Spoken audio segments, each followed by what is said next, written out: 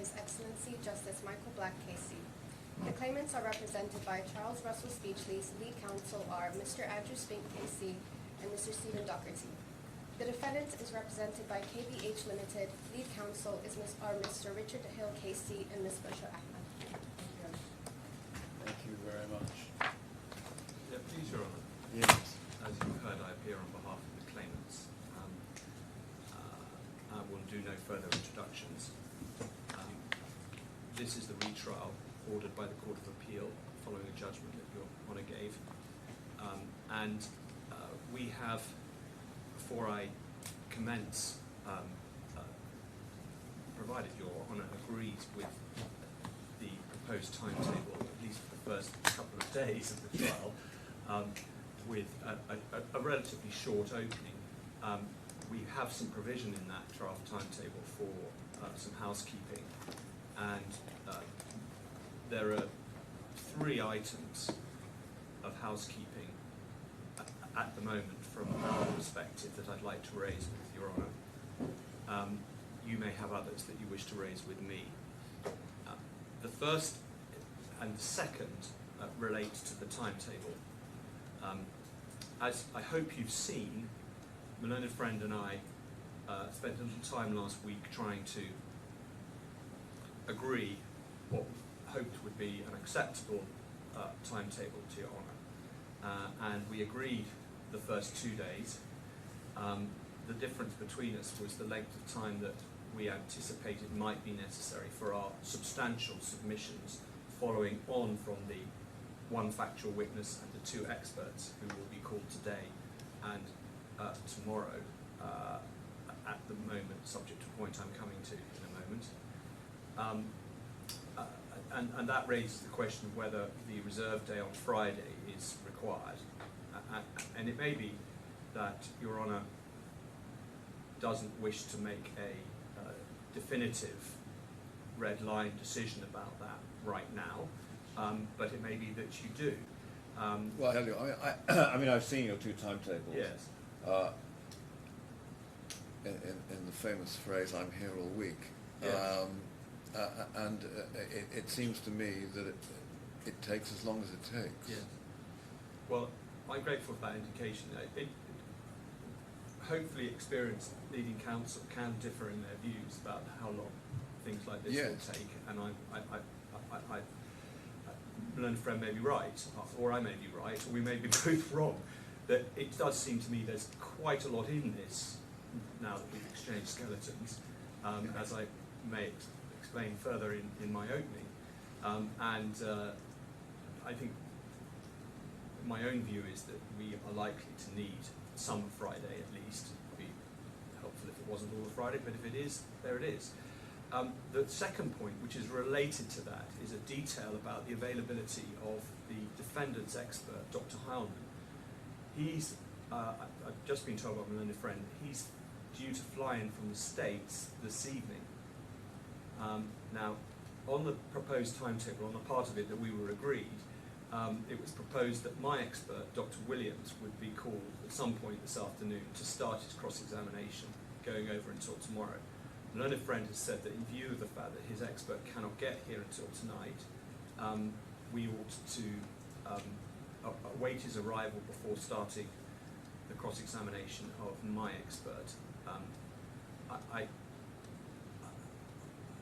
I understand my learned friend's concern to have his expert in court when my expert is giving evidence. It's not entirely satisfactory if he's not there, and if I was in the same position as my learned friend, I'd be saying the same thing. So well, it looks like the two issues are in a sense linked, because if we don't, if we finish early today, then there's some float in the program on Friday, and it means that we may just have to move things along a little. Yes, precisely. I mean, my learned friend did say to me that he thought he could happily take all afternoon cross-examining Mr.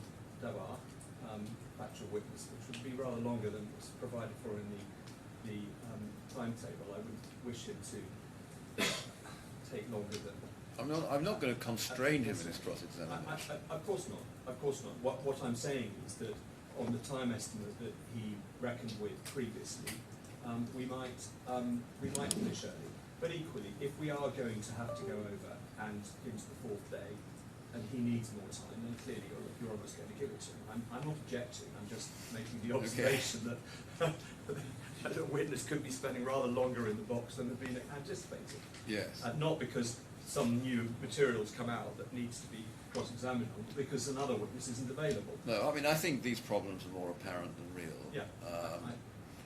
I don't. I only have one constraint. I have one constraint this week. Well, I should say the constraint is of the same nature, but it's for 2 mornings. This week is the judges' meeting, and both tomorrow morning and Wednesday morning, I'm giving a presentation to the other judges on certain matters, which is due to finish before 10 o'clock. But you'll forgive me if I'm 5 or 10 minutes late, just in case. Well, that answers the other related point, which the learned friend said. Well, perhaps we could start slightly early tomorrow morning but clearly that's not going to happen. So That's certainly not going to happen. No, Lord, Your Honour, I'm not raising any of these as problems. No. It's an information provision Sure. moment, and I hope it's a helpful discussion. So shall we proceed and see how it goes? Yes, of course. On that basis. Thank you. As far as the timetable is concerned. The last item of housekeeping was just to flag up to Your Honour that there are 2 additional I've got those. One from us and one from the defence. Yeah, I've got those. I believe they are being loaded up onto the system, but you've seen them. I've got them. separately. I've got them on my system already. Ah, okay. Thank you. Good. Can I just... Yes, sorry. Yes. I'm obviously not going to push back on the Thursday, Friday. We'll see where we get to. Just to clarify, I was never suggesting to my learned friend that in any scenario I would drag out the cross-examination of Mr. Davor. I will take the appropriate amount of time to cross-examine. You'll take as long as you feel is appropriate. Yes, and it will certainly finish today. I'm quite sure. Potentially early, I don't know. Just wanted to flag up one point. When my learned friend did give the rival timetables, he allocated himself 2 hours for reply submissions. That did slightly surprise me, because what he also says, and what's said by his solicitors in the covering email, is that they can divide up their time as they see fit. I certainly don't agree that the reply should be anything other than a reply. And it obviously would be not satisfactory for me to be hearing things in reply that should have been made first time round, because obviously at that point I have no right of response. So Well, I would give you one if something came up. For the first but time. it would. I would ask my learned friend to quite strongly aim for making sure he makes all his points first time round, so that I'm not having to grapple. Well, with look. As Mrs. Spink said, you're both hugely experienced. I'll leave it to you. If there is any unfairness, I'll try and resolve it. I'm grateful. I hear what the learned friend says. Yeah. I will obviously apply my mind to making sure that there is no unfairness. Well, I trust you both. Thank you. In that case, may I move on to dealing with some points of opening, and Your Honour will forgive me if at the beginning, when I deal with some of the factual matters, including the parties, key players, and some of the essential facts at the centre of the claim, Your Honour is hearing material with which you are quite familiar from the judgment that you gave, but it does give what I'm about to say some context. And en route, I can make some points about how this interrelates with the issues that are before us. So my first heading is a broad one of the facts, and I'm going to start with the parties and the key players. For your note and for the benefit of others, Your Honour described the parties and the key players as then perceived in the Court of Appeal in your judgment between paragraphs 14 and 22, which in the retrial bundle is page 5,725 to 6. Now, sorry, there is, I should say, one housekeeping matter. Yes. I seem to have different numbering in my bundle, and I checked twice. I'm using a downloaded bundle, but I checked that my downloaded bundle reflects what's in the court bundle in terms of page numbering, and there's a difference of half a dozen pages. Yes, okay, in that case, I think one of the ones you're looking at is an earlier version of the retrial bundle. I have version 7. That's the correct one. Yes. That should be the one on the court system. It is the one on the court system. Does it have an index at the front? It does have an index at the front, yes. Okay. Well, So you'll forgive me if I take slightly longer to. I mean, I've bookmarked. Yes. The main- I am myself using downloaded versions. Yeah. I have V7 on my screen, Well, let's just try. Let's just try. Yeah. You gave a page number. Give me the page number again. I said 5725. It's a very good text.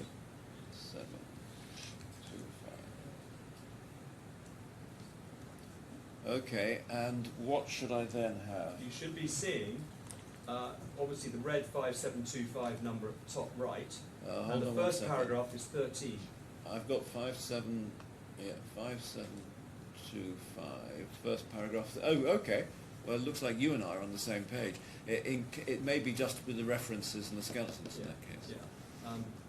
I hope we'll be able to work through on that basis. No. If you're using the V7 bundle which you've Yeah. downloaded, that's what I've done. Then you and I will have the same references. In which case, it may have been that the skeletons were prepared from V6 or whatever. Yes, there has been uploaded Yes. a version of our skeleton which now has most of the authorities with references in red, and if that's useful to Your Honour, it is uploaded. Okay. And it may be something that I can hand you a hard copy of. I didn't think you'd No. want to accept that offer, but I just thought I would mention it. We've now put in red, in brackets, next to pretty much every authority, where you can find that in the retrial bundle. Well, that's helpful. I that did the same. document- I did the same to the reading list. Yeah, Yes. well, quite, I know. It might should we just test this? If you go to page 7739, sorry, 7339, you will find a version of our skeleton argument. I've got it. Yes. And that should, if you scroll through it, at some point you'll start seeing, I hope, Not on the downloaded version. I suspect you've updated it. I don't see any red. it hasn't been uploaded. No, we'll have to, okay, it hasn't been, this version with the red authority references has not been uploaded because it's not been put into the retrial bundle because it would Throw the numbering out. muck up all the numbering. Well, why don't you just email it to the registry? We'll email it, Yeah. yes, and hope it will be a useful document going forward. Yeah. And although I don't believe that you need to have a judgment to which I'm referring open in front of you for the purpose of the next 2 or 3 minutes, Okay. if you wish to, as I said, it's page 5725 and it's a section, the facts, a brief summary. I've adopted some of those facts and I've brought some of them up to date in what I'm about to say. So, starting with the parties, the first claimant, which is the party which contracted with the defendant, TABARAK, we say, it has been variously known as, first of all, HUOBI, OTC, DMCC. That was its name at the time of the material events. and at the time it initiated the claim as the sole claimant. It subsequently changed its name to Gate MENA DMCC. I think the learned friend in his skeleton has referred to C1 as HUOBI DMCC, and we are happy to adopt that shorthand for the first claimant, recognising its name in slightly abbreviated form at the time of the material events.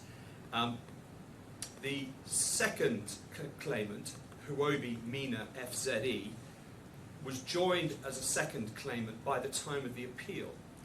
It was at the time the 100% shareholder in HUOBI DMCC, C1, and was involved in the aborted transaction which led to the claim in this case, as the sister company, as Mr. Devar puts it in his witness statement, and owner of HUOBI DMCC. It was joined to the claim, however, pursuant to an assignment to it in September 2021 of the first claimant's rights in this claim. That coincided with the second claimant, HUOBI MENA, selling its entire shareholding in the first claimant, HUOBI DMCC. The first claimant was an entity licensed by the Dubai Multi-Commodities Centre, and its licensed activity at the material time was proprietary trading in crypto commodities. Of the two entities, the first claimant and the second claimant, the first claimant was the appropriate entity to enter into the sale transaction of Bitcoin with the buyer and contract with the defendant, TABARAK, in relation to the defendant's role in that transaction. Albeit that the Bitcoin that were transferred and proposed to be sold to the buyer were not, as such, the first claimant's Bitcoin. We'll hear evidence about that, and that gives rise to a legal issue, which I'll come to later. The reason for the first claimant undertaking the transaction, which again will be covered in the evidence with Mr. Devar, was that, as I've said, it, of the two sister companies, was the appropriate one for this type of trade, given its license and given its setup. As far as other players are concerned, Mr. Sultan bin Kashim Al Ali was the first claimant's general manager. Mr. Shantanu Saxena was the general manager of the second claimant. Both of those were present on the 3rd of February 2020 when the events that lead to this claim took place at the offices of the defendant TABARAK. The second claimant at the time had exclusive rights to market and promote in the MENA region a crypto-to-crypto exchange platform owned by HUOBI Global, so a third HUOBI name. That's a company registered in the Seychelles but operating out of China, as described in your judgment in the Court of Appeal, and you went on to say that it was a world-leading digital asset financial services provider across 130 countries with average total trading volumes per year exceeding US 1.2 trillion. Going back to the second claimant further, HUOBI MENA. HUOBI MENA held the bulk of the crypto assets traded by the claimants in their respective different capacities. It was the preferred counterparty in relation to any crypto-to-crypto transactions carried out on the HUOBI Global Exchange. This transaction, the sale of 300 Bitcoin to the buyers, was not such a transaction, hence the first claimant being the counterparty, even though, as I have suggested already in part, the second claimant was the source of the Bitcoin transferred by the first claimant during the unsuccessful transaction. Mr. Moet Dabar, who I've mentioned already, He is the person giving live evidence of a factual nature today. He was a co-founder of both the first and second claimant with Mr. Al-Ali. He was involved in the management of both entities with Mr. Al-Ali. He in fact oversaw both entities' operational and financial affairs at the time. He also controlled the second claimant, HUOBI MENA's digital wallet.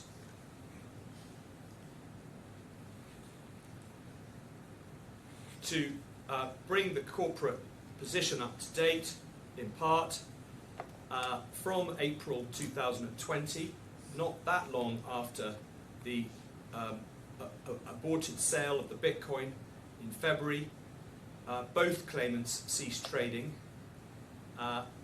This is the evidence that appears in Mr. Davar's witness statement at paragraph 37, and I say that because it may or may not be subject to some cross-examination, I don't know.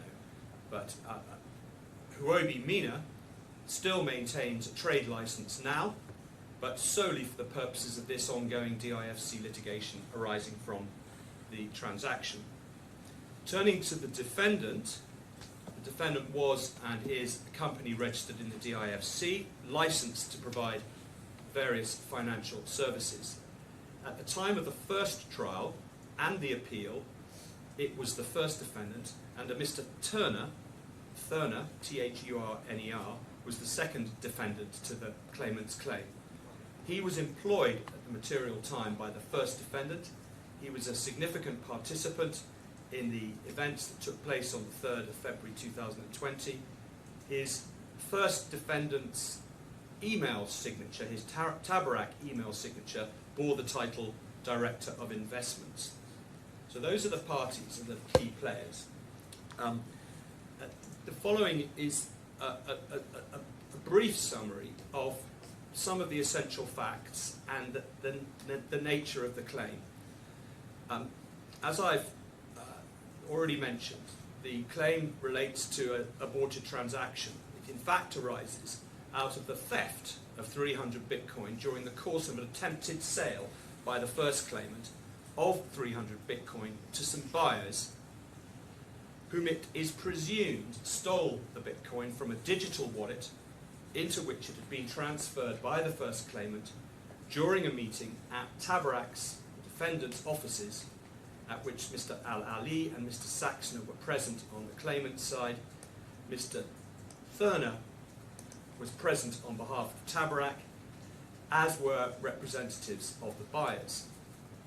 The digital wallet that was used had been provided by the buyers in a change to the plan that the first claimant and the defendant and Mr. Thurner had understood would be followed, and it involved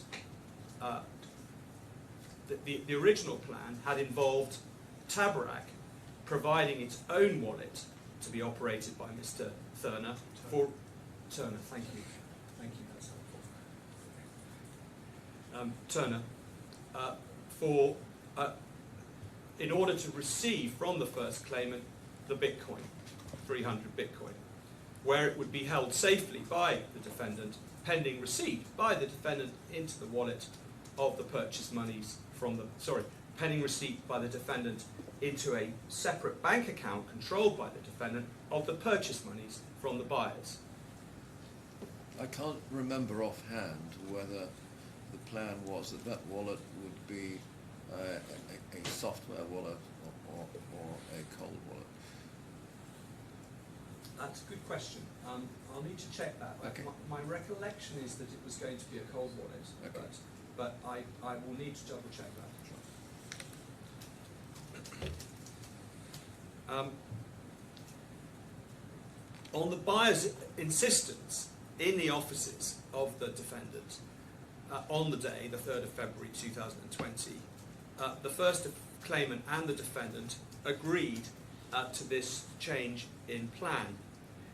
It's the claimant's case that the defendant agreed through Mr. Turner that it would perform the same role in relation to the new wallet and the sale process as had been contemplated under the previous plan, a key role without which the sale could not go ahead, because neither seller nor buyer was prepared to transfer directly to the other party to the sale transaction the Bitcoin or the purchase price. In other words, an intermediary was required to hold both the Bitcoin and the purchase price, and once both were received by it, transfer the Bitcoin to the buyer and the purchase price payment to the first claimant. I've used the word intermediary as a intentionally neutral but helpful initial descriptive term. As Your Honour may recall, quite a lot of descriptive terms were used, including custodian, escrow, and so on. And one of the points that Your Honour made in your judgment in the Court of Appeal was that these descriptive terms are matters of form, and what matters is the substance of the arrangement. And whilst some might say that what I have just described is a form of custodial arrangement, and I did submit that in front of the Court of Appeal, the important point is the substance of the role, and I make that clear at this stage. I hope that's helpful. In any event, that was the role that the defendant agreed to perform for a fee on behalf of the first claimant. And as I've said, whether that's called a custodial role or not, the essence of it was, on the claimant's case, that the defendant would take custody or control of the first claimant's Bitcoin, by definition going into the wallet that had been set up by Mr. Turner on behalf of the defendant, and only to pass the Bitcoin onto the buyer once the purchase price was received, and further, that they would return it to the first claimant if that did not happen, it in that sentence being the Bitcoin. In your judgment in the Court of Appeal at paragraph 175, that's page 5777 in the downloaded version of V7,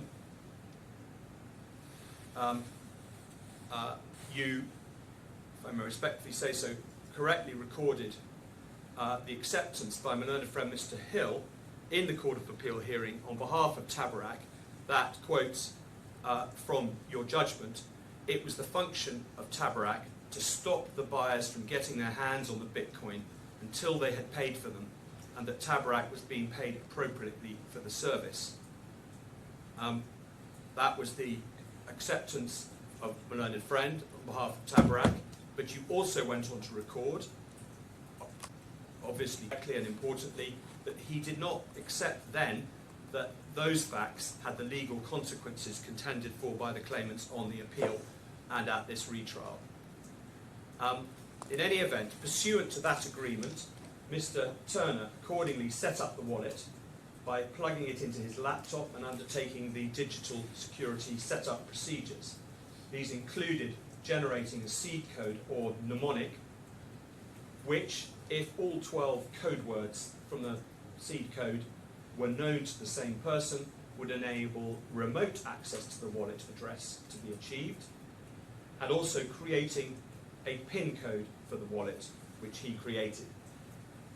This caused the wallet, this process, to generate an address to which the Bitcoin could be transferred, which was, that address was sent to the first claimant and the buyer by email. And at that point, Mr. Turner indicated to the first claimant that they could then transfer the Bitcoin to that address in the wallet that had been generated during the setup process by him, which they did.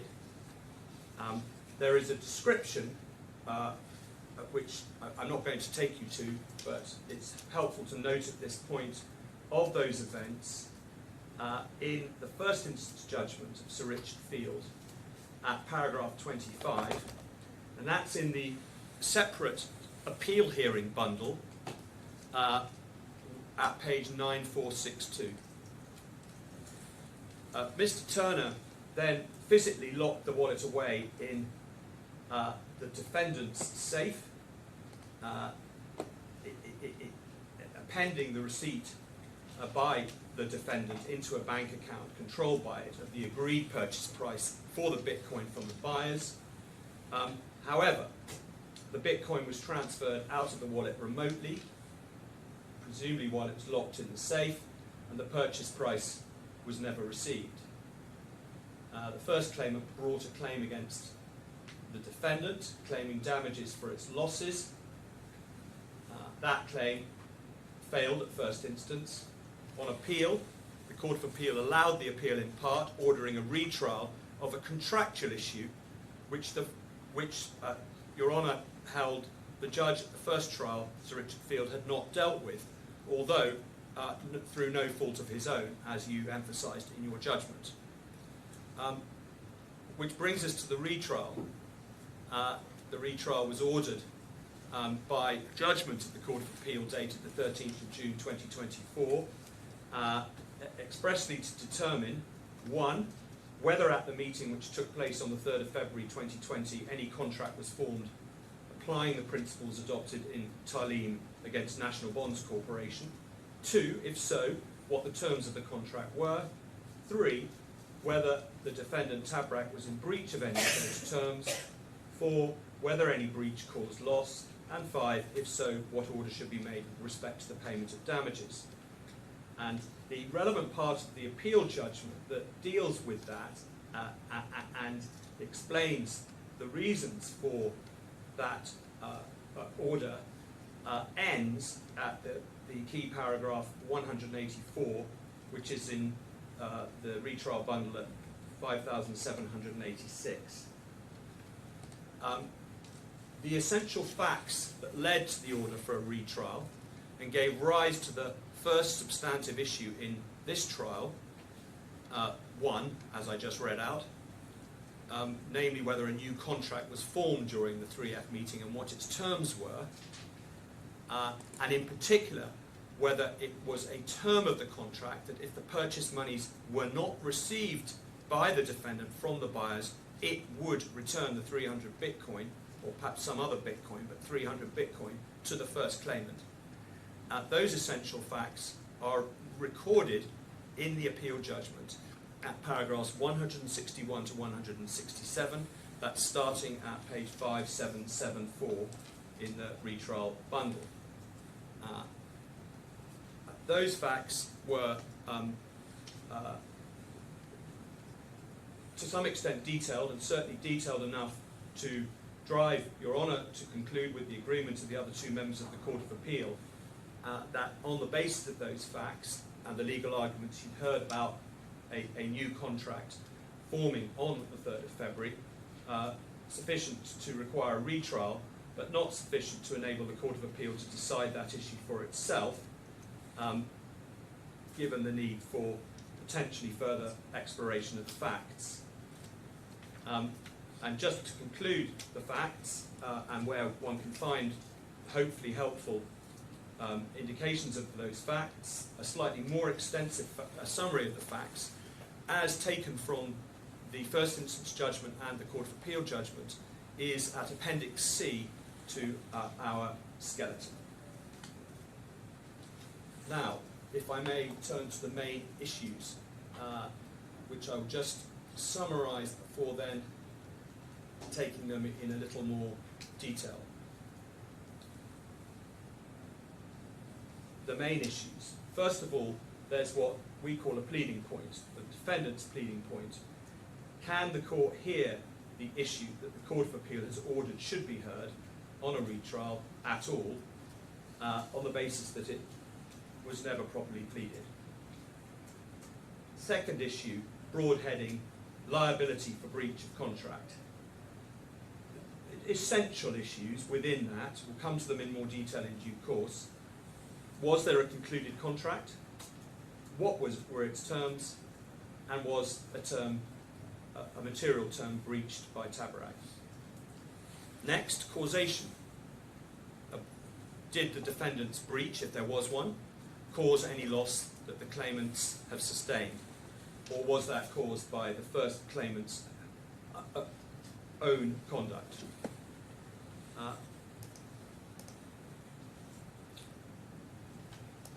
Next, loss.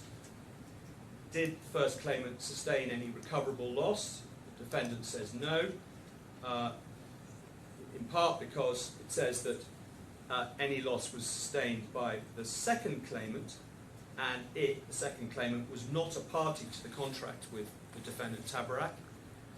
Alternatively, that any loss is in any event too remote.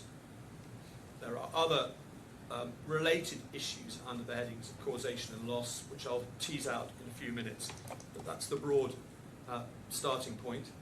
And then we move to what you might call assessment or loss or form of judgment. If the first claimant did sustain recoverable loss, how is it to be assessed, and in particular at what date? Does the same approach apply to all portions of the 300 Bitcoin? And can the court award the first claimant a judgment in Bitcoin?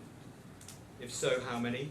And in combination with what elements of US dollars, if any? There's also an interest issue, which I won't go into right now. I'm going to take those issues in turn. Because this is an opening that isn't meant to go on all day, in a fairly brief way. Others I want to just dwell on a little more because they're very much new issues for this court, whereas the liability issues are issues with which the court has some familiarity. And given that we're about to have expert evidence on what might be called the money issue, is Bitcoin money, I'm going to just cover that in a little bit more detail than some of the other issues to hopefully, helpfully set up the expert evidence. The pleading point is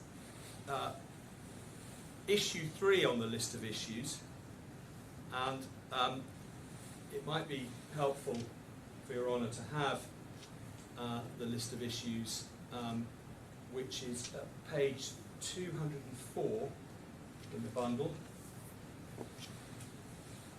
Well, I'm sorry, it starts at 203. It's a useful starting point. The way things have developed in the skeleton is that does not always totally follow this, but quite a lot of the time they do, and this is a useful document.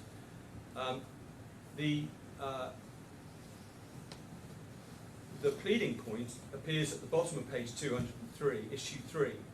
Are the claimants entitled to allege the existence of an entirely new contract entered into at a meeting on the 3rd of February, the 3F meeting, including a term that TABARAK was under a strict liability to transfer 300 Bitcoin back to HUOBI DMCC if the purchase money was not received from the buyer, in light of the case pleaded in the re-amended particulars of claim and or pursued at trial.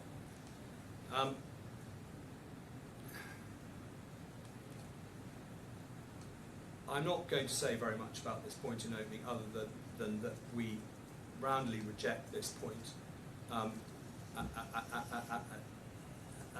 and hope that it doesn't detain the court for too long.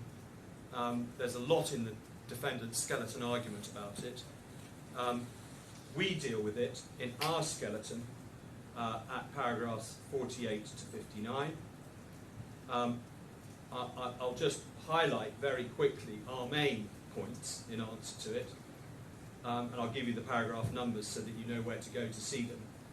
Our first point, para 49, is that the Court of Appeal has expressly ordered a retrial on the issue of whether a new contract was entered into at the 3F meeting. Secondly, paragraph 51, we say the defendant cannot realistically contend that the claimant's case with respect to the 3F contract is not pleaded, or that it does not know the case that it has to meet. Thirdly, para 52, this point was raised at the CMC in front of Your Honour, and you observed that you expected to see the parties' respective positions set out in their memorials or statements of case, and that it was a little formalistic to require formal amendments to the pleadings in those circumstances.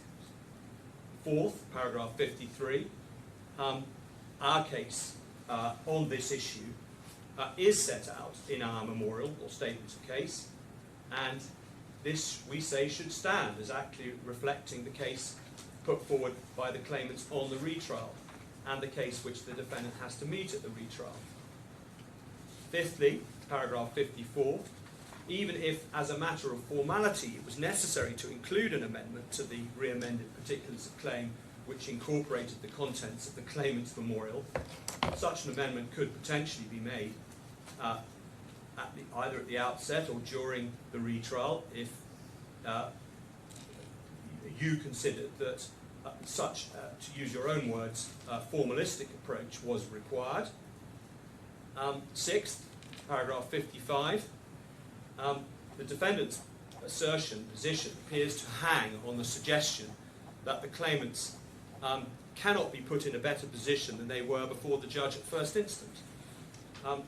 We struggle with that submission, which doesn't appear to be supported by any authority or statement of principle. We say self-evidently it's wrong. The current status of these proceedings is that there is an extant claim on foot, albeit on narrow grounds, before the DIFC First Court, Court of First Instance, in the Digital Economy Court, whilst the parties are bound by the first trial's judges' prior findings at first instance, there's nothing in the RDC which would prevent the court from making a determination on an issue which the Court of Appeal determined was left undecided by the first instance judge, and which would not involve the court making findings which are inconsistent with the first instance judgment. And seventhly, paragraph 57, we suggest that the defendant's submission is also misconceived in assuming that if any formalistic amendment had been deemed to be necessary by the judge at first instance at the time, that permission would have been refused. There is more detail in our skeleton to back those points up, but those are essential points. And I look forward to listening to my learned friends' submissions on this point.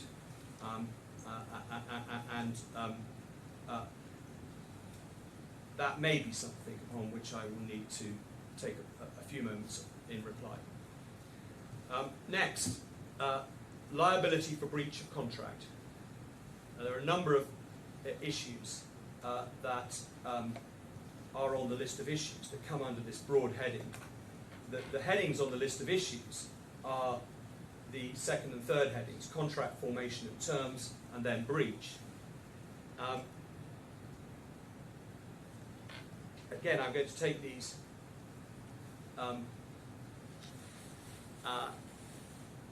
quite quickly. On formation and terms, we have issues 4, which splits into effectively 3 issues. One is the overarching one and 2 sub-issues. Was a contract actually entered into? And within that, specifically, do the words or conducts of the parties viewed objectively lead to a conclusion that they intended to create legal relations, and that they agreed upon all the terms that are essential for a legally binding contract. So that's intention to create legal relations. And there's an issue with which Your Honour may have some familiarity because it was much discussed in the Court of Appeal, namely whether in this new contract that we put forward, was it a condition precedent that the account opening fee be paid in advance of the transaction. You may recall that under the original contract, which would have applied to the plan that the parties then had, namely that the defendant would use its wallet and set it up to perform its role as the intermediary, as I've described, that the judge at first instance held that it was a condition precedent of that agreement that the AO fee, the transaction fee, should be paid in advance, that it hadn't been waived, and that therefore that contract never incepted. As you observed in the Court of Appeal, the issue here is whether in the new circumstances which the learned judge at first instance in the first trial described as game-changing in the room on the 3rd of February, when the question is, has a new contract been concluded, and then what are its terms, did the conduct of the parties mean that one must conclude that there was still an obligation there and then to pay the AO fee in advance? We say no.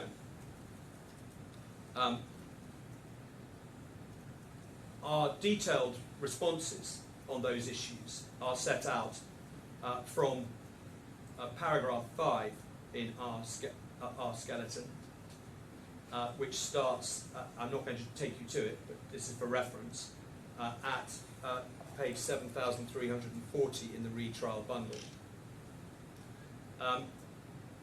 We then come to breach, issues 6 and 7. If there was a binding contract, was TABARAK in breach of any term of that contract? And in particular, is TABARAK strictly liable to HUOBI for failing to return the 300 Bitcoin? In our skeleton, we take a fairly short approach to that because under the heading of whether the contract was formed and what its terms were, we submit that there was a term that required TABARAK to return the Bitcoin. In effect,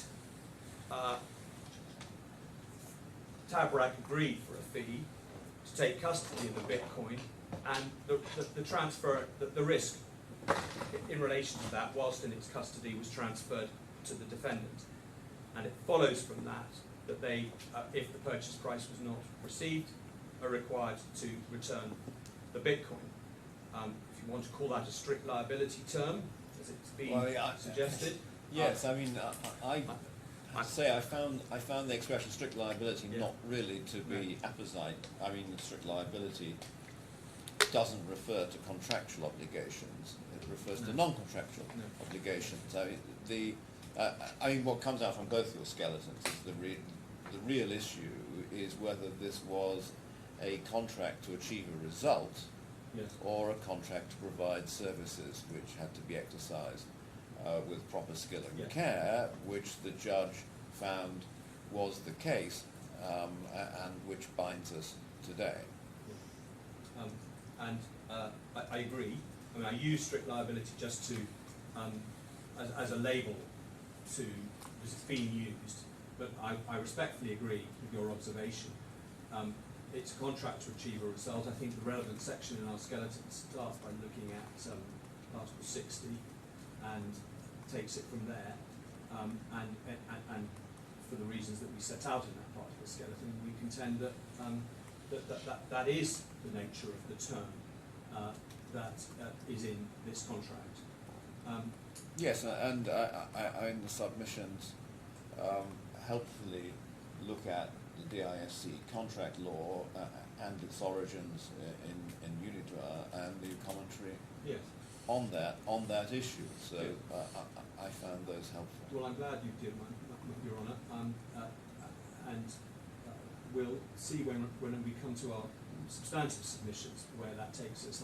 I deliberately wasn't intending to go into that in detail right now. I'm trying to give you an overall scope, but unless you wish me to, I'll leave it there for now. Come back to that point in proper detail by looking at the material you just referred to when I come to my main submissions. As I said, if that is the conclusion on what the term of the contract was, then the argument on breach, we say, is quite short, because that term clearly was breached. TABARAK did not return the Bitcoin and are liable for loss.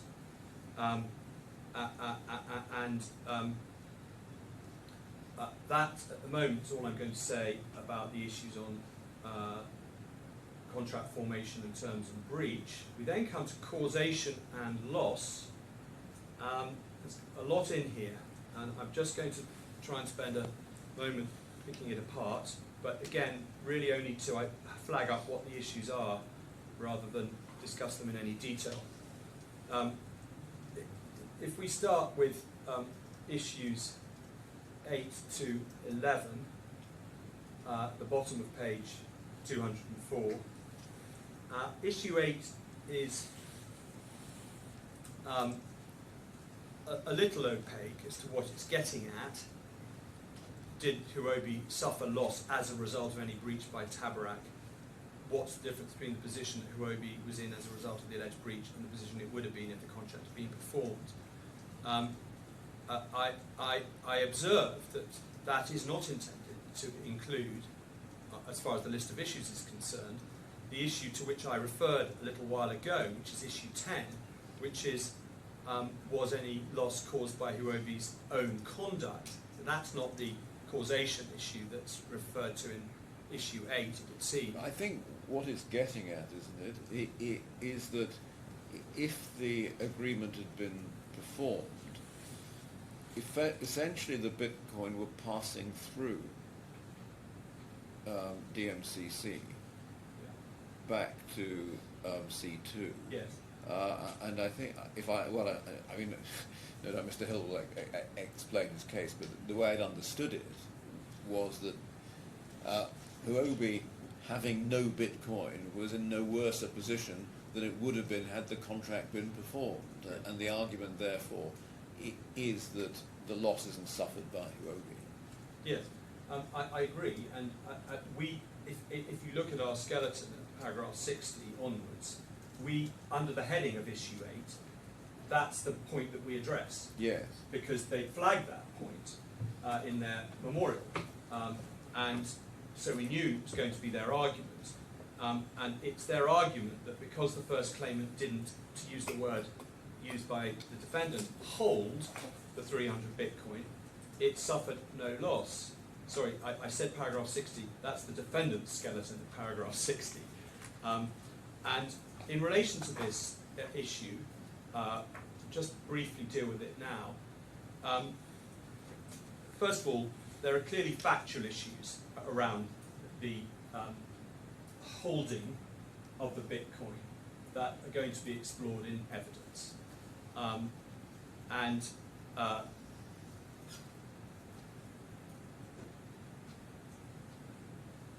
The source of the Bitcoin that was used to make the transfer into the wallet controlled by the defendant is dealt with in Mr. Dehar's evidence, Davar's evidence.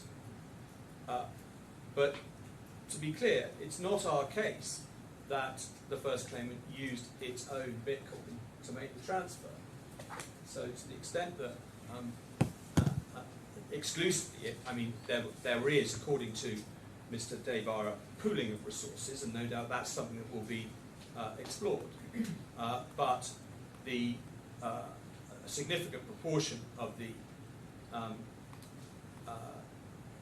Bitcoin that was used to transfer 300 Bitcoin by the first claimant to the TABARAK wallet, the wallet set up by TABARAK, had been transferred from the HUOBI MENA C2's wallet the night before by Mr. Devar for that purpose. And that clearly came from the second claimant's wallet.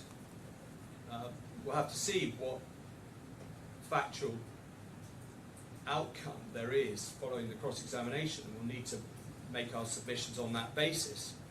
But it may be there's not, in some respects, in terms of whose Bitcoin was it, as much between the parties as may be hinted at in Malone Friend's skeleton. But the important point is what the legal result is, given the relationship between the first and second claimants and how they work together to seek to make this transaction happen as sister companies. It's not clear to us from the defendant's skeleton what legal route the defendant will take to seek to persuade the court that the first claimant cannot recover the loss here. Obviously, the point is put simply as the fact that the first claimant did not hold the 300 Bitcoin and so has suffered no loss. But what's the legal analysis that results in that outcome? We say that the court should be slow to hold that nobody can recover the loss if in fact there was a contractual term that the defendant breached in failing to return the Bitcoin. There are cases in many other areas where, under the catchy phrase, whose loss is it anyway, where these arguments arise. And a classic case in a different context might be in a pension scheme where, due to the professional negligence of the scheme's advisors, the liabilities of the scheme are reduced significantly. They are in a contractual relationship, the advisors with the trustees. The trustees bring the claim, and then it's argued, and the employer who actually funds the scheme and has to make up that reduction in the assets of the scheme caused by the professional negligence, is also made a claimant, may have to rely on a duty of care in tort, which the advisors say doesn't arise because they had a contract with the trustee. And clearly there's been a substantial reduction in the assets of the scheme, and the professional negligence advisors' argument is that hard luck. The trustee hasn't suffered any loss, and if anyone's suffered loss, it's the employer, but there's no breach of any duty owed to the employer by the professional negligence advisors. I mean, there's a good answer to that. I'm not entirely sure that I find that a helpful analogy. No, maybe not, but I'm just... It's tortious. It involves trusts, and it's an entirely... But the short point here is that there's clearly been a loss, and it's accepted that the second claimant has suffered a loss, and the defendant's case is that the only party that can claim loss from them is the party to the contract. What I haven't seen in the evidence is whether there was any claim by the second claimant against the first claimant for the loss of its property. Well, no doubt that can be explored in evidence, but there's no evidence of any such claim.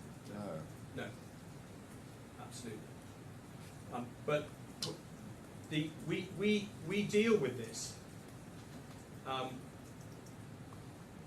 not knowing the legal route that MENA Friend proposes to take.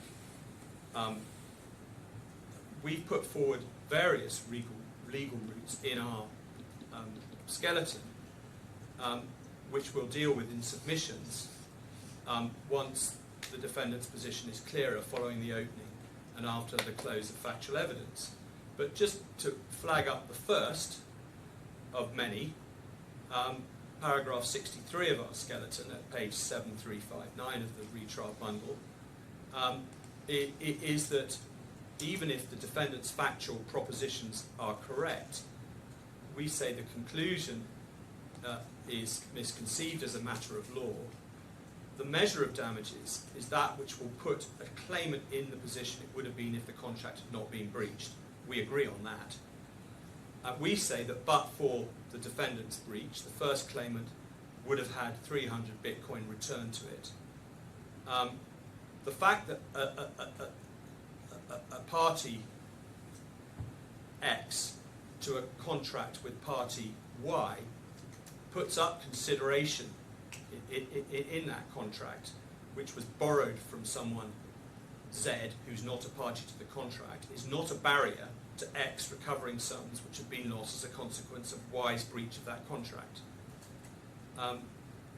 In effect, the borrower X remains liable to the lender Z for the sums borrowed, which have been lost, and which X would no longer be able to repay without its cause of action against Y under the contract. And we say that the first defendant's liability arising from inability to return borrowed Bitcoin to its sister company is in itself a loss. That's one analysis. So, I mean, you would say it's analogous to somebody trading on an overdraft, and if they lost money, which in fact they'd borrowed from the bank, then the defendant's argument is it's not their loss, it's the bank's loss. Yeah. I mean, there are a number of analogies. In our, I mean, another one might be what the position in law is of money placed on behalf of a client by their solicitor in a bank account. The contract is between the solicitor and the bank. The money is lost or paid out in breach of contract by the bank. It doesn't lie in the mouth of the bank to say that the person who's suffered the loss is the solicitor's client, and the solicitor who's bringing the claim against the bank for breach of the terms of the banking retainer hasn't suffered any loss. That's another possible analogy. There may be others, including a situation where rather than a financial loan, the property is passed from my example third party Z to Y to hold and use on its behalf, and it's lost as a result of the breach of contract between that person and a third party. And again, the third party who's breached the contract, we would say, can't defend a claim brought by the intermediary to whom the original property had been passed, on the basis that they haven't suffered any loss, because they have to return that property to the person who gave it to them, or lent it to them, or whatever the nature of the relationship is between the intermediary, and the intermediary in this sense is C1. So it's quite a complicated area, and it's dealt with in the law in various different areas, which we've touched upon in our skeleton. We haven't gone into it in detail. We flagged up the various different legal routes in some of the cases, and I may have to take you through those in my main submissions. Yes, I think you have to avoid any analogy with a situation where there's a trust. Yes. Well, maybe I gave the worst example first. Yes, probably. But there it is. And I take that helpful intervention in the way I know it's meant, which is helpful. Thank you. I should flag at this point what we think is an additional new argument from the defendant that perhaps fits under issue 8 technically. Doesn't perhaps matter where it fits, but it's in the skeleton. It's the defendant's skeleton at paragraph 93 and 63. Just want to make sure that you've actually seen which one I'm talking about. Yes, it's on page 9107 in the retrial bundle. The previous paragraphs of this section of the skeleton dealt with the point that I've just been discussing about the fact that HUOBI DMCC didn't own the 300 Bitcoin. I noticed that I used the word hold in my submissions, and I perhaps should correct that because it says own, and that's maybe an error of mine, but it doesn't make any difference to the submissions that I've made, but for the sake of correctness, that's paragraph 58 on the previous page. And the conclusion at 62, to that point, is the one we've just been discussing. Then at 63, learned friend turns to note that the contemporaneous documents suggest that if 300 Bitcoin had been transferred back to HUOBI DMCC, once HUOBI DMCC had transferred them onto the second claimant, note the acceptance that that's probably what would have happened, and the need for HUOBI DMCC to do that is part of our case establishing a loss by HUOBI DMCC. But this is a separate point. The second claimant would have sold them, and there's a reference to some WhatsApp messages, and that will obviously be explored in evidence, and we'll see how that turns out in terms of the scope of what Learned Friend is saying here, because he is suggesting that for all of the I think all of the Bitcoin would have been sold by the second claimant, and what that turns into is a date of assessment of loss point. The final sentence, the consequence of this is that any loss suffered by the second claimant would be limited to the value of the Bitcoin at the date of breach. Well, as I say, we'll need to consider what we say about this, which isn't dealt with in our skeleton argument because it first appeared in my Learned Friend's skeleton argument. I make no complaints about that, but I'll have to deal with it. But we'll do that once we've seen the scope of the cross-examination and where it takes us on the facts. But as to the legal consequences, I flag up that even if some of the Bitcoin would have been sold by the second claimant, that would not affect our primary claim for judgment in Bitcoin, because such a judgment bites and is engaged by the fact that the defendant had a monetary obligation to pay in Bitcoin.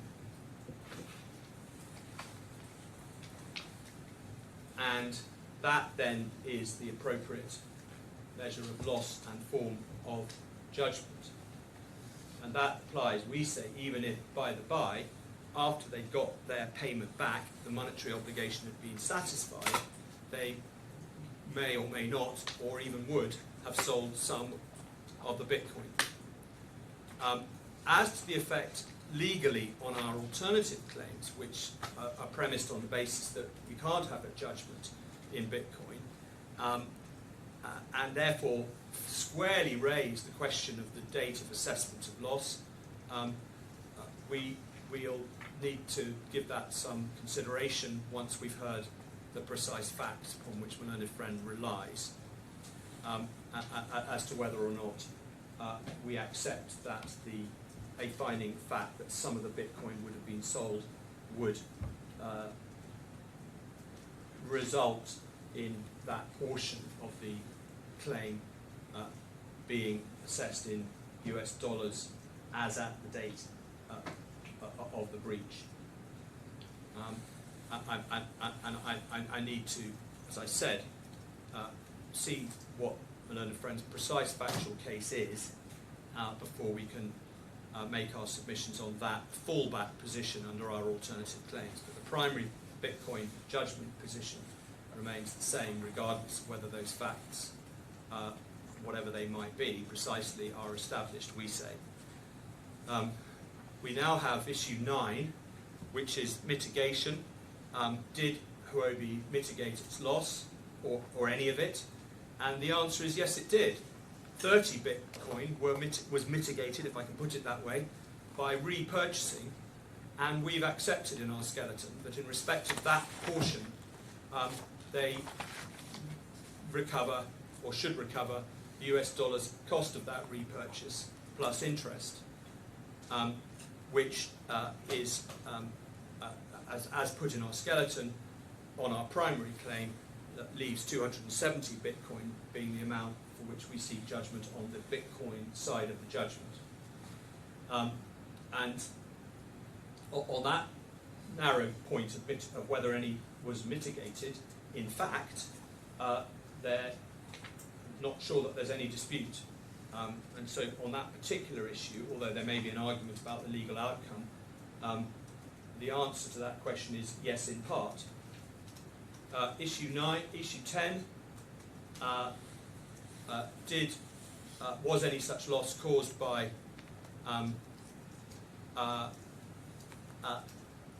HUOBI's own conduct, including any failure to conduct due diligence or implement effective security protocols? That's in my learned friend's skeleton at paragraph 64, page 9107 of the bundle. We reject this argument, Your Honour. Again, I'm not going to dwell on it now in terms of the time, but we'll deal with that in our submissions later. But one of the points upon which we rely is what Your Honour said in the judgment in the Court of Appeal at paragraph 231, which, if I can just flag it up, is at page 5796.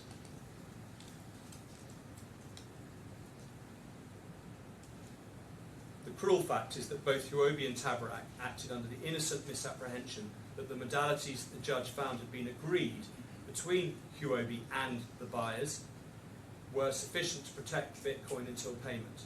In the event they were not. And then you go on to talk about whether there should have been an anticipation that there was a fraudulent seizure could be enabled. And we say the same applies to HUOBI in that situation.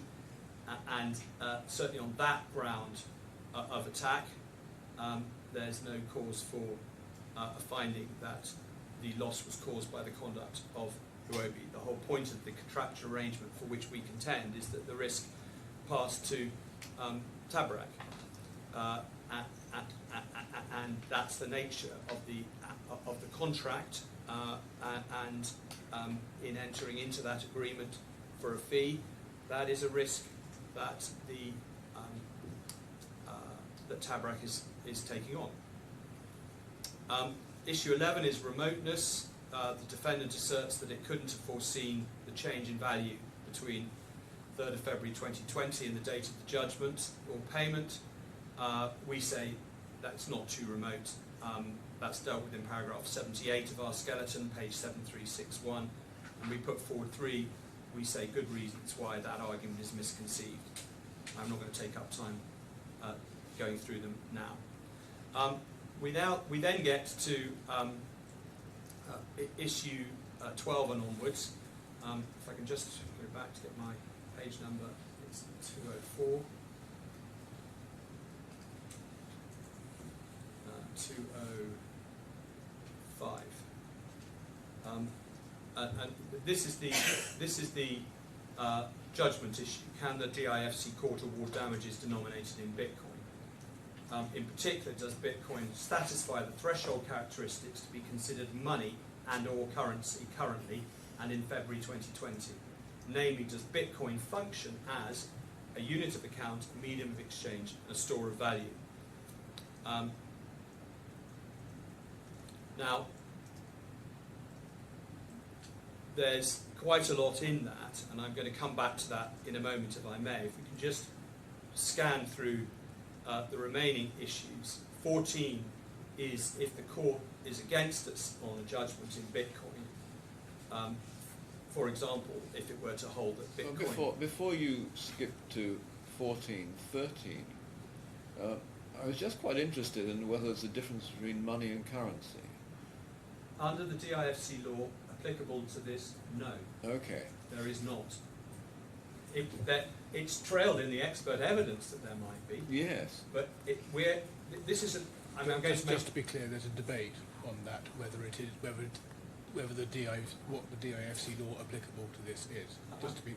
of course, I can imagine that might be so, and I'm coming to that okay. in a moment.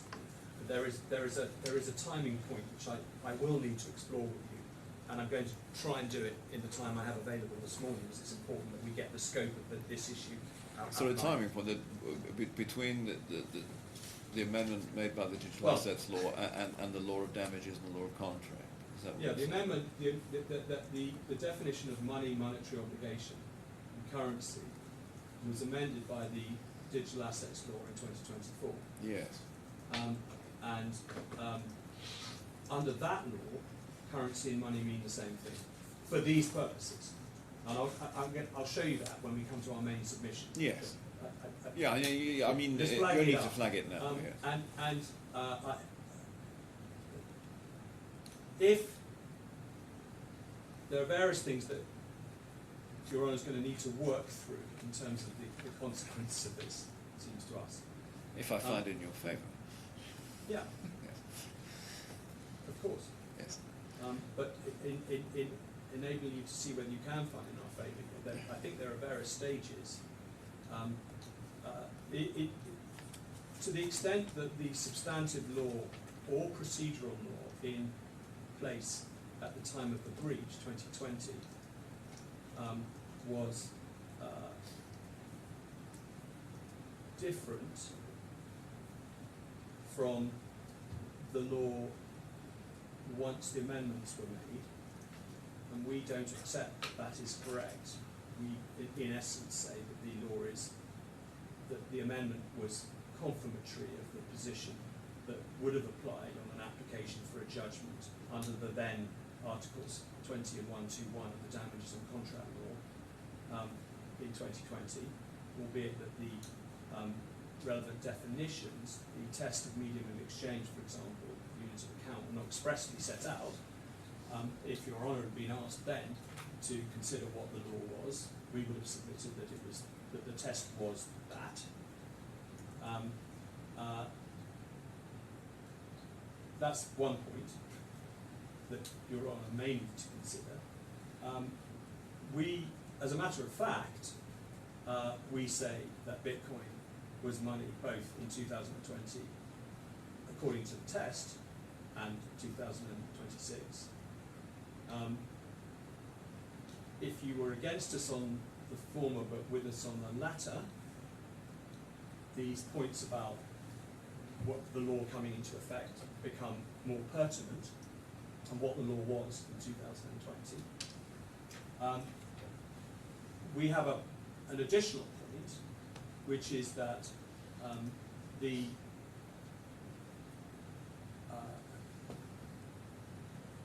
in addition to our submission that the DIFC law as it's set out in the amendment it reflects what the law or the correct construction of the relevant articles was in 2020. We have an additional submission that in any event under a correct construction of Articles 20 and 121, you are required to make the assessment of whether Bitcoin is money at the date of the judgment, because you're asking for a judgment in another currency at that time. And therefore, if, for example, the fact that Bitcoin only meets the three-stage test in 2026, that is not a problem, because you make that assessment now for the purposes of making the judgment now.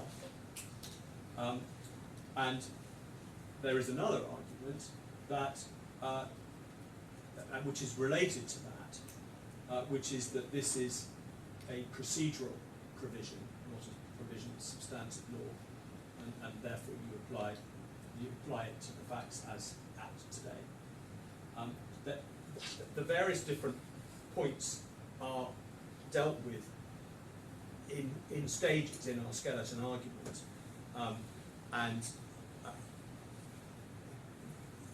there's a thought experiment that has to be undertaken here.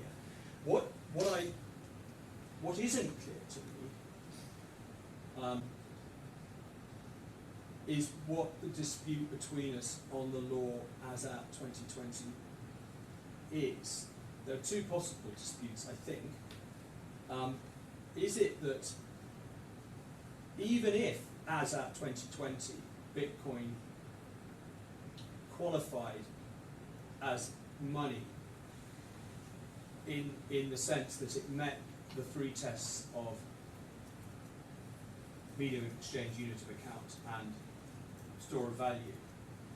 But even if it did, you still cannot get a judgment at that date in Bitcoin, because although it qualifies as money according to those criteria, the fact that the articles have not been amended means that there was simply no provision at all to treat Bitcoin as money for those purposes. It's important to note that the actual words of the articles haven't changed between 2020. It's the definitions that have changed. So here's my learned friend saying, I don't know the answer to this, that it doesn't matter whether Bitcoin was medium of exchange, unit of account, and store of value in 2020, because you can't get a judgment now based on Articles 20 or 121, because they simply didn't include even something that might be said to be money, namely Bitcoin, within the scope of those articles. If that's what he's saying, then that's one argument. Or is he saying, well, we accept that the test for money in 2020, although not expressly set out, would be medium of exchange, and therefore we have to have a store of value and unit of account. We have to have a debate about that as a matter of fact.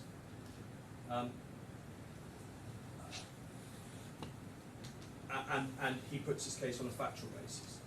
I think from a learned friend's intervention that I think I must assume that his case is the former. In other words, it doesn't matter whether it qualifies as a medium of exchange, unit of account, or store of value in 2020. You simply can't get damages, can't get a judgment in Bitcoin at that point under the proper construction of those provisions. We would say in response to that that a court sitting in 2020 would have needed to consider what monetary obligation meant, and therefore what money was, and would have needed to consider whether Bitcoin qualified as money or currency, and would have looked to see what test should be applied.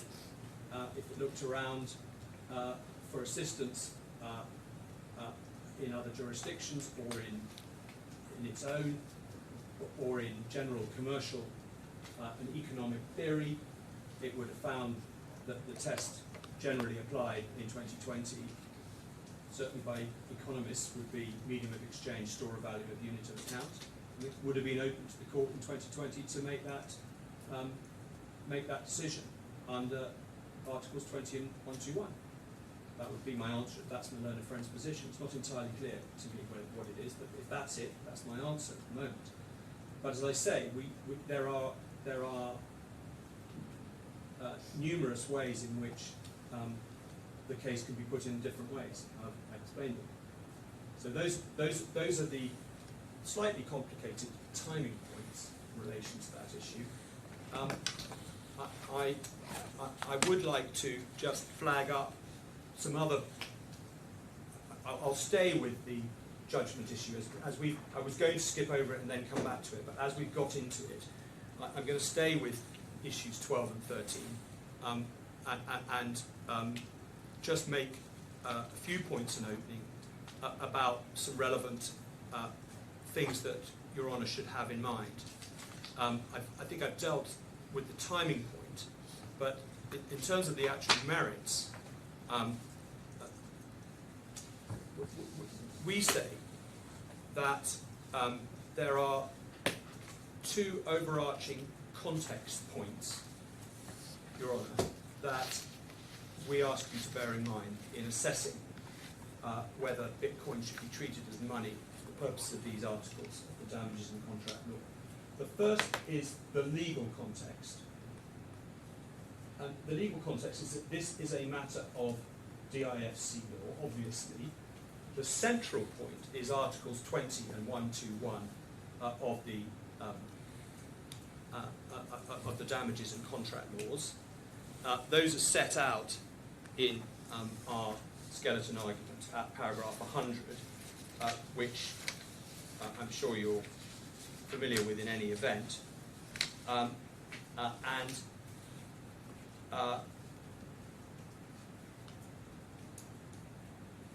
then on from 103. The definitions that are key to the outcome of this are amended definitions. Why were those definitions introduced by the legislature? As I've said, our submission would be that that wasn't a change in the law, but was seeking to give further certainty, further legal certainty in the DIFC under law against the background of a huge global digital asset market. If I could just flag up briefly for you the DIFC consultation paper that introduced this legislation to the DIFC. It's at 8868.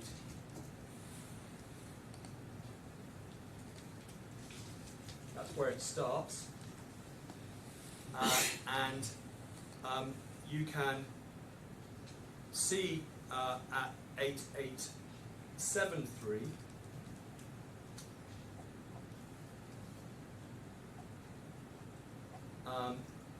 under background, digital assets constitute a $1 trillion asset class, and the scope for future innovation and market opportunities is considerable. However, further legal certainty is required by investors in and users of digital assets in order for the potential benefits of digital assets and use cases arising from blockchain technology to be realised. International legal developments have provided some market certainty as the legal features and consequence of digital assets. And then it goes on to describe what has happened in some courts across the world in relation to digital assets being treated as property, and a reference to the Law Commission work, which was discussed in some detail in the Court of Appeal hearing in this case. And it refers to other developments across the world internationally in relation to digital assets.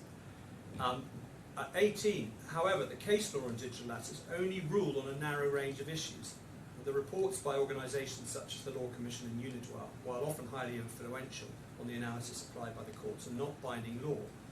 Legislation is in many ways preferable to having the position develop incrementally through case law, where the position on many issues would remain uncertain for a substantial period of time. We also recognise, however, that any legislative reform in relation to digital assets needs to take into account the complexities and subtleties that arise from the underlying technology. Accordingly, we propose amendments that recognise the need for legal certainty while balancing the unique features of this asset class. We say that helps, in part, to support our submission that these amendments did not represent a change in law, but an attempt to confirm the position to provide legal certainty. But there's a broader context that I need to flag up legally in terms of the implications of the decision in this case on other aspects of DIFC law. I'm not going to have time to take you to these provisions now, but I flag up for you that the definition of money, which applies to Articles 20 and 121, that definition being found in the definitions schedule to the amended contract law, the amendment being put in there by the digital assets law, that definition carries over into other DIFC laws as enacted or amended at the same time as the digital assets law was brought in. First of all, the new law of security, which is effectively a brand new law, drafted from the bottom up to make it fit for purpose generally.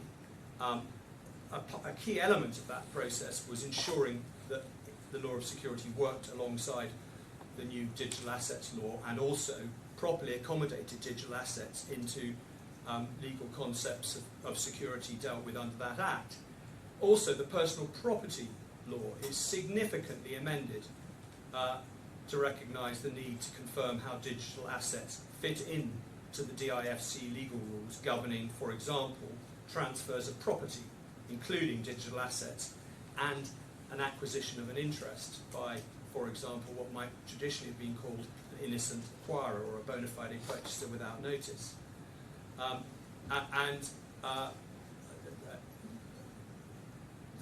That's important because in places in the personal property law and in the law of security, that definition is used.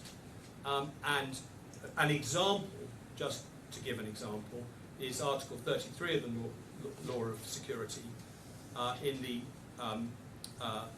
rules applicable to specific assets chapter of the law of security, which refers to the rights to payment of money credited to a bank account. And that's the same definition of money, so it includes digital assets for the first time. This is a different context from whether or not you can get a judgment in Bitcoin. Very different context, yet the same definition applies, which suggests to, we submit, that the amendments were intended to confirm the potential status of a digital asset as money for a number of purposes to do with the digital economy in the DIFC. To recognise the fact that digital assets, we say, were already being used in that way, so as to require some black letter law recognition of that fact. And equally, if not more importantly, on this context point, your Lordship will need to consider the interface between the DIFC law and the relevant regulatory positions in the DIFC. Under the DFSA promulgated financial service and market regulations, under substantial amendments brought in 2022, so 2 years before the Digital Assets Law, a target of the regulatory regime that was introduced in 2022 was something called crypto tokens. This was brought in by amendments to the regulatory law made by the DIFC Amendments Law number 4 of 2004. I don't have time to take you through these now, but two brief takeaway points. Crypto tokens were defined as digital assets that function as a medium of exchange. Digital assets of value that functioned as a medium of exchange. Also, the amendments to the regulatory regime introduced at that time created a status of recognised crypto tokens that would be regulated for financial services in which they were being used or deployed. And the amendments made provision for an initial list of recognised crypto tokens, which, according to the DFSA, met the criteria for being a crypto token, that it should fall within this regime, i.e., therefore a medium of exchange, and on that list was Bitcoin. And expressly, Bitcoin has been a recognised crypto token in the DFSA under the regulatory regime, and therefore as functionally as a medium of exchange since 2022. And we say again that was introduced to recognise what was already going on because regulation was needed. And that's strong evidence that in this economy to which these laws under the DIFC apply,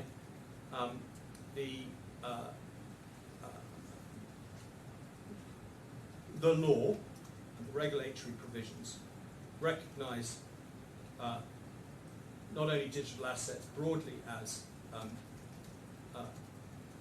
performing the function of medium of exchange, and we say it follows from that store of value and unit of account, but expressly provide that Bitcoin is one of them and was one of the first three that were on the list in 2022.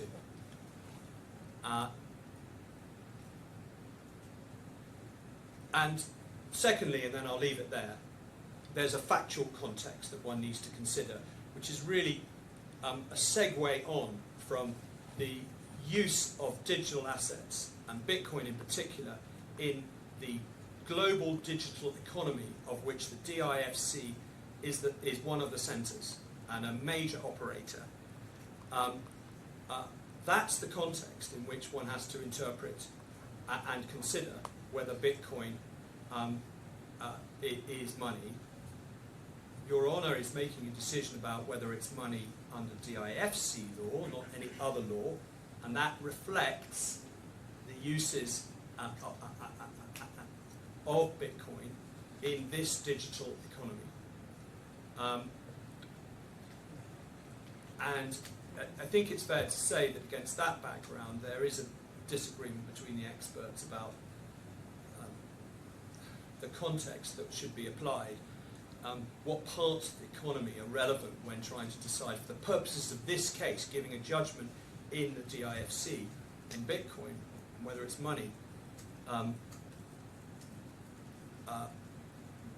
There's a disagreement about what the relevant parts of the economy might be for those purposes. And we say that what's important is how Bitcoin was and is used by those who are in the community of users.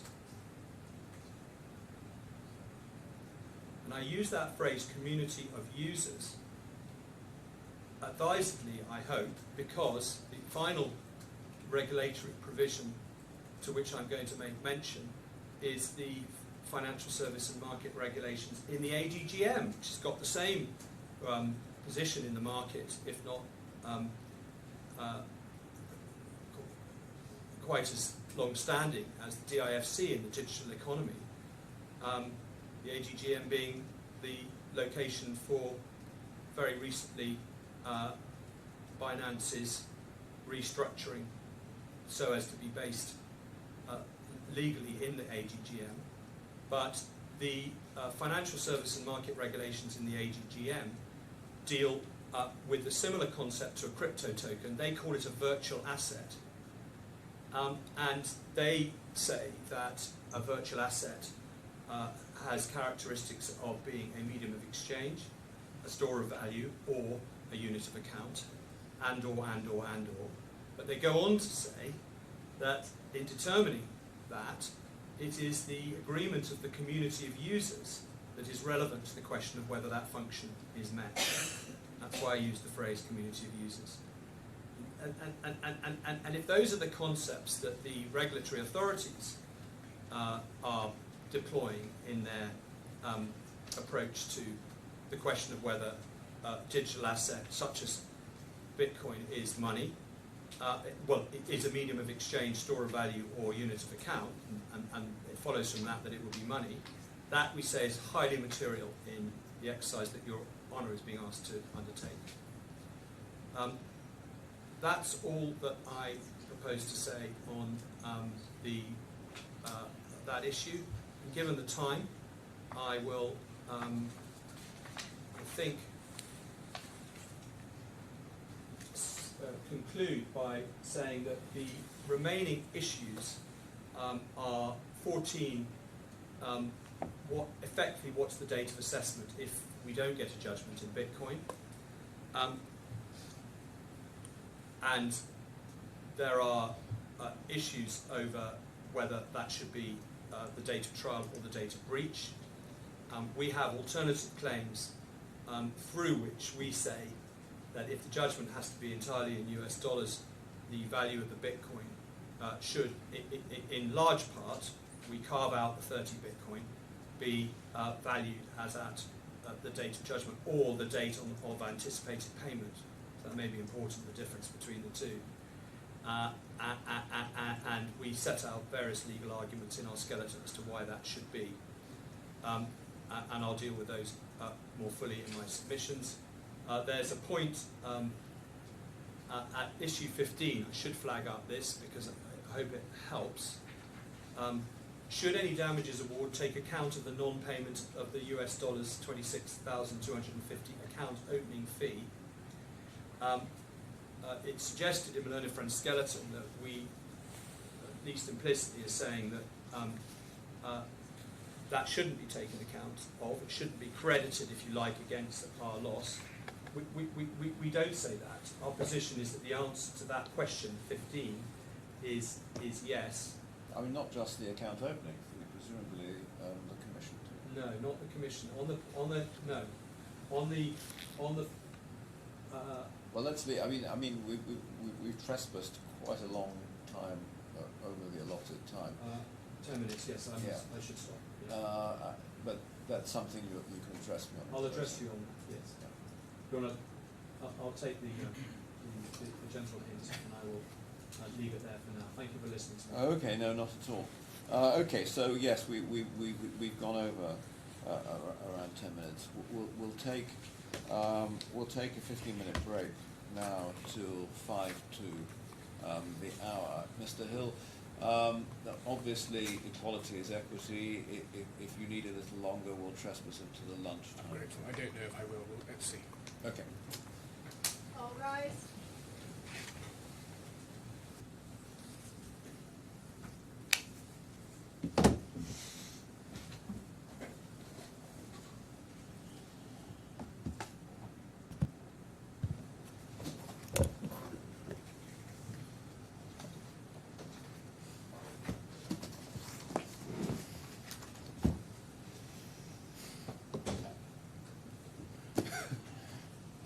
Your Honour, as the court knows from our skeleton, you know the different headline points, and we'll obviously address them all in closing, and you also know the logical sequence. First, whether it's open to HUOBI to run this case, which we say was not only not pleaded and not run at trial, but it's inconsistent with the case that was run at trial, and it's also at odds with the submission they advanced to the judge in closing, which the judge didn't deal with, and which the Court of Appeal has directed for retrial. That's the first point. The second point is whether a contract was formed, and as a central part of that, whether any contract that was formed would fail for the same reason as the contract found by the judge failed, namely for failure to satisfy the condition precedent. And thirdly, and this is the point I want to focus on most in my short opening, if the claimants could get past those first 2 points, what would be the terms of any contract, and whether it effectively imposed strict duty on TABARAK or strict liability to warrant the safety of a transaction in the events that happened. Now, just on that, I take Your Honour's concern about use of the expression strict liability. I think it is quite useful, and the parties might use it just because it helps us to keep in mind what we're talking about, but I accept that strict duty might be a better way of putting it. But forgive me if in the course of this trial I keep saying strict liability. So I'll focus mainly on that. Fourthly, logically, there's questions of causation and contribution, and fifthly, questions of currency. So as I say, I want to focus on the third area, and that, in my submission, is likely to be the most extensive area of analysis and debate for submission, and it does involve a close look at the judgment, both judgments, but especially the first instance judgment. And we suggest that looking at the judgment is a useful way in, and looking at this topic is a useful way in to the anterior points, and that's why I'm taking them first. And if I could just start off with some points of overview, especially as they relate to this liability side of the case. First, the nature of this hearing is somewhat unusual, where in a retrial, because the Court of Appeal has determined there was a point raised at trial which was not addressed by the judge and which should now be addressed. And in the usual course, the case would be remitted to the first instance judge, at least as a starting point, and he would be likely, if he could do so, to address the point in the light of the evidence he'd already heard and the view he had reached on it and the findings already made. Now, we're in a different situation. The judge who's not who heard the trial has retired. He's not hearing the retrial. And for the exercise this court has, the court has available to it the CFI judgment, which is of course binding, and the court also has the evidence, transcripts and submissions from the CFI, which this court will have to do the best it can with, not having live witnesses on liability issues. Now, of course, it's more than open to the court and the parties to spend time looking in detail at transcripts and submissions and the like, and to some extent both sides will be going to that material. But in the hierarchy of sources, the first instance judgment is going to be key.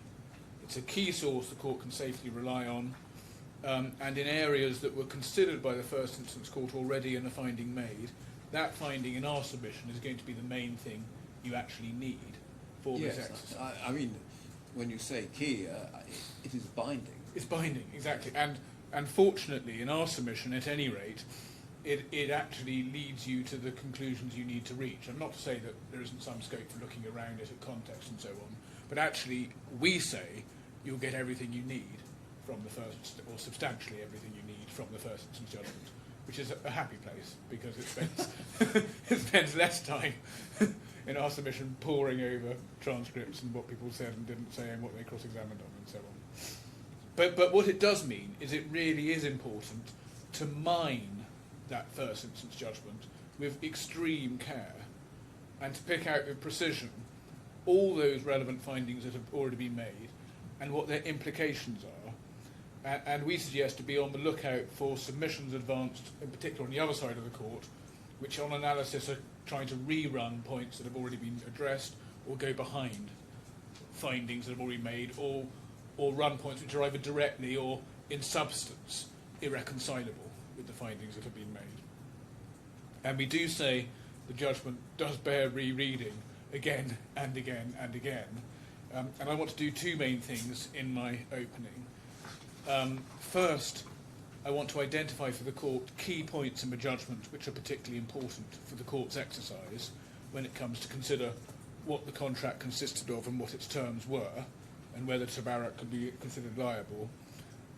And secondly, I want to then list the points that arise from those findings, particularly as they relate to that third question, what could be the terms of any contract if there was a contract. And as I say, I'm not going to try and develop the arguments on that. We don't have time, and that's for closing, but I want to alert you to them so that you have them in mind for the rest of the trial.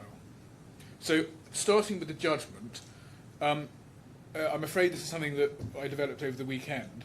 So can I hand up a document which just pulls out points from a judgment and represents them in what we hope is a useful sequence? And obviously we'll get this emailed to you in a way that doesn't upset the bundle.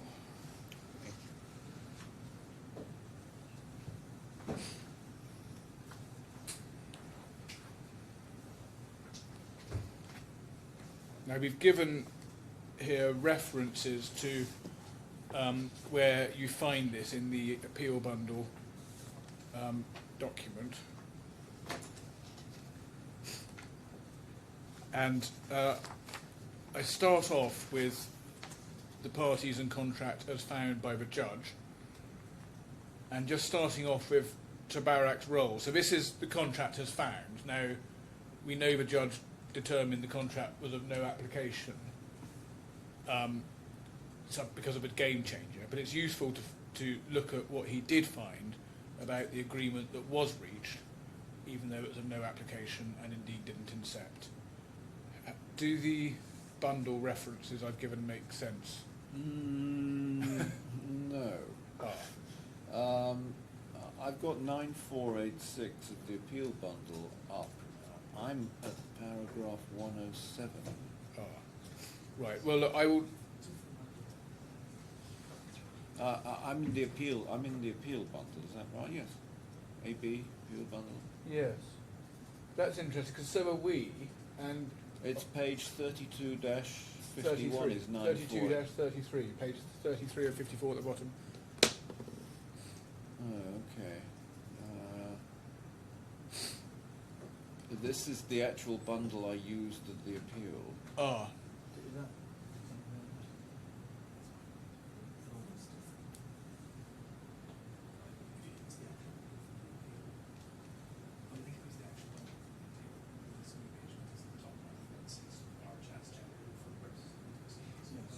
So what's happened is, although it is substantially the same, it is the same bundle, it's been effectively repaginated for these proceedings, Okay. unfortunately. Well, I just pulled the original bundle Right. into my folder.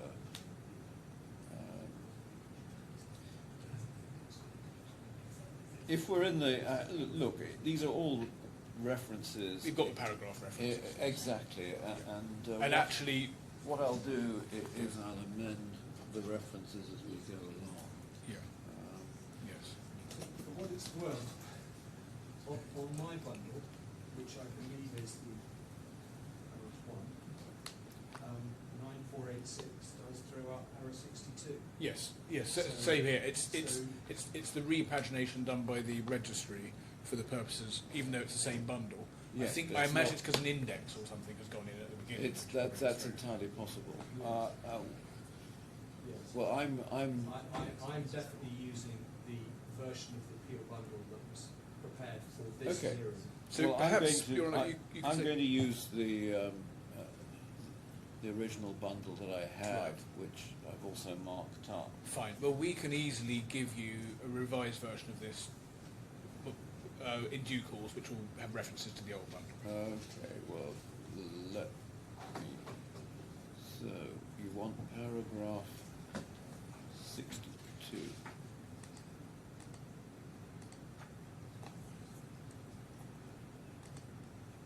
Yeah, you did.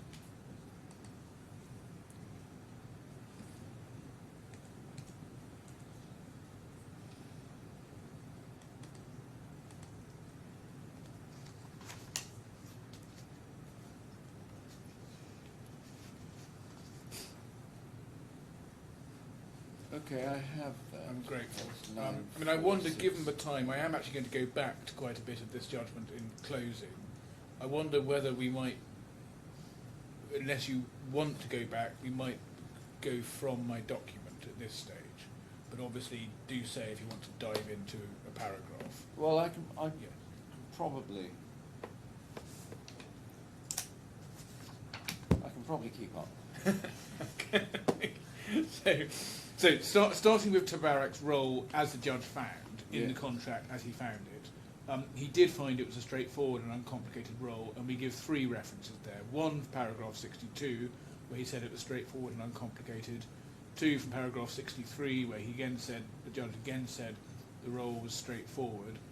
And the third one, from paragraph 104, where he describes the relatively simple tasks of one, using Tabarak's wallet to receive the 300 Bitcoin from HUOBI and to transfer them to Navicon once the price had been received by Tabarak, and two, opening an account for HUOBI. That's paragraph 104. So that's the simplicity and straightforwardness of the task. The next point that emerges from a judgment is that the task didn't involve any expertise in crypto or in crypto transaction modalities. And the judge held, again, paragraph 104, did not require any appreciable knowledge of or experience in the trading of Bitcoin beyond Tabarak being in possession of and knowing how to operate a wallet capable of receiving Bitcoin from HUOBI and sending the coins on to Navicon once the purchase money had been received. That's paragraph 104. So no expertise. Next point, it didn't involve, and I've split them out, either an advisory role or a duty to advise on safety of the transaction or efficacy of the modalities, or to advise on any new modalities that popped up on the day. And I've given a number of references there, 5 references. First to paragraph 63, nor in my judgment was Tabarak under an obligation to advise as to the efficacy of the proposed modalities for the 3F meeting, the process for the meeting having been agreed and accepted by HUOBI and Mr. Morozov as an appropriate and effective one, with Tabarak going along with their judgment. 2, this is actually a reference to a footnote to the point that, to paragraph 63, this was admitted by Mr. Al-Ali in cross-examination. So just to round this off, you approached Tabarak to provide custodial services but not advice on safety. That's right, isn't it? Answer, yes. And then third quote, Tabarak, paragraph 95, Tabarak not engaged to advise HUOBI on the safety of the modalities for the transaction or for any other modalities that might pop up. And then paragraph 104, also held Mr. Turner was not under a duty to advise on the modalities that HUOBI and Mr. Morozov had agreed on, or as to any other modalities that might be contemplated. And fifth, Tabarak was not and is not a professional advisor on the modalities that can be used in a Bitcoin transaction. That's paragraph 109. So that's the third aspect. Didn't involve a sort of advisory role or advising on safety or modalities. Next point, and this is an important one, HUOBI agreed the modalities, and Tabarak was not the originator and went along with their judgment and acted at their discretion. And again, we give 5 points there. First, in paragraph 63, no necessity or scope for Mr. Turner to propose the basic modalities of a transfer. They had in effect been set by HUOBI and Mr. Morozov, leaving it to Tabarak to agree to perform the contemplated function of the middleman once he had made sure he understood precisely what was required, what they required. And then the quote I've already given at paragraph 63, which I'm not going to repeat. Then further at paragraph 63, I reject the evidence of Mr. Al-Ali and Mr. Saxena that it was Mr. Turner who took the initiative in coming up with the modalities by which the sale of BTC by HUOBI to Mr. Morozov's principals could be achieved.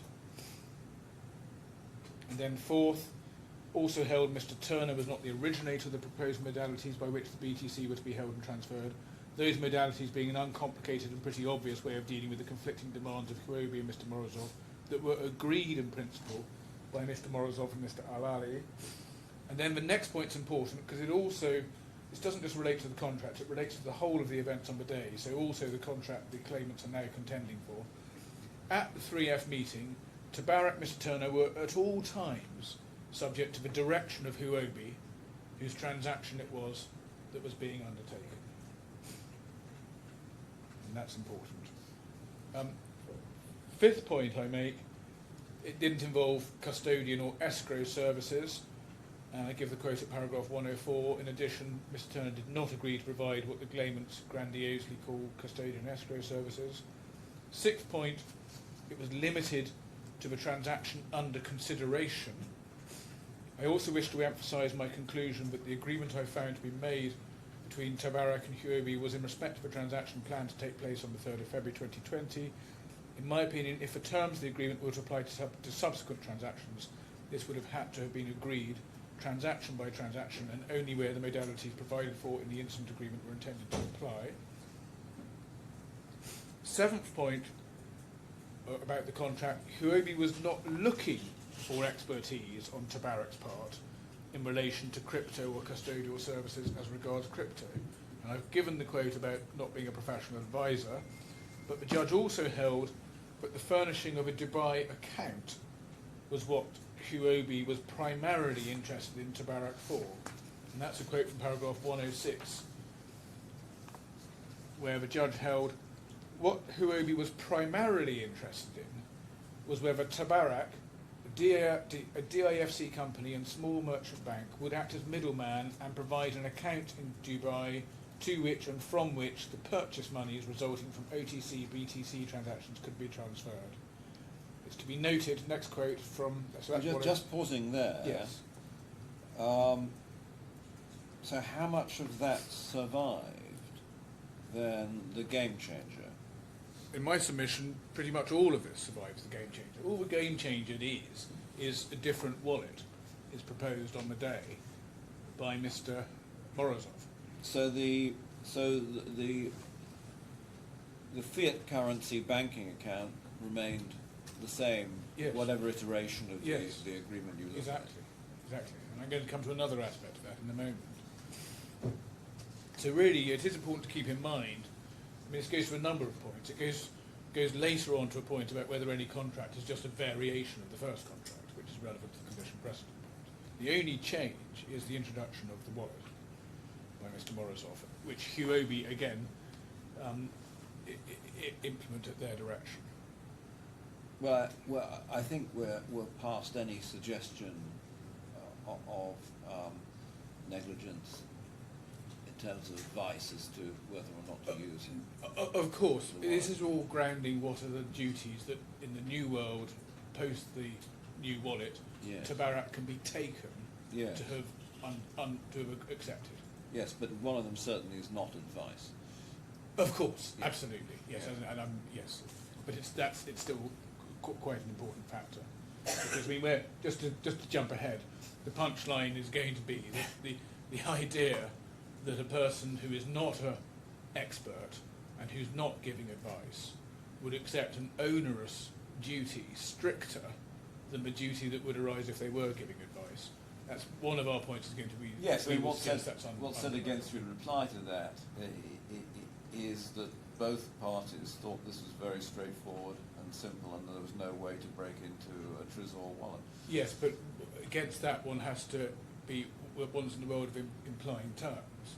And on the implication of terms, you don't just look at what they're actually contemplating, you look at what objectively, to the objective bystander, would be deemed to be the risks that either party would assume. Okay.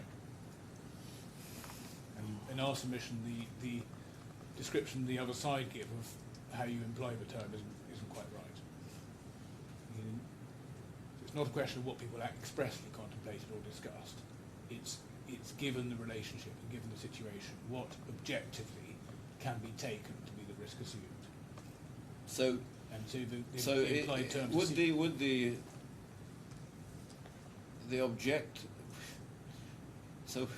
objectively, would one know that one could compromise the setup of a Tresor wallet? One would know that something could go wrong at any point, because something always can. Yes. And is TABARAK assuming the risk of the safety of this transaction? Is the question. Okay. Interesting question. And then, so the next point quote I give is at 173. It's to be noted that Mr. Turner was never asked by HUOBI to provide any particulars, let alone detailed particulars of his experience in conducting BTC transactions. It was enough that for HUOBI that TABARAK had a BTC wallet that had been used in the trial transaction. And last one further, whilst Mr. Turner might have said something to HUOBI to the effect that TABARAK was involved in advising on and or arranging custodial services, I'm quite sure that HUOBI did not set much store by this bit of puffing. So there's then the agreement description, and I'm not going to read all that out because Your Honour is very familiar with it, and it's also set out in your Court of Appeal judgment. The next point we make is that returning the Bitcoin to HUOBI was outside the party's main contemplation.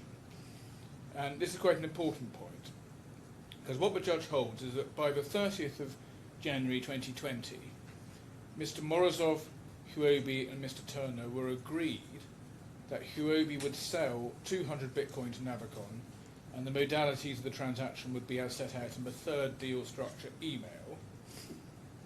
And then the third deal structure email I then also set out at 3.2, and the sequence of it, if you look, is that the third bullet, Morozov is to transfer the Bitcoin, then they fix the price, then HUOBI Morozov transfers the money, then they fix the price, and then HUOBI transfers the Bitcoin, and then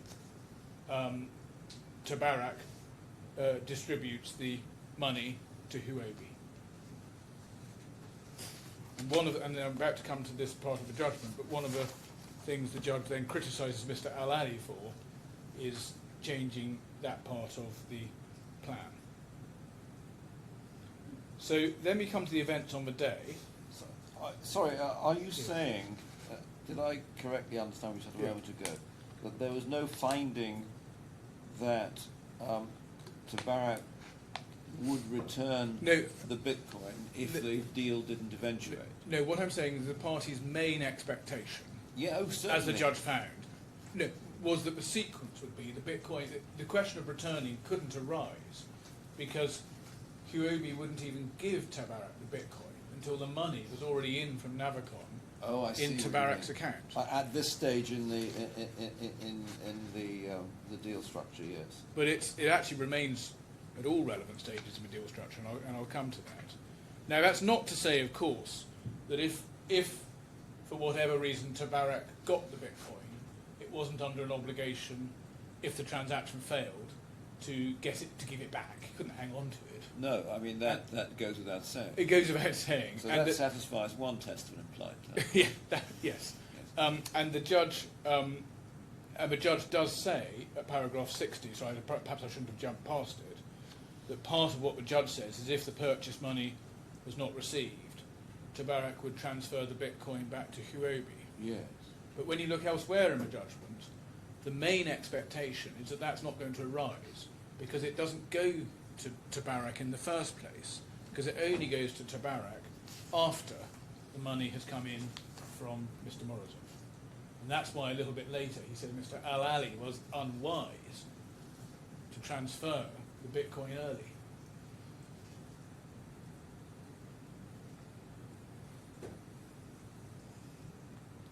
And the reason that's important is that the claimant set so much store by this duty, they say, to return the Bitcoin. But the deal was never expected to involve returning the Bitcoin. It was something that wasn't even going to arise. Because all Mr. Al-Ali had to do was stick to the plan and not give TABARAK the Bitcoin until the money was in. But it does make it harder, we say, for the claimants to construe so onerous a term for a scenario that was not even expected to arise. So that's the contract.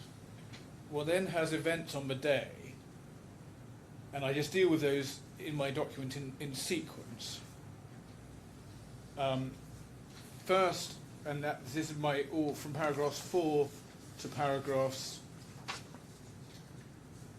12, I try to give quite a rigorous sequence to what the judge has found. So starting, I'm not going to read out all of 4.1, that's the uncontroversial point about Mr. Morozov producing the Trezor wallets, putting them to the side, and then he said he wanted the 300 Bitcoin transferred. Then that's the game changer, as I said at as I said out at 4.2, that's paragraph 107. And then there's the finding at paragraph 24. I find that Mr. Morozov said he wanted to set up the wallet and explained that the coins could only be transferred from the wallet if the transferor knew all 12 words in the mnemonic. And so the thing to do was for the first 6 words of the seed phrase to be noted by TABARAK and the remaining 6 words to be noted by those representing the buyer. Now, so that's paragraph 24. Now, HUOBI agreed to the use of the wallet and the splitting of the seed words, but they objected to Mr. Morozov setting up the wallet, and they requested Mr. Turner to do so. That's my point 6, and I give 3 references to that. Mr. Saxena objected to the buyer's team setting up the wallet. Mr. Turner asked the HUOBI team if they wanted to set up the wallet. HUOBI team declined to accept this proposal and stated it should be Mr. Turner who should set the wallet up. This Mr. Turner did, explaining how the words in the mnemonic would be divided between HUOBI and Navicon. There's a lively dispute as to the rest of who said and did what in the wake of Mr. Morozov's proposal, but it's common ground that after some consideration, Mr. Al-Ali on behalf of HUOBI agreed to the proposal Mr. Turner should set up the wallet into which HUOBI would transfer the 300 Bitcoin. Thus, it was HUOBI team who told Mr. Morozov and Mr. Sokin, who were proposed to set up the wallet themselves, that they did not wish to set up the wallet, but wanted Mr. Turner to do so. And it was only after this that Mr. Turner was asked whether he had any concerns. So HUOBI agreed to the use of the wallet, and it was inherent in that, but what they were agreeing to was the splitting of the seed words, because that was how the security was going to be achieved.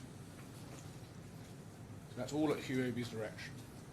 You then have the first assurance from Mr. Turner that the judge found, and the judge found that it came after HUOBI had agreed to the use of the wallet, and had asked him, Mr. Turner, to set it up, and that's at paragraph 24 and 108, which I've just quoted. The other point about Mr. Turner's assurance as it was tied to the physical safety of the wallet in TABARAK's safe. And I give the quote, "It was only after this that Mr. Turner was asked whether he had any concerns, to which he replied he did not, because the wallet was going to be locked in TABARAK's safe, to which only TABARAK had access." Next stage, Mr. Wallet sets up the wallet, enters half the seed words, and the Morozov team enter the other half. That's paragraph 107. And then I make the judge makes four overarching points as regards the above steps. First, that at all times TABARAK was subject to the direction of HUOBI, and I've given the quote. Secondly, Mr. Turner was not an active advocate, but it was HUOBI's decision. At no time Mr. Turner became an active advocate in favour of the use of the Trezor wallet. Indeed, he did not take the lead in saying anything about the appropriateness of the use of the wallet. Thus, it was the HUOBI team who told Mr. Morozov and Mr. Sokin, who had proposed to set up the wallet themselves, they did not wish to set up the wallet, wanted Mr. Turner to do so. And this judge also held that HUOBI was unwise to agree to the use of the wallet. Mr. Al-Ali feared that the use of the buyer's wallet, with it being passed to Mr. Morozov to note the remaining 6 words of the mnemonic, posed a risk. But he unwisely chose to agree to the proposed use of the wallet. So we do say it's a remarkable feature of this case that Mr. Morozov, so the judge having found that HUOBI unwisely agreed to the proposed use of the wallet, directing TABARAK to go along with this proposal. TABARAK is under this strict duty in respect of any loss arising from the use of the wallet. And the judge also found that HUOBI was in a tight spot from a game changer when it took and directed the above steps. It put HUOBI, and in particular Mr. Al-Ali, in a very tight spot. HUOBI was under strong pressure from HUOBI Global to start achieving large OTC sales of Bitcoin, and in addition HUOBI was extremely keen on developing a relationship with Mr. Morozov in the hope it would lead to numerous profitable sales of Bitcoin, and that's 107. Next step is the commission's agreed, that's at paragraph 85. The next step is there's a transfer of Bitcoin by HUOBI contrary to the planned sequencing of a transaction. And I've given the quotes at paragraphs 17 and 22 above, and the judge found it was unwise of HUOBI to transfer the Bitcoin before the money had come in. And that's a quote from paragraph 111. And I've given the first half of the quote already. Mr. Al-Ali feared the use of the buyer's wallet with it being passed to Mr. Morozov to note. But this, I mean, that with the benefit of hindsight, isn't it? And he was Mr. Al-Ali had as it were, was uncomfortable with this change in the modality of the transfer of the Bitcoin. But the judge found, and the Court of Appeal found, that neither your clients nor the claimants understood the real modality of the fraud and the fatal error in the way in which the modality was set up. I'm not trying to go behind any findings, but what the judge did find was that Mr. Al-Ali feared that this process, with it being passed to Mr. Morozov to note the remaining 6 words mnemonic, posed a risk. Yes, yes, he was uncomfortable with that. Yes, and specifically uncomfortable with the setting up and the passing of the seed words. That is the thing that creates the issue, that creates the loss. The passing of the seed words opens the stable door. The passing of the wallet to enter the seed words, I should say. Well, certainly it was a step. Well, it's the only the loss. There's 2 things that cause it. But the question, but yeah, I mean, yes, I mean, it's the sine qua non of the loss. But the issue that you're that you're submitting to me, it does seem to me at the moment to depend upon some knowledge that it was the fatal flaw. Or the cruel truth, well, I think, as I called it in the judgment. Not necessarily, and I'm not actually developing my submission at this stage anyway, but the point I'm making is that, again, looking at assumptions of risk, passing of risk, who could be taken to assume the risk in this scenario. Yes, no, I understand. That- I understand that that submission. Mr. entirely. Mr. Al-Ali perceived a specific risk. Not maybe he didn't know exactly how it could have happened, but he knew that there was a risk in using the buyer's wallet and passing it to Mr. Morozov to enter the seed words. That's what the judge finds. And then the judge goes on to say, but he unwisely chose to agree to the use of the proposed wallet. And that is, in my submission, quite significant. Because just to close off a point I was about to make, when you ask what caused the loss, two things caused this loss. And they both needed to operate, two things in conjunction. One is using the wallet and passing it to Mr. Morozov so he could enter the seed words. That opens the door, and it means, although my learned friend talked about control of the Bitcoin and so on, there was no effective control, because from the moment those seed words are entered, the back door to the wallet is open and the money can be taken at any time. And then the second thing that causes the loss, because that itself wouldn't have been disastrous if the money hadn't also, the Bitcoin hadn't also been sent early. And both of those things are the two things that the judge says were unwise on the part of Mr. Al-Ali. Yes, I see. Both of them. And then, just moving on to paragraph 11.2.2 of my note, nor was it reasonable for HUOBI to rely on assurances, as it is alleged, that to the point, as it is alleged, that it went ahead with transferring the 300 Bitcoin to the Trezor wallet. So, while it's right that the second assurance had been made prior to that, the judge finds it wasn't reasonable to rely on that assurance to the point of going ahead and changing the plan and sending the Bitcoin early. And just on that second assurance, not only does the judge find it's not reasonable for HUOBI to rely on it, it's worth noting also that second assurance was also something tied to the physical safety of the wallet in TABARAK safe, which Mr. Turner could fairly speak to and was perfectly accurate.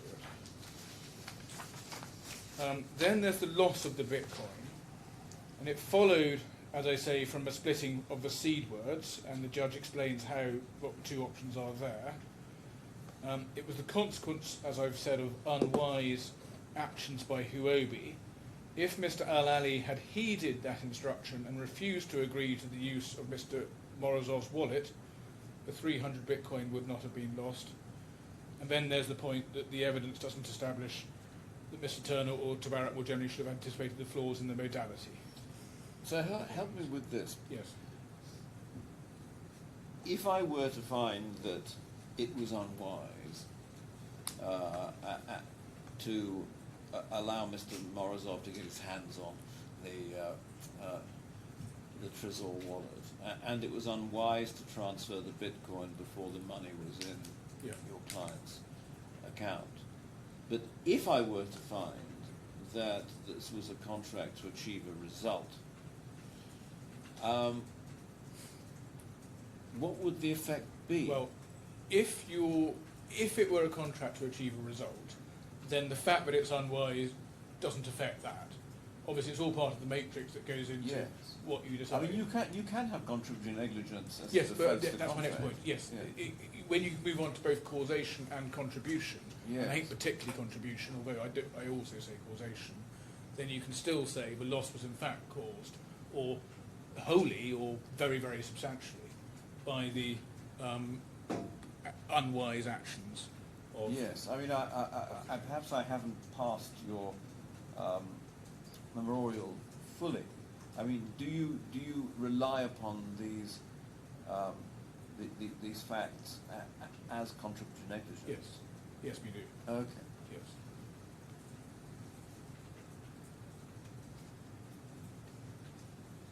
And we say there are aggravating features because there's other elements about the right show the riskiness of all of this transaction, which are aggravating features.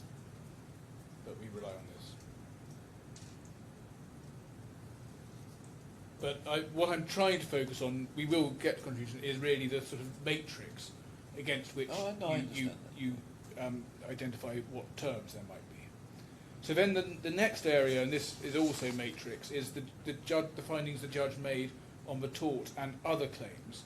Now those are important because of course, the findings on the tort and the other claims are all findings that operate in the world that happened, as it were, looking at the events on the day. So although the Court of Appeals held the judge didn't address one contractual question on the day, the judge did address matters on the day quite fully in various respects, including part of his contractual analysis and all of his tortious and other claims analysis.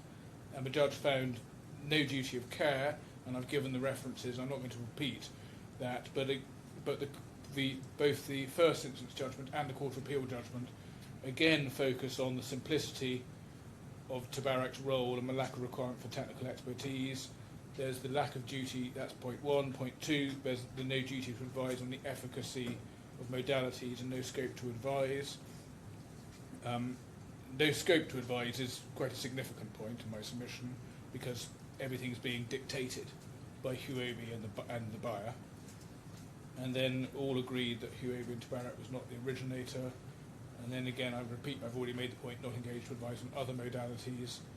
And then the primary concern of HUOBI acting as a middleman and having the Dubai account, all times under the direction of HUOBI, again, obviously relevant to the tort findings that were made, but also of importance when considering the matrix to what the terms are that are to be inferred. Not an active advocate, HUOBI team agreed to use the wallet and asked Mr. Turner to set it up, and not a professional advisor on modalities of BTC transactions. And the judge goes on to find not sufficiently proximate for duty of care to exist. Also, 13.8, TABARAK didn't assume responsibility and not reasonable for HUOBI to trust Mr. Turner to exercise reasonable care. And that's paragraph 110. TABARAK, acting by Mr. Turner, not assume responsibility to HUOBI, not reasonable for HUOBI to trust TABARAK Mr. Turner to exercise such degree of care as the circumstances required, and not reasonable for HUOBI to rely on Mr. Turner's assurances to the point where it transferred the Bitcoin before the purchase money had been received. And then finally, the care of the Bitcoin was reasonable. So, Your Honour, that's a whistle-stop tour. I do invite you in due course to go back to the judgment where those are set out, because it's the sort of judgment where points jump out the more you reread it, and one should look at it very closely. So if I could now list the points that we say arise from the findings that are relevant to your determination of the contractual analysis, in particular what the term might be of any contract. Now, obviously I'm not going to develop or argue them out now, and there's also, as always with a list of points, a question of what is the best logical sequence of the points. I can't promise the sequence I give now will be the same as I give in closing, but I hope they'll be the same points. And to be clear, I am going to deal, but probably not at the beginning of my list of points, with Your Honour's question to my learned friend of, isn't this all about whether there's a duty to achieve a result? That will be one of the things I come to, but don't worry, I'll get there, but it won't be first. So the starting point for all of these submissions is the point I've just been on, which is that the loss occurred for these two essential reasons, both of which needed to be operative. First, Mr. Morozov being able to access the wallet following the splitting of the seed words, and secondly, Mr. Al-Ali changing the plan on the day and agreeing to send the Bitcoin before the money had arrived in the account. And as I say, both of those were identified as unwise actions on HUOBI's part at paragraph 111. So the real question for this court, if it gets to the stage in this stage in the argument, is because of my anterior points, is whether TABARAK can still be liable for that loss in the circumstances, having regard to what its obligations under the contract were. And we say plainly not. First, the critical phase of having Mr. Morozov enter the seed words was something that HUOBI agreed to and directed Mr. Turner to do, and which he did without fault on his part. And it would be remarkable if a term of an agreement could be constructed that gave a liability to TABARAK for complying with an instruction, a specific instruction, rather than disobeying instruction. My learned friend elsewhere, in the context of strict duties, gives references to a bank mandate that if it's sufficiently detailed, the bank just has a strict obligation to comply with it. Well, here, that deals with the question of breach. Here, there is no breach because TABARAK complies with the strict mandate. Secondly, it could be no answer to that to suggest that TABARAK was assuming some sort of overall responsibility for the safety and efficacy of a transaction, so that it's just to give rise, it's just to infer an overall warranty of safety and efficacy. Because the judge made it entirely clear that TABARAK was not a professional advisor on Bitcoin transactions and was not advising on the efficacy or safety of the modalities. An agreement of the modalities was for HUOBI and the buyer. And so, as I say, when TABARAK complies with those instructions, there could be no liability for doing so, and it would be absurd to construe a term that suggested otherwise. The third point is that this key step of setting up the seed words happened before any varied contract was even agreed on the claimant's new case. That contract, as we understand their case, was concluded when the commission and the like was agreed. But by that stage, Mr. Turner had already been asked to set up the wallet. He had set it up, and the seed words had been entered. So 2 points follow from that. First, it would be remarkable, again, if a contractual term could be construed that placed liability on TABARAK for what had already happened on HUOBI's instruction. And secondly, the flaw which led to the loss of the Bitcoin was already in place before the contract incepted. And again, for TABARAK to be guaranteeing the safety of the Bitcoin in a world where that had already been rendered unachievable because an existing flaw in the process would again be an unlikely construction of any contract. Fourth, we suggest that if TABARAK was under any duty at all with regard to that first phase of setting up the wallet and entering the seed words, it would only be a duty, and I say if it's under a duty at all because it preceded the contract, it was only a duty to follow HUOBI's instructions honestly and in good faith. And we say it'd be going too far even to impose a duty of care at the stage of the process where TABARAK's just saying, oh, okay, I will set up the wallet and enter the seed words as you asked. Too far to impose a duty of care, not least given all the court's existing findings as to why TABARAK did not owe a duty of care that I've been through. And of course, I mean, the claimants need to go well beyond duty of care. Fifthly, if you could lump in the setting up of the wallet process with TABARAK's duties generally, then TABARAK's role under this contract had the well-recognised hallmarks of being a role where it was a bailee for reward.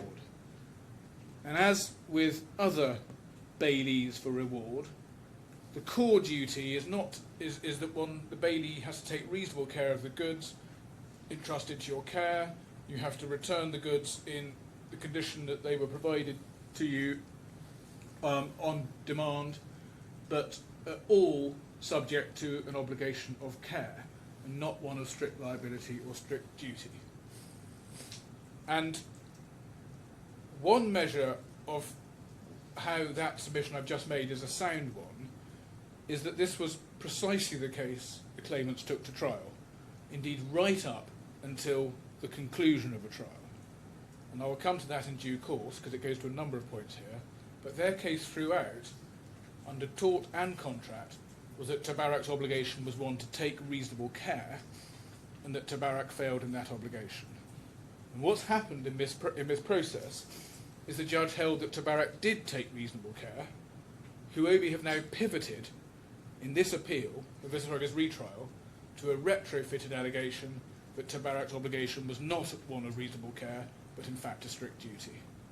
And I'll come back separately to whether that's even open to the claimants, but as regards the substance, the fact that their case, right up until they lost at trial, was based on reasonable care is telling, because that was a case that at least reflected commercial reality and the kind of term one might see, but the present case in iSubmission is not.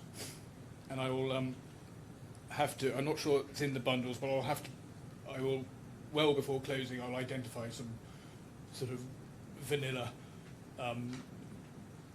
authorities on the basic duty of care of a bailey for reward. I mean, a warehouseman is an obvious example. Sixthly, and more generally, the findings from a judge as to TABARAK's lack of advisory role, its lack of any requirement for expertise, and the simplicity of its role, and following HUOBI's instructions and the like, all those together point to it being inconceivable that TABARAK could be taken to have guaranteed the safety of a transaction in all circumstances, whatever happened. Seventhly, any contract that existed would have been, in essence, a variation of the contract that the judge found to exist. And just like that contract, it operated within the context of the account opening agreement, and that agreement contained an indemnity in favour of TABARAK for providing services to HUOBI and complying with its instructions. And it would be remarkable if, on the true construction of the arrangements, a term could be constructed that effectively imposed a strict duty going the opposite direction, so completely inconsistent with the express terms of the agreement, where it was HUOBI indemnifying TABARAK and not the other way around. So I've got some more points in a moment, but just putting those points together, we suggest there was no contractual obligation on TABARAK at all at that stage of the process when it was entering the seed words and setting up the wallet.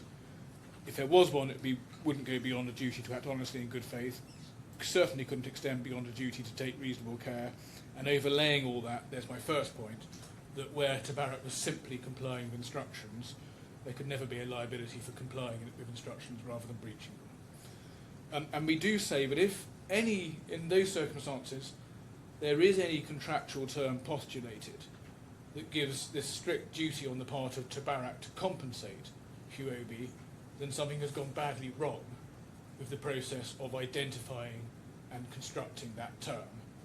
And that takes me to the claimant's attempts to construct such a term. And we suggest that their attempts to construct a strict duty or strict liability obligation are misconceived, they're uncommercial, and they're at odds with the judgments. But by way of introduction, the claimant's approach all hinges off their selection of one part of a description given by both the judge and the Court of Appeal as to what TABARAK was to do, and in particular, that TABARAK was to return the Bitcoin to HUOBI if the money didn't come into TABARAK. And what the claimants do is they elevate that to an obligation of strict liability or strict duty to be accountable to HUOBI for the Bitcoin, irrespective of the circumstances in which it could not, in fact, be returned to HUOBI. And the overarching problem with that approach is it's insufficiently granular, and indeed it depends on being insufficiently granular. And when you drill in any detail into what the actual obligations on TABARAK must be, the claimant's approach doesn't begin to work. And we make, I think, 7 further points in that context. First, the claimant's approach doesn't adequately distinguish between a role and an obligation attaching to that role. One general statement of TABARAK's function may well be that in the event the money didn't come in, the coins would be returned to HUOBI. But that doesn't address precisely what level of obligation TABARAK was under with regard to the Bitcoin, just as it wouldn't if a warehouseman, who undoubtedly is under a duty of care only, a warehouseman agrees to a general role of looking after something and giving it back on request. You could easily reformulate that into a duty to give it back on request, and that's an unrealistic way of looking at it, because all that the warehouseman has is a role to look after it, a role which involves giving it back on request, but the duty attaching to the role is one of reasonable care. And indeed, you can test many of my learned friends' submissions against that simple warehouseman example. The warehouseman is asked to look at something, he will give it back when requested to, but that is a classic warehouseman's role, attracting no more than a duty of care. The second point, and related to this, is that neither the judge nor the Court of Appeal were attempting to spell out the ipsissimi verbi of any express obligation, nor the full terms and nuances and duties and obligations and standards of the obligations within the contract, whether express or implied. And even if you start from the language of the passages from the judgments, as the claimants do, which the claimants do, you would, at the very least, need to build in qualifying words to capture what the presumed intentions of the parties actually were.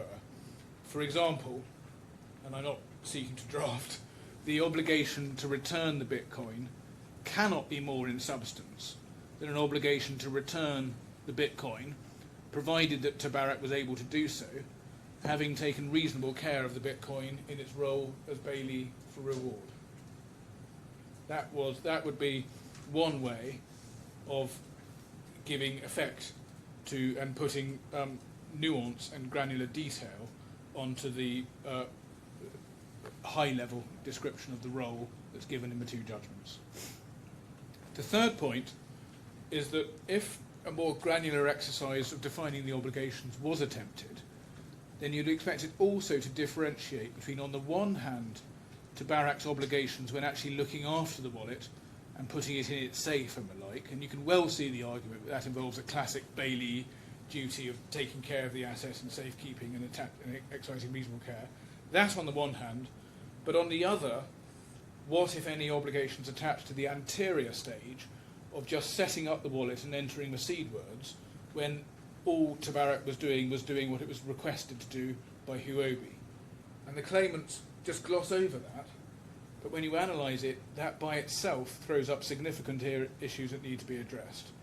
Looking at that anterior stage, how could TABARAK be under any obligation of any kind, given that this part of the process preceded the moment when on the claimant's case, the contract was formed?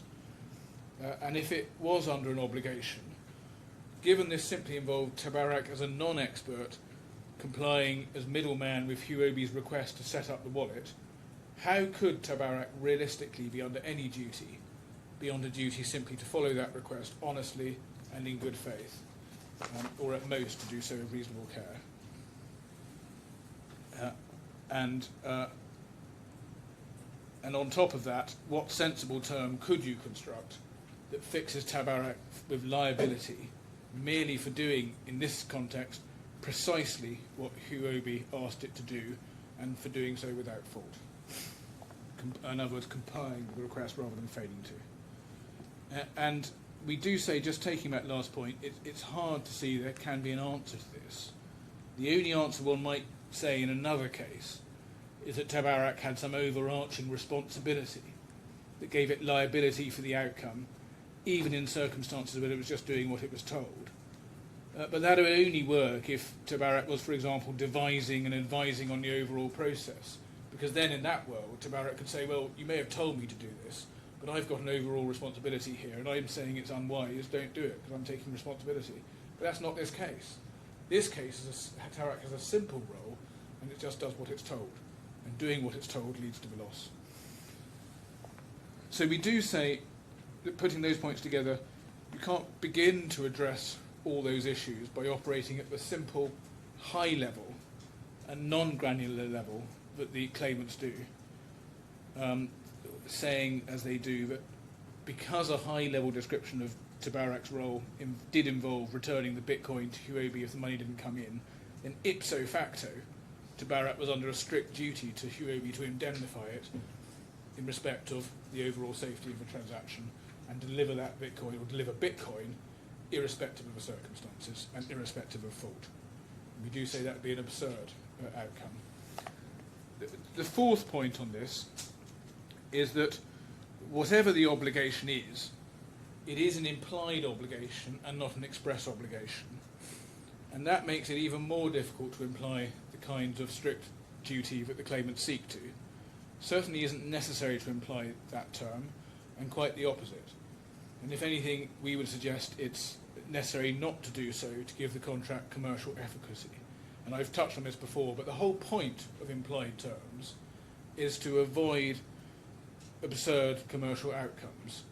The implied term is one of the law's tools to give a necessary interpretation that makes commercial sense of the arrangements and gives effect to the presumed intentions of the parties. And as I say, if the erection of that implied term is producing an absurd and uncommercial result, it's telling you you've got it wrong.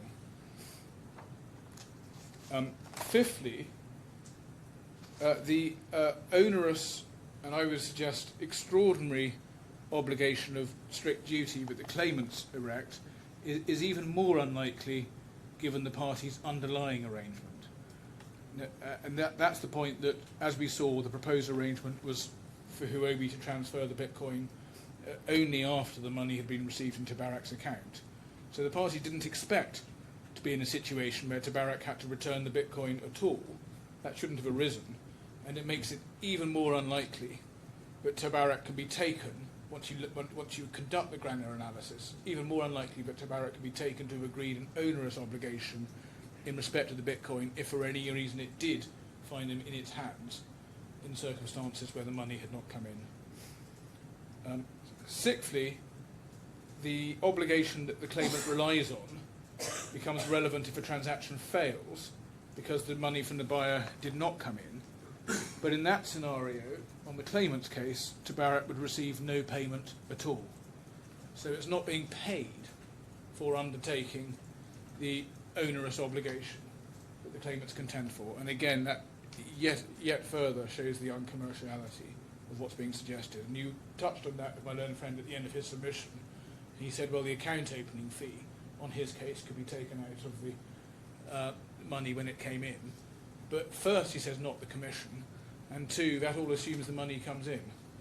So on his case, TABARAK is unpaid for the obligation that it's assuming and which it's now being sued on. No, that's not what I said, actually. I'm sorry, okay. I said that if the transaction fails because the money doesn't come in from the buyers and the Bitcoin has to be returned to us, then TABARAK would be entitled to their fee, their transaction fee, but not their commission, because the commission is on the actual sale of the Bitcoin going through.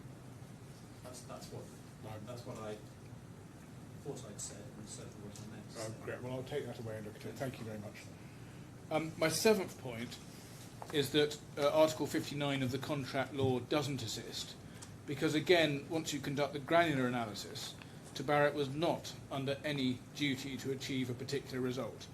It simply played a simple function as middleman that it was asked to do. And the claimant's characterisation of TABARAK's general role in the transaction as involving a duty to achieve a result is, in our submission, unrealistic. And as I say, the same argument could be erected in any number of situations, in particular Bailey situations, where the purpose of the Bailey's role is entirely clear. The Bailey has to look after the goods and return them to the owner on request in good condition. That's a description of the role or its function. But no one would ever say the warehouseman has a strict duty to ensure the goods are returned to the owner on request in good condition. His obligation, as I say, is just to take reasonable care. So there are 14 points I've just advanced. Those are the headline points in relation to the claimant's case on what the obligations were under any contract. And we do say it's inconceivable in all the circumstances that there could be a duty on TABARAK that can be constructed that goes beyond a duty of care, even if it extends that far. I probably have about another 10 minutes. I'm in your hands. No, do proceed. Should we just carry on? Yes. So that's that area of the case, which is a big part of the case. I'll address the other areas in closing. I just want to say a few brief words about them now. The first logical point is whether it's even open to the claimants to run their current case. In my learned friend's opening, he gave what in my submissions rather over-optimistic account of the CMC that you will recall, because what you in fact said at the CMC that you saw the point we were making, and it was one to be ventilated in the memorials and in due course at this trial. So this is very much flagged up and up for grabs. Now, we can come to the detail later, but the claimants are rather underplaying what this point is and describing it as some sort of technical pleading point. What they don't grapple with is that they took to the very end of trial a case that was based on an obligation of reasonable care. And the submission made, even in closing, about the contract reached on the day, and that's the point that the Court of Appeals held the judge failed to address, even that was related to the same obligation, a case based on an obligation to take reasonable care. Now, I've got references to the documents, but I think in the time I will return to this in my closing. But so everyone's very clear what the point is, that in not only the pleadings below, but also the submissions below, including the closing submission, the case that was advanced on contract, not just on tort and bailment and everything else, was one of reasonable care. That is, that was advanced right up until judgment. So, just because the judge failed to expressly deal with their argument about a contract reached on the day, if you like a varied contract, however you call it, had the judge dealt with that, that was an argument for a duty of care. And so the judge would have, if he had dealt with it, dismissed it for the same reasons he dismissed the rest of the case on reasonable care, because he made a finding that TABARAK did take reasonable care of the Bitcoin. And just because the judge failed to expressly deal with that argument, HUOBI cannot, through this exercise, put itself in a different or better position. Then they cannot use this retrial as an opportunity to advance a different case from the one they advanced at trial, and which the court, just because the court failed to deal with it, in circumstances where if the court had dealt with it, it would have been dismissed. The purpose of this retrial was to give the claimants an opportunity to have a decision on the point that the judge didn't grapple with in his judgment. It was not intended to be an opportunity to run a completely different case from the one the judge addressed. And we were brought to the very end of trial, and indeed judgment, to face one case. And it would be entirely contrary to the principle of finality of litigation for the claimants now to have esprit de scalier and to run a different case after judgment. So it's not just a question of amending pleadings, although that point does arise too. They are later, even the latest of possible amendments, to be running a new and inconsistent case after judgment. And I'll develop that in closing. The next logical point relates to the question of formation of contract, and the related question whether any contract that was notionally formed didn't incept because it failed to meet the same condition precedent that the contractors found by the judge failed to meet. And the claimants seek to sidestep this point in their skeleton. They put the matter as if it's just a question of contract formation and seem to ignore, or at least at times they ignore, the condition precedent within the AOA.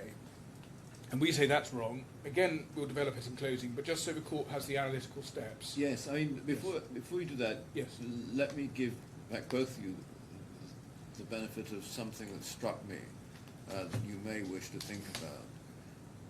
That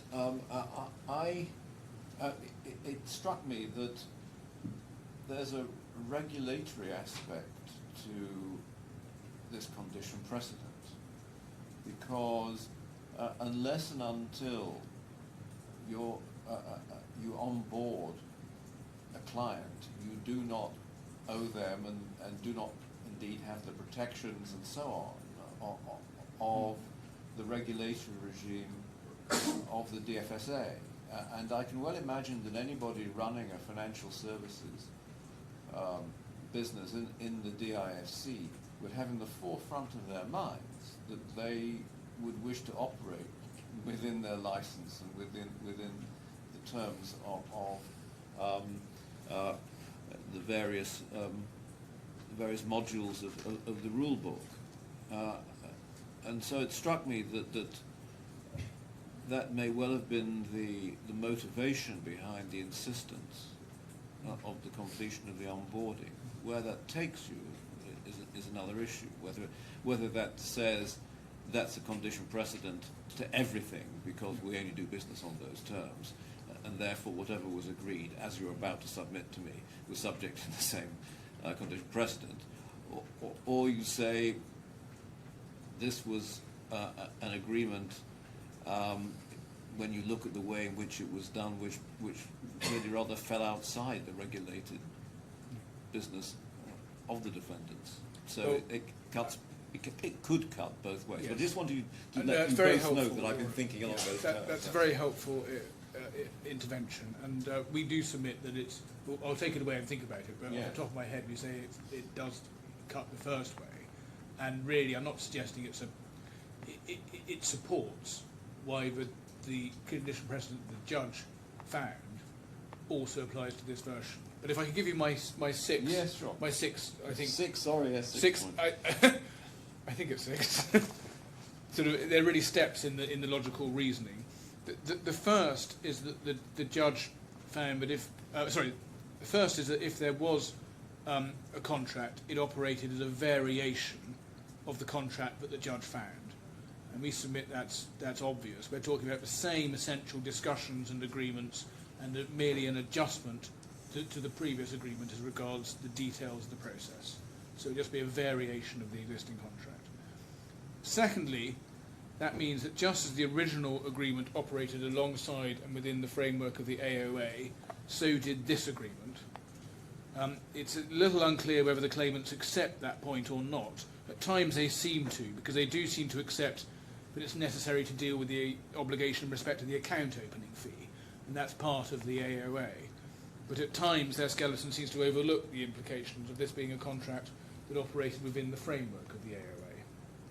The third point is that the consequence of operating within the framework of the AOA is that there was a condition precedent regarding payment of the account opening fee, as the judge found, and that condition precedent needed to be either satisfied or waived, and it obviously wasn't satisfied. So the only question is waiver. Fourthly, there was no waiver for exactly the reasons that the judge found. Mr. Turner wasn't authorised to waive the condition precedent in respect of the AO fee, as HUOBI knew, and Mr. Armady didn't waive it.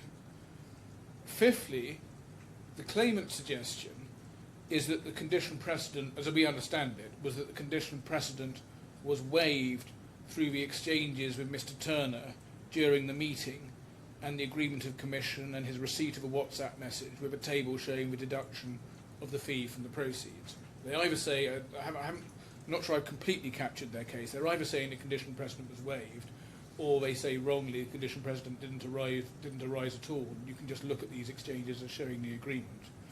But none of that works, because it was subject to a condition precedent, and the judge had all the material that the claimants refer to well in mind when he made his determination that the condition precedent was not waived.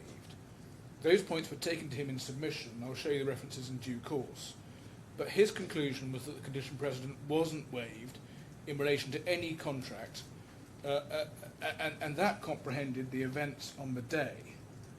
And what the claimants do is they say, elsewhere in the judgment, the judge says that everything Mr. Turner did at the meeting was within his authority. But that, of course, didn't mean that Mr. Turner's actions constituted an authorised waiver of the condition precedent, because if a judge had meant to say that, that would have undermined his conclusion that the condition precedent wasn't waived, because he had well in mind what Mr. Turner did at the meeting, and his overall conclusion, having made the point that Mr. Turner didn't waive the condition precedent, was that it wasn't waived. And so that's... And then so sixthly, and more generally, the claimant's arguments are an impermissible attempt to rerun points they lost, both at first instance and on appeal. And the claimant's submissions are replete with points they rely on to show the formation of a contract or the waiver of condition precedent, Mr. Armidy's silence, putting the wallet in the safe, all of that sort of thing. But those are all points that were relied on before the judge, and they're all points the judge had in mind, and the judge's finding was that none of them moved the dial because the condition precedent wasn't waived, and it's not open for them to try and rerun the case in this way. And so that's another, in our submission, determinative point. That doesn't mean, of course, that TABARAK was necessarily under no liability of any kind, because TABARAK was always a bailee, and so it would have its duties. So that's what I want to say about liability. Just a few words on causation and currency. Causation is obviously a very fact-sensitive part of the case. I'm not going to develop any submission, but you do, just so you know, the loss does need to be suffered by the first claimant, and we don't accept that it has suffered any loss. My learned friend said for the first time today that he now accepts, and he's saying it's not, just to quote him, it's not our case that the first claimant used its own Bitcoin. So it's very helpful to have the learned friend's acceptance that the first claimant didn't in fact lose any of its own Bitcoin, because that's not their pleaded case. It's the opposite of their pleaded case. It's also the opposite of their witness statement evidence at the first trial. But I'm grateful to have that clarification. But we do say what follows from it is that no loss has been suffered, and his legal attempts to carve a solution to that don't work. And we can deal with that in closing.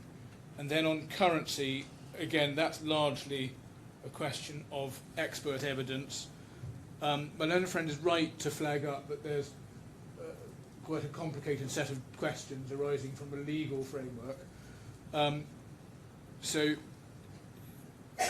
as you know from our skeleton, the key question is what currency was the monetary obligation expressed in or the loss suffered? And in fact, the relevant provisions are helpfully set out in the claimant skeleton at their paragraph 72, at page 56 of the retrial bundle. Now, in their statement of case, the claimant's position was that the amendments introduced by the new digital assets law confirmed the pre-existing position or aided construction. We can understand that submission, but it was not being suggested in their pleading that the new provisions directly applied or could be treated as applicable to the transaction. That's paragraph, just for your note, that's paragraphs 80 to 81 of their statement of case. They've now changed tack, and I'm not going to say they can't change tack. That's the sort of point that is open to them. But they now say that the changes introduced by the new digital assets law are directly applicable. And we say their new argument is wrong. The court will be wondering whether this makes any difference to anything. And the answer is it may not. So, for example, and this picks up one of my learned friends' points, we're inclined to accept that the definition of money under the new law is satisfactory as reflecting a concept of money under the old law. But that doesn't mean that there may be no differences, and if I could explain where there may be a difference, and that relates to currency. Because as I understand the claimant's case, they say that if a digital asset is money, then it necessarily follows from a new definition that it is also currency. We say that that interpretation of the new law is in fact wrong, in that the new law makes clear that a digital asset that is money can be currency, but it still has to have the characteristics of currency. And if we're right about that, it doesn't matter whether we're looking at the new law or the old law.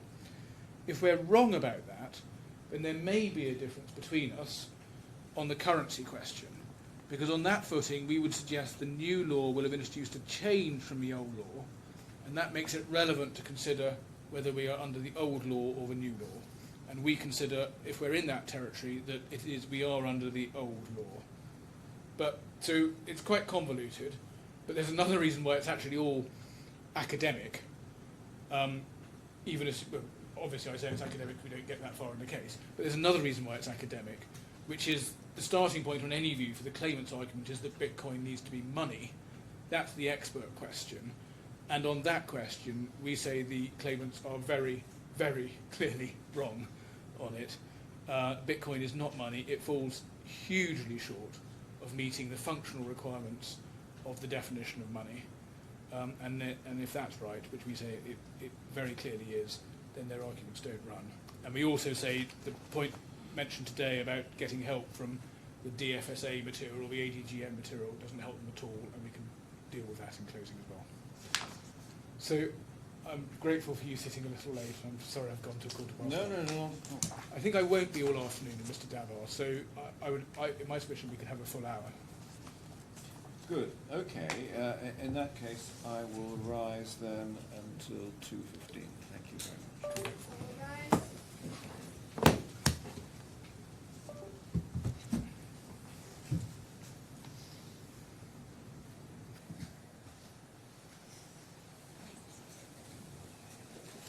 I understand the technical delay there. Hopefully things will now go smoothly because it's all sorted. And you may notice there are two people in the witness box. One is an employee of my instructing solicitors who's going to help make sure the navigation of the bundle is done appropriately. Is that acceptable to the court? It's acceptable to me if it's acceptable to Mr. Hill. Thank you.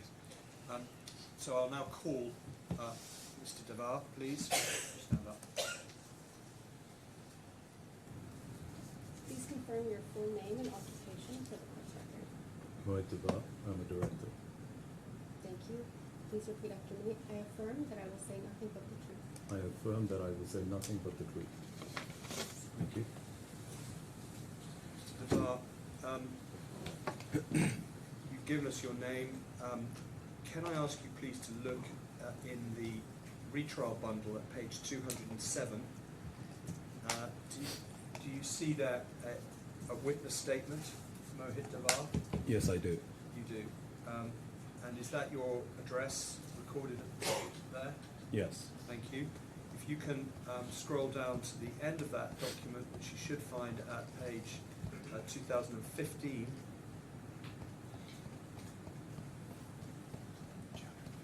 Sorry, 215. Yeah, There's a signature there. Is that your signature? that is my signature. And dated the 29th of September 2025. Correct. That's your witness statement we've been looking at Yes. for this retrial. And are the contents of that statement true to the best of your knowledge and belief? Yes, they are. Thank you. And also to identify, there's an exhibit that goes with it. If you go to the next page, can you identify exhibit MD1? Yes. And I mean, if you just go on one page, you can see the first of a series of documents that you'll probably recognise. Yes. And that exhibit runs for several pages. Those are the documents to which you were referring Yeah. in your witness statement. Is that correct? Correct. Yes. Thank you. Thank you. Wait there, please. So here we'll have questions. Thank you, Mr. Davar.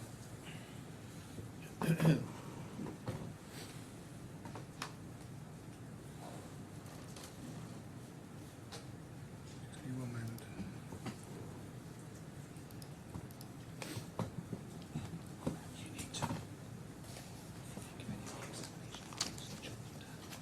Mr. Davar, you were the co-founder of both the first and the second claimant together, Mr. Al-Ali, weren't you?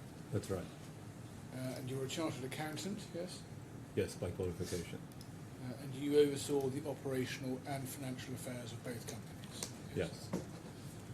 Now, the first claimant, that's HUOBI OTC DMCC, now called Gate MENA, is no longer held by the second claimant, is it? Yes. I'm correct? It is. Yes, it is sold.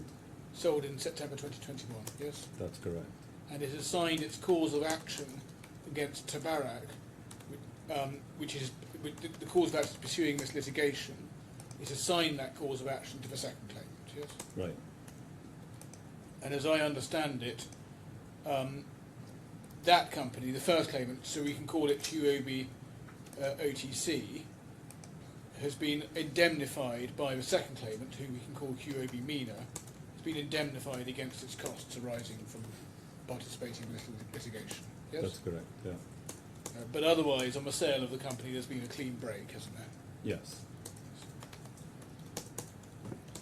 And for instance, HUOBI, MENA, your second claimant hasn't been continuing to assert a claim for loss of the Bitcoin against the first claimant that it sold or anything like that. No. Now, I just wanted to look at the position as it stood in February 2020, when the transaction took place. Could I ask you to if we could pull up the appeal bundle, page 932.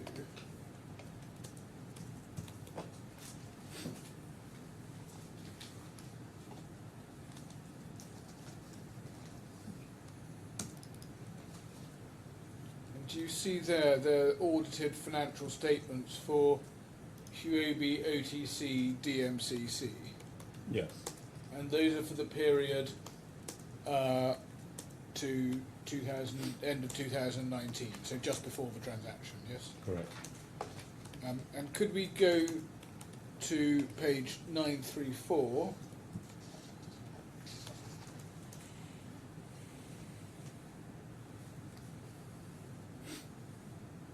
We have there the manager's report. If you look at the top of the page, you see that the manager is pleased to present his report together with the audited financial statements of HUOBI, OTC, DMCC.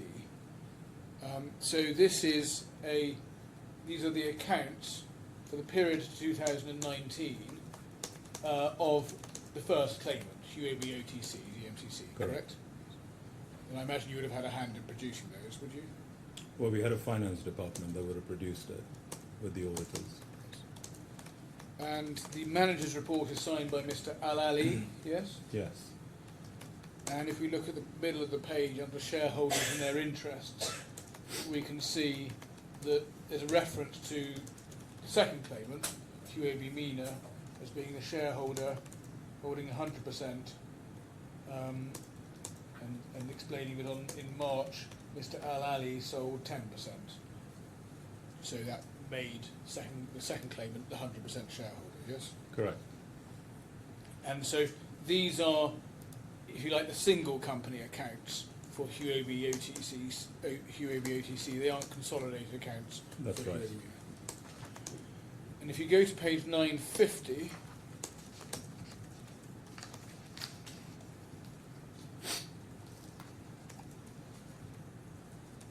you can see under these are the notes to the accounts. Just looking, for instance. I'm sorry, I have got different page number.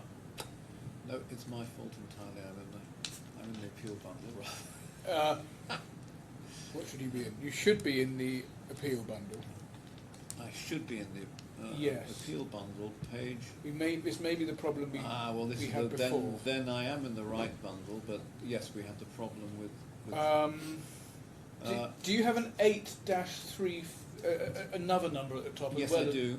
Well, I started at 8. The start of the accounts are at 8.324.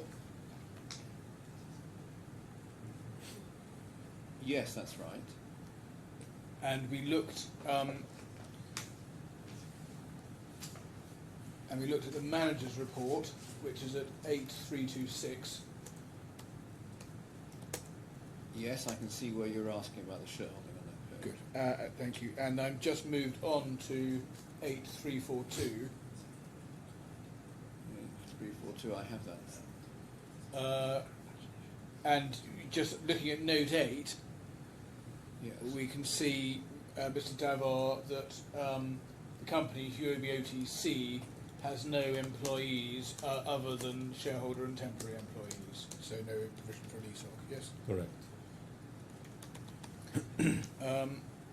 Now, going back to page 935, which for the judge's note is at 8.327.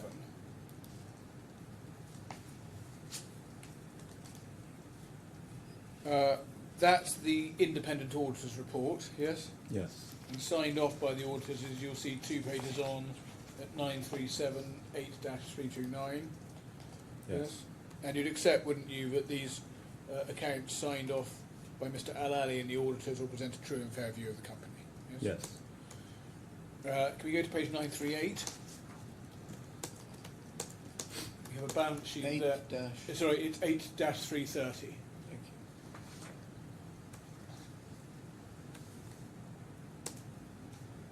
You have the balance sheet there, and you can turn, in terms of the assets, you can see there's two categories of asset. There's some other receivables and some cash and cash equivalents, yes? Yes. And then if we see the other receivables are quite small, and if we go to cash and cash equivalents, you get a description of that at page 950, which is at 8-342.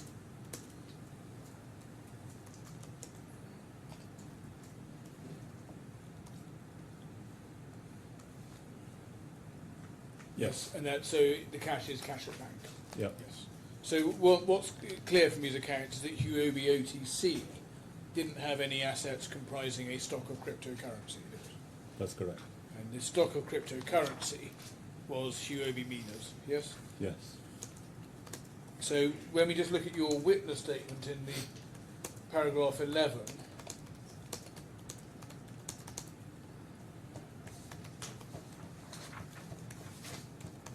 you talk about HUOBI MENA holding the bulk of the claimant's crypto assets. It was in fact HUOBI MENA that was the owner of the crypto assets, wasn't it? I'm sorry, which paragraph? Yeah, am I paragraph looking 11. at? Right. So it's at page 209 of the retrial bundle. Yeah. I think I'm just clarifying or perhaps agreeing with what you're saying, but just making sure I've understood it. You say HUOBI MENA also held the bulk of the claimant's crypto assets, but actually HUOBI MENA was the owner of the crypto assets, wasn't it? Correct. And as I understand it, HUOBI OTC carried out some smaller crypto transactions and also carried out off-exchange crypto to fiat transactions, yes? It carried out all OTC transactions. All fiat to crypto and crypto to fiat were only carried out by HUOBI DMCC. MENA never carried any fiat transactions.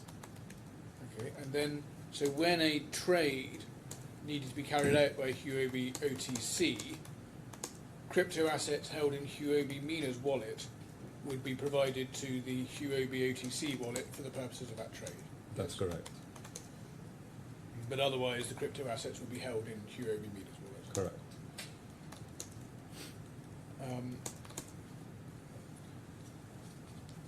And if, for instance, the trade fell through and the cryptocurrency didn't turn out to be required, the crypto would presumably be returned to HUOBI's wallet. Yes, I mean a small amount would be left there because we didn't want to go back and forth. So if there were small trades, they would carry on doing it. But clearly if it was a big trade, it would then come back. But ultimately it was all MENA's assets. Now, can we just now focus on the 300 Bitcoin that this litigation is concerned with? Now, you explain in your witness statement that of the 300 Bitcoin that were lost, 139 of them were from HUOBI MENA's own stock held in the HUOBI wallet. Correct. Is that right? Yes. Yes.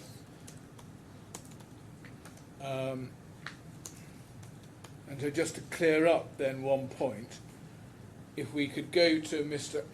Ali's witness statement from the first trial, which we'll find it in the appeal bundle at 453, and I'll give you a reference in a second. 628. Thank you. 6-28. Yes, 6-28, sorry.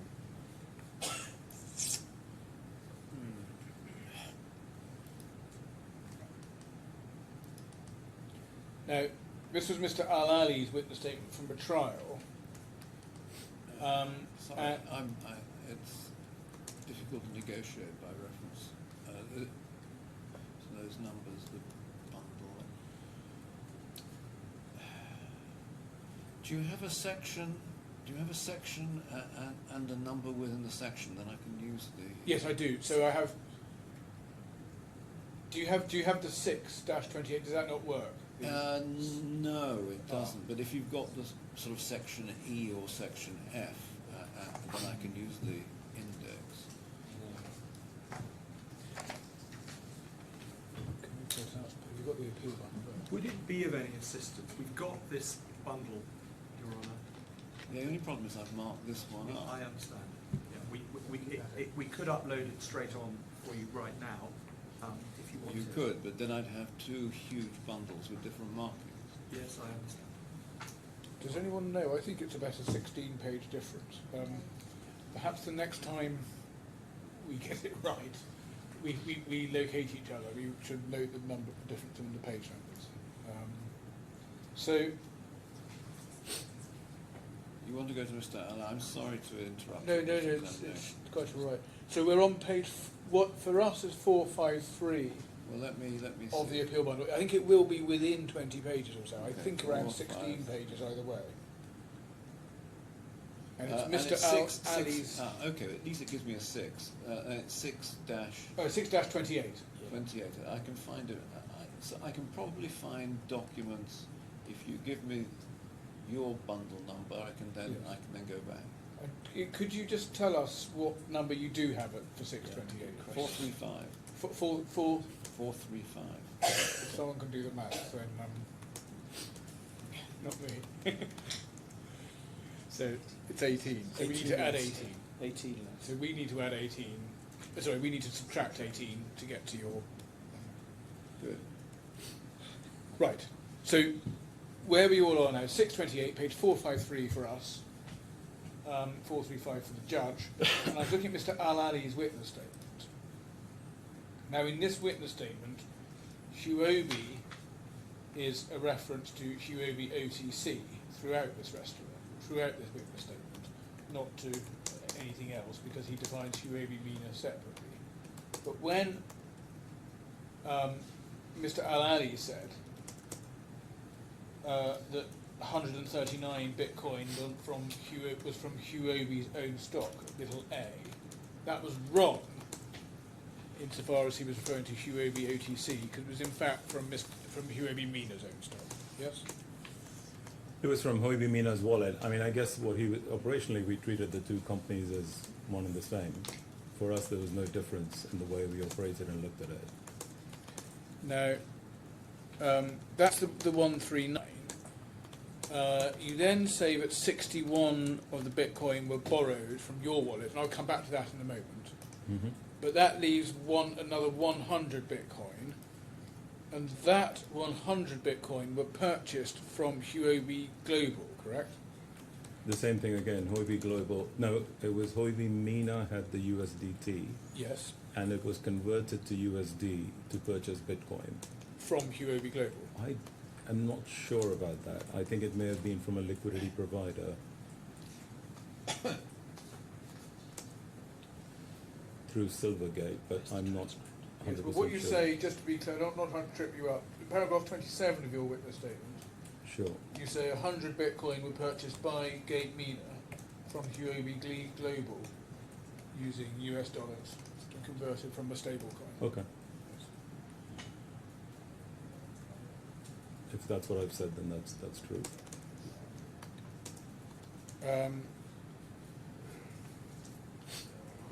And that stable coin it was converted from would also have been HUOBI MENA's digital assets held in Yes. HUOBI wallets, yes.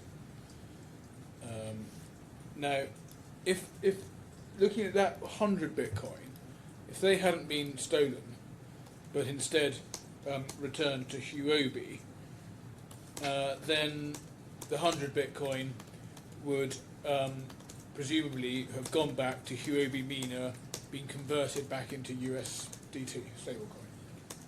So they would have gone back to HUOBI MENA for sure. That was the principle. Whether they would have been converted is difficult to say, because as a practice, we never converted BTC once we had it, because it was the philosophy of both HUOBI Group and MENA that it's an appreciating asset and we would hang on to it. We may have used it for other trades, we may have converted it, so it's difficult to say that 100% it would have been converted. It would just depend on what else was in the pipeline for OTC trades. But it would have definitely gone back to MENA's wallet, for sure. But, I mean, if you had been sort of desperately keen to hold everything in Bitcoin for its investment value, you could have converted it from the USDT in the first place. Well, we wouldn't speculate. So the stock that was collected was basically the income that we had earned from the BTC trades. And that's why I'm saying if we ended up with BTC, that's when that would come. But we would never buy BTC on the basis that we may think it's, gone down in price. But I'm not positing that scenario. I'm just saying, let's assume a transaction fails. So you convert from USDT for the trade. Yeah. The trade fails, so it's coming back to you. Yeah. What I'm suggesting is likelihood is you would have put it back into USDT. It could have been, or as I said, we could have used it for other trades, which is what we would have done. And then looking at the 139, that presumably you would have taken back into your wallet, HUOBI MENA wallet, and again used for other trades, yes? Yes, and that one I could tell you for sure would not have been converted to anything, would have been held at BTC. And that would have, and you were at that point obviously looking to trade the Bitcoin that you had, correct? Yes. And you would have been likely to have traded that Bitcoin within a period of months, presumably. Or days, just depends on what the pipeline was. Yes. Yeah. Now, so in the events that happened, neither that 239 Bitcoin nor its value did come back to HUOBI MENA, did it? And none of the 300 came back. I'm going to come on to 61. I'm just trying to. It's probably helpful for everyone if we just work out what the different parcels sure. are. No, it didn't come back. So none of it came back. No. Yes. So I'm just looking at the 239 at the moment. Right. And if you ignore HUOBI MENA and just look at HUOBI OTC, then that company ended up with the same number of Bitcoin in the events that happened as it would have done if the loss hadn't occurred, had it? Yeah, if they would have come back to HUOBI DMCC, it would have just transferred it back to MENA and kept the commission as it's earning until the next trade. And HUOBI OTC didn't reimburse HUOBI MENA in any way for the 239 BTC, did it? It couldn't, it didn't have the money, it was, the assets were MENA's. But it wasn't asked to, was it? No, we controlled 100% of it, so there was nothing for us to get from DMCC. And if you look at the 239 BTC would have been worth in the region of $2.39 million in this period in 2020, roughly. Approximately, yes. So between sort of 8 and 9 million dirhams. Right. That order. I mean, I know exchange rates fluctuate around, but of that order of magnitude, 8 to 9. At the million. time of the trade, Yes. that sounds right, Yes. Now, can we look at the retrial bundle, page 231?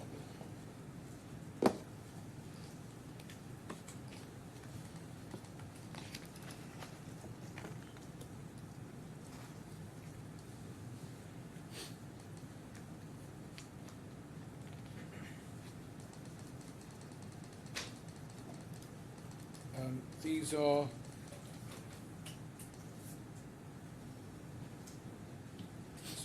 some more accounts for. Just give me 1 moment. Let's find them.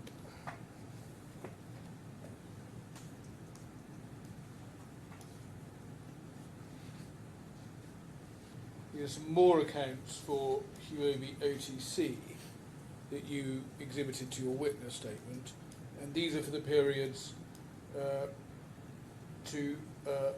up to June 2021. So it covers the period to June 2021. Yes. Yes. And what you'll also see in them is, because of the usual accounts convention of stating the previous year, you'll also see accounts up to the period to the end of 2020. Just to give you an example of that, the financial position on page 237, showing a balance sheet, shows both years. As of June 30th, yeah. Yes. So you get June 2021, but you can also see the previous December 2020 figures. I don't think that should be December. I would imagine that's also as of June 30th, 2020. If they're comparing it, it should be like for like. I'm not sure that's right because we can check that, but you'll recall the previous financial year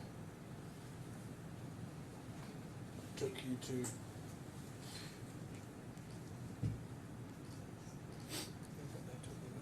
we can check that. I think the previous financial year took you to December 2020. So I think you are looking at, I think you do have a 12 months and then a 6 months, because these are the accounts prepared shortly before you transfer before you sell the Yes. company. Yeah. Okay. I will need to check that. We can check. We can all. Don't worry. We can check Sure. that after we're out of the witness box. And these will also show a true and fair view of the financial position of HUOBI OTC, won't they? Yes. Yes. Now, if we look at the profit and loss account at page 238.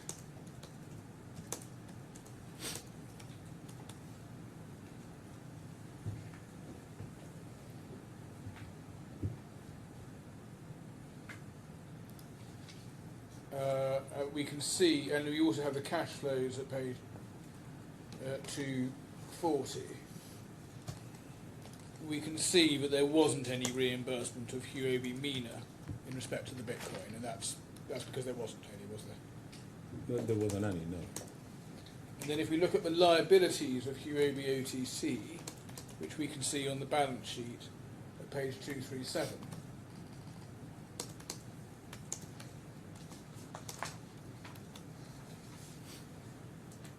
we can see that there's very small liabilities for the period to 2020, and no liabilities for the period to June 2021. Yes. Yes. And that June 2021 date is just before the assignment of the claim to HUOBI MENA, isn't it? Just before the sale. Yes, although I don't remember the exact date. I know it's in my statement if it was September or if it was earlier than that. But we can see, as at both these dates, just say, could you speak up a bit when you answer the question? Yes. I can hear you, but I think it's a bit harder over on that side of the court.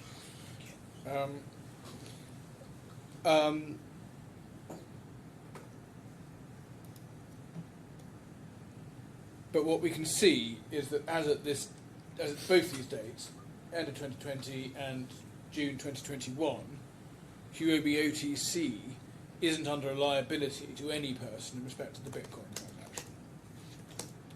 In respect of the 300 Bitcoins? Yes. No. That was in MENA's accounts. And if you go just to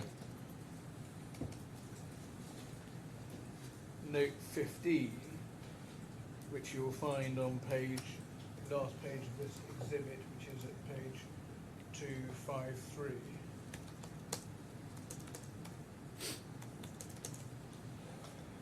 At note 15, you'll see there's no contingent liability either.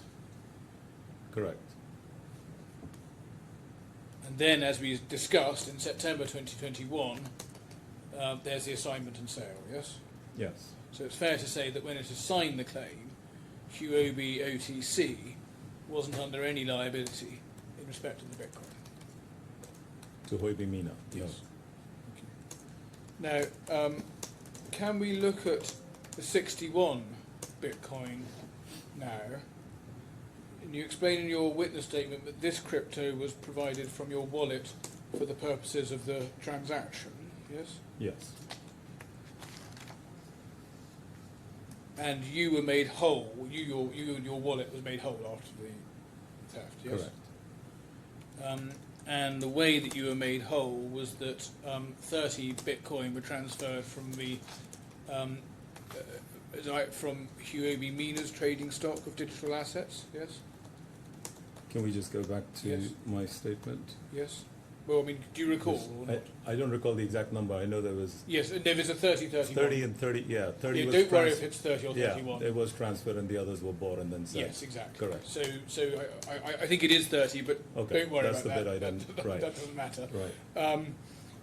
But you got those essentially are HUOBI MENA's trading stock of digital assets being used to transfer back and make you Correct. whole for that portion. Correct. Yes. And then the other portion, which I think is 31, but we can check, was purchased in the market for $288,900 using funds in the Silvergate accounts. Yes. Correct. And that itself was also a loss suffered by HUOBI MENA rather than HUOBI OTC, wasn't it? Well, as I said, we always looked at it as one group. We never distinguished between the companies as such. The DMCC company was an extension of MENA to perform OTC trades because it was licensed as a prop trader, but the assets were always held by MENA because MENA generated the income. So on that basis, it is HUOBI MENA who's suffering the loss. Yes, this is its money. Well, yeah, the HUOBI group as such suffered the loss, yes. But it's HUOBI MENA's money. It was HUOBI MENA's assets, correct. Yes. Now, thank you. I'm just going to ask you a little bit more now about the transaction itself. And we know from the evidence at trial that the buyer was introduced to HUOBI by a person named Rudolph. Yes, do you recall that? Yes. And could we go to retrial bundle 5667?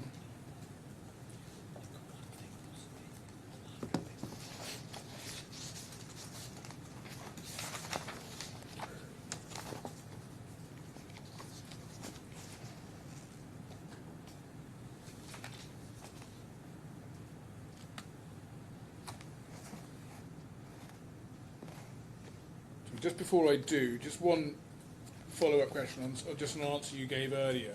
We talked about how if take the 139 Bitcoin, if it had come back to HUOBI MENA, you accepted that they would have been traded and used as your trading stock. What sort of transactions would that have been in? Again, it would be Probably. I mean, obviously you can't crystal ball. similar kind of transactions. If somebody wants to buy Bitcoin for fiat, we would trade those in, and then that would be it. OTC. Yeah, OTC. So like typically dollars for Bitcoin. Yeah. Now, so let's go back to where I was. We know from the evidence at trial that the buyer was introduced by HUOBI by Rudolph, and I was going to ask you to look at retrial bundle page 5667. This is a WhatsApp exchange, which is in you may recall this is quite newly disclosed material that wasn't available at trial. Can we look at the bottom of the page? This is after the loss. So we're looking at so it's the day after, looking at the 4th of February, and it's exchange between you and Mr. Saxena, who's on a different number for the purposes of this exchange. That's why it's under Shantnu Mum. He says at the bottom, lost commission in trade was around 80,000. I need to check with Sultan as I send him the commission details. You then say our share was half, right? But then he says the way I learnt from Sultan was we get entire 2.8%. Did not discuss anything about splitting with anyone. Russians were dealing directly with TABARAK. You then say no, we were supposed to share 50% with that idiot Rudolph. So you were going to share 50% of your commission on the trade with Rudolph, correct? That was clearly given that message, that would have been my recollection, but ultimately the discussions were between him and Sultan, so, this was a moving feast. So that's why Shantanu is saying he needs to check with Sultan as to what the final arrangement was. And that would have netted you $40,000 and not $80,000. Based on that, yes, if that was true. And then can we look at your WhatsApp exchange with Mr. Al-Ali? If we go to bundle 1421, which might be 1403 for a judge.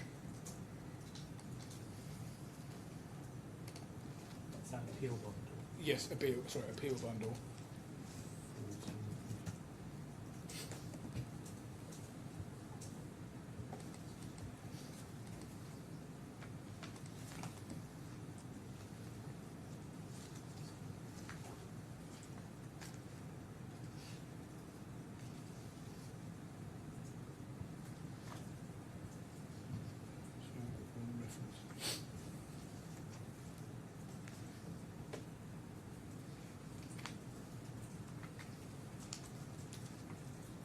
Yes, sorry.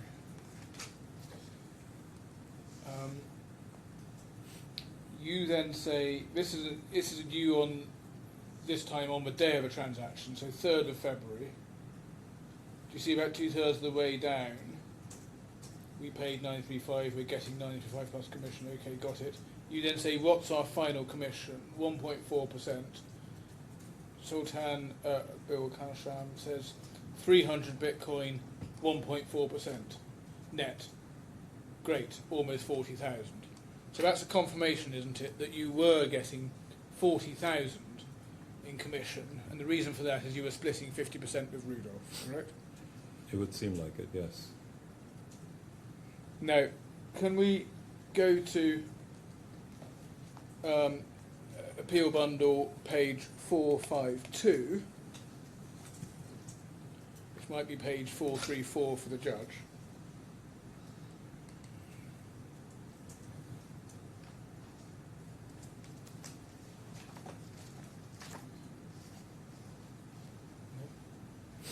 And this is Mr. Al-Ali's evidence. Just so you can see where, just so I don't want to take you to the middle of a document out of nowhere. If you go to start with page 426, which might be 408 for the judge, you can see the beginning of the witness statement. Right. So it's the witness statement for trial. And now I'd like to go to paragraph 98 of Mr. Al-Ali's evidence, which is at 452, 6-27, 434 for the judge.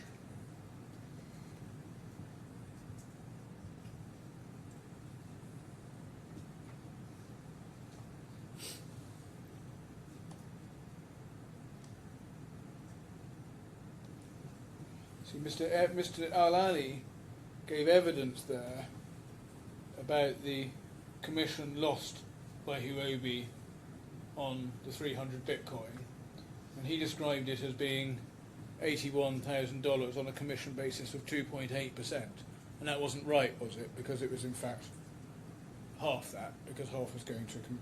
Yeah, I mean, from what we've seen, it looks like the gross commission, not the net commission.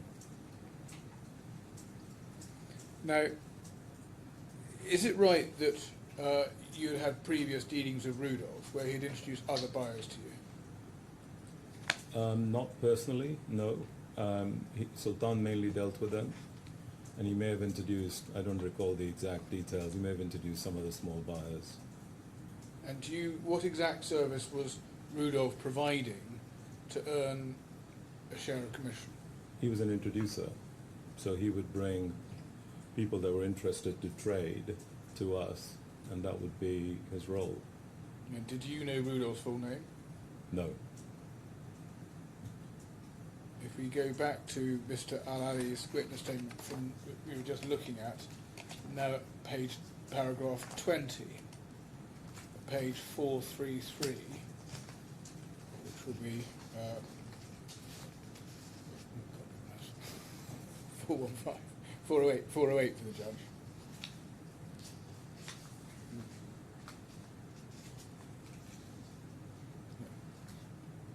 No, that's right, first one, 415. 415 for the judge.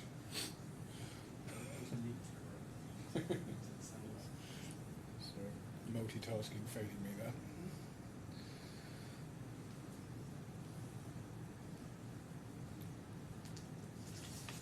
You'll see that page 433, you'll see at paragraph 20, Mr. Al-Ali also, first line, not aware of Rudolph's surname.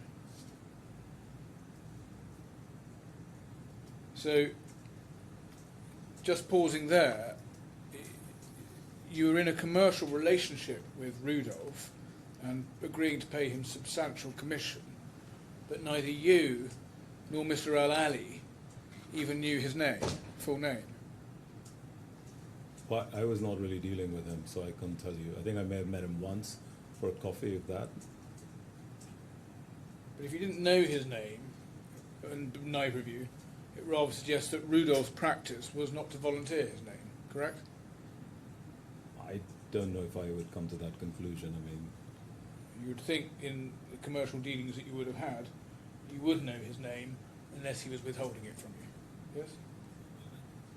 I honestly, I don't know if Sultan asked him and he refused to tell him. I mean, I never asked him. As I said, I had no dealings with him, so I have no knowledge of it. And why were you prepared to have this commercial relationship with someone about whom you knew so little? Well, his role was purely an introducer one, so he wasn't involved in anything else. If the deal went through, then he would get paid. If the deal didn't go through and we didn't earn anything, he wouldn't get paid, which is very common in the crypto world.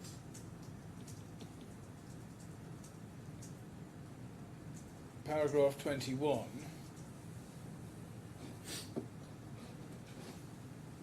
It says Rudolph reserved several customers, including the buyer, to HUOBI.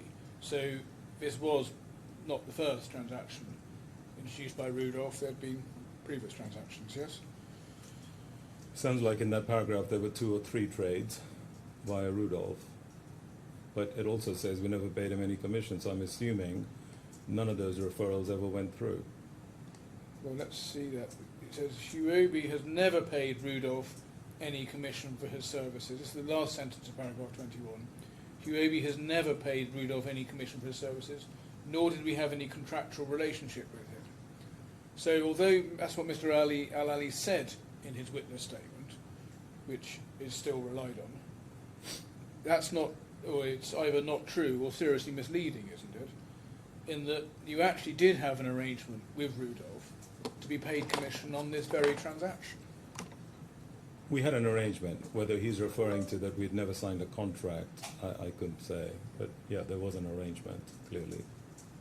But you'd accept, wouldn't you, that the impression given by this evidence is entirely incorrect, because it's not disclosing. It's giving the impression there isn't a commission entitlement for Rudolph, and you don't have contractual relationship with him, but in fact you had an agreed arrangement that he would receive commission on this deal. I mean, he does acknowledge that the client came from Rudolph, so I'm not sure he's trying to hide that fact, is he? Well, he's hiding the fact that you had a commission arrangement in which you were going to give half your commission to Rudolph. I couldn't comment on that. I was not privy to those discussions. And do you understand that when this case went to the first trial, that was the basis on which it was put, and that was the basis on which it was being said that there was 80,000 in lost commission? Yes, in his statement he's identified 80,000 as the gross commission. And would it be fair to say that the evidence given by HUOBI's representatives at trial concealed this feature of the transaction because it was one of a number of features showing the risky and unorthodox nature of HUOBI's practices surrounding this transaction? No, I don't agree with that.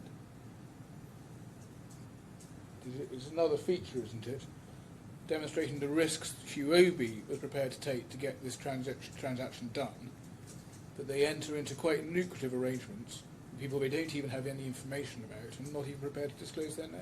No, as I said to you, it is very common in the crypto to have introducers that get paid a success fee for introducing trades. There's nothing uncommon about this at all.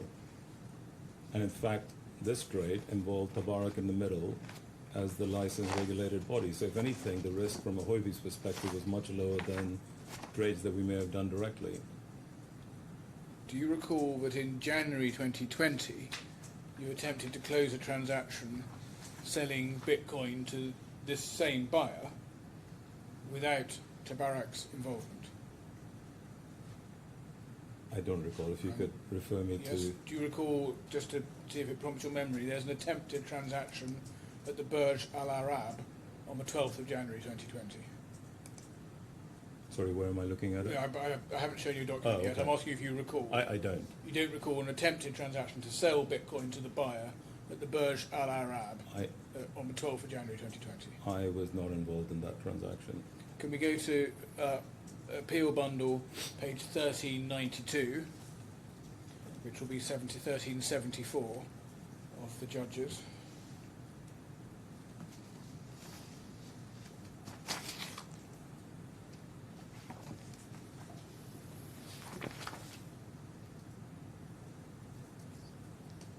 So this is your WhatsApp exchange on the 12th of January with Mr. Al-Ali. You see 2/3 of the way down the page. Yeah. He says, do you think they'll be able to do a deal today? Forget about the rating. You then say, I haven't heard anything from them, so I'm not sure, but I don't think so. And then Mr. Al-Ali forwards you something from Rudolph. Good morning. I hope the guys, MS with the coins, are here. FJ, that's usually Mr. Morozov, called me. We are all ready. One guy will arrive at 3 p.m. So we will meet all 5 p.m. on Burj Al Arab. Then Sultan says from Rudolph, and you say, are we ready? So does that prompt your memory that there was an attempt to do this transaction with the buyer on 12th of January? Yes, looks like it, yeah. But I don't believe I was at that meeting. No, at I'm all. not suggesting you were at the meeting. Yeah. But you recall No, that you were... yeah, clearly, and if that's the message exchange, then there was an attempt earlier, yes.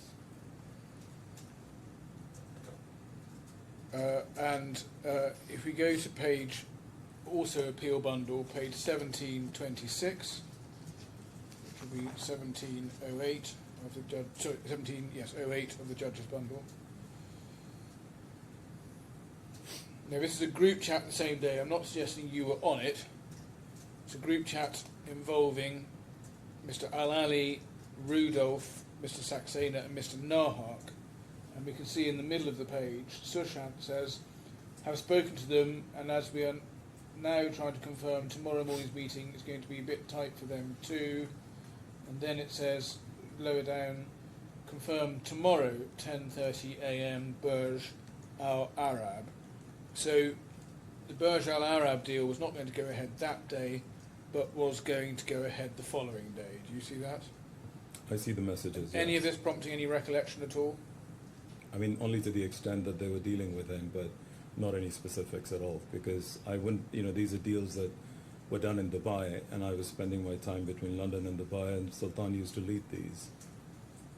And if we go then to the thread for the following day, when the deal was being rearranged for, that's at 13:45. So Appeal Bundle 13:45, Judges Bundle 13:27.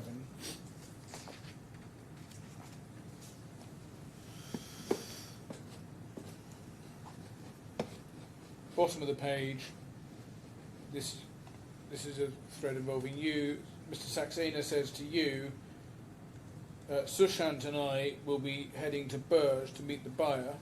The seller is also coming there, aiming to do a POC and POF today and agree the process and do the trade. You then say, good luck, okay, great, good luck. Make the terms very clear to Rudolph, and also how we will get paid. Yes, so you were, whatever you can recall now, you were in fact involved in this transaction at the time, even though you weren't there at the Burj, because it's being reported to you, isn't it? Well, it was reported to me, but I wouldn't say I was involved in discussions with Rudolph directly. So Shantanu used to update me on all the transactions, or at least the material ones, and that's what he's doing, and I'm just telling him make sure that the terms are clarified to everybody concerned.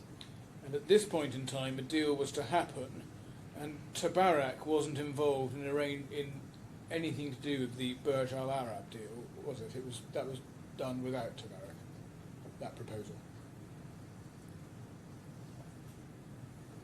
That's how it appears to be, yes. I honestly have no recollection of this transaction. It's 6 years ago. And as we can see from your WhatsApp, one of the things that needed to be arranged was the process, including the process for how HUOBI was going to get paid, yes? Correct. And that deal didn't end up getting done at the Burj Al Arab, did I don't think so, because we read earlier that we never paid Rudolph anything, so none of the deals he brought ever got done. Can we go to, let's look at what happened 2 days later. If we go to Appeal Bundle, page 1347, which is 1329 of the Judge's Bundle.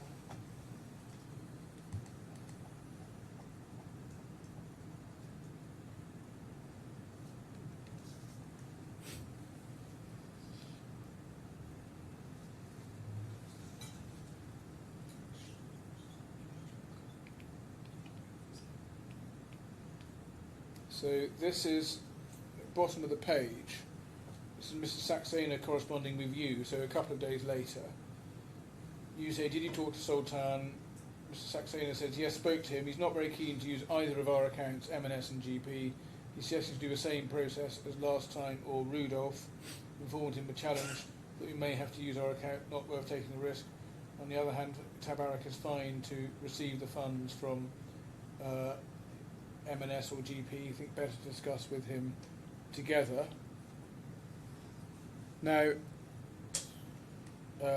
then he says, then Mr. Saxena says at the bottom, the major risk is our account if things go wrong. Let's discuss.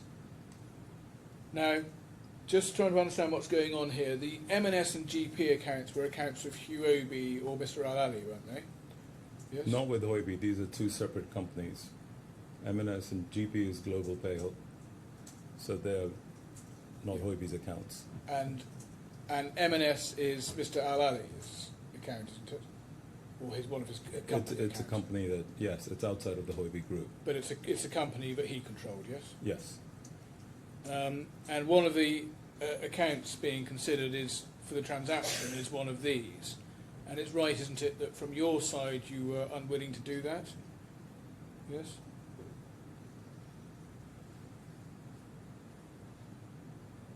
No, I don't think so. I mean, it appears to me that he had concerns, and I'm saying we should use Silvergate.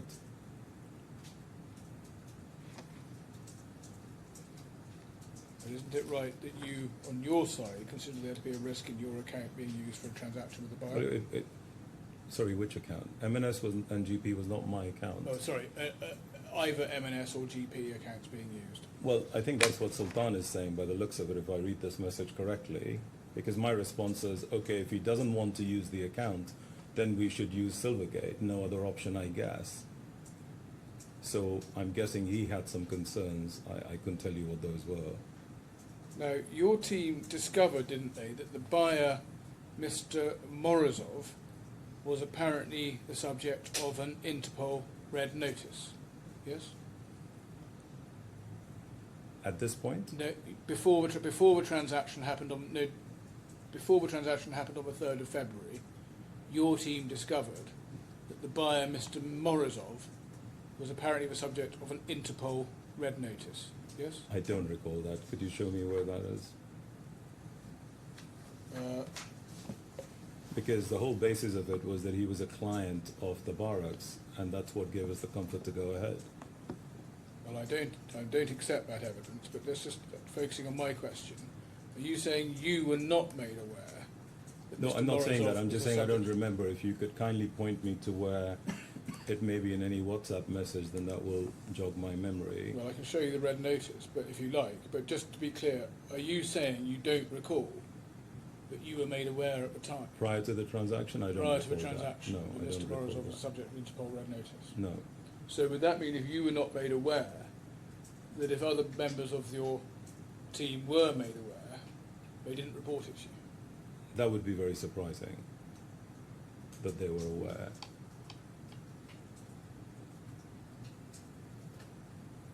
I'll come back to that reference.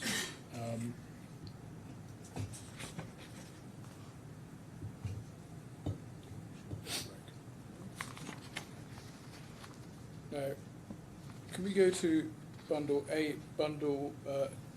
Appeal Bundle, page 1626?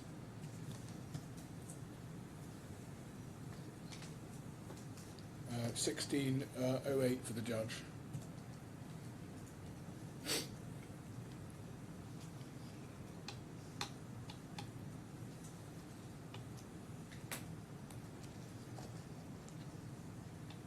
this is a WhatsApp thread between Mr. Ali and Rudolph. It's the day before the transaction, so it's the second of February, and you'll see Mr. Ali forwards Rudolph an article. I'm about to look at that, but it's headed "Kraken identifies critical flaw in Trezor hardware wallet." And left Jenny already there, can't reach him. Do you see that? Yes. And the article is at page, you go to 1272.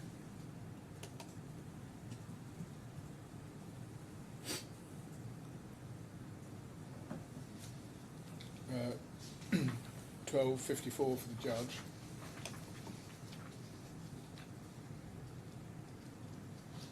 And you see that's an article from Kraken identifies critical flaw in Trezor hardware wallets. And if we go 2 pages on, page 1274, it says at the top, "Until then, here is what you can do to protect yourself. Do not allow anyone physical access to your Trezor wallet. You could permanently lose your crypto." Now, did Mr. Ali tell you about this at the time? He may have done. I couldn't tell you. Do you recall whether he explained to you, this is the day before the transaction, that he was forwarding information to Rudolph about the lack of security of a cold Trezor wallet if it got into the physical possession of someone else? I don't recall if he did, honestly. Unless he forwarded me the same article, I don't recall seeing it. And do you accept that it means that Mr. Ali should have been even more alive to the risk of a buyer introducing a new cold wallet into a transaction and not using the existing arrangements? Well, my understanding is that he got comfortable because TABARAK, who was acting as the custodian, got comfortable by using the buyer's wallet. It was their modus operandi that was agreed. Well, that was evidence given by Mr. Ali at the first trial, which the judge rejected. I could only go by what he told me when I called him up. Now, let's look at what happened on the day of the transaction. Now, you weren't present, were you? No, I was in London. And you came to be told in the course of the day that Mr. Ali had agreed to the release of the coins before money had been received by TABARAK, yes? Yes, I believe Shantanu told me that when I woke up. And you regarded it as particularly risky, didn't you, for Mr. Ali to agree to transfer the coins before the money had been received in cleared funds in TABARAK's account, yes? So I think you're referring to a WhatsApp exchange, right, between me and Shantanu? Because I think it's important to put, when I said risky, what is that risk? In my mind, the risk was that we had hedged this transaction, which had a cost to us, and because now there would be a delay in getting the money, or we would get the coins back, we would have to unwind that hedge and incur a loss, and the deal won't happen. That's the risk that I was talking about. And at that point, you know, you've got to remember, I've just woken up to a message that is a change of modus operandi, and I think I say in that message, let me talk to Sultan to get the briefing of exactly what happened in the room. But that was the risk in my mind when I said it. Well, let's see what you said in your Please. WhatsApp threads to see if that works. Can we go to page 1355?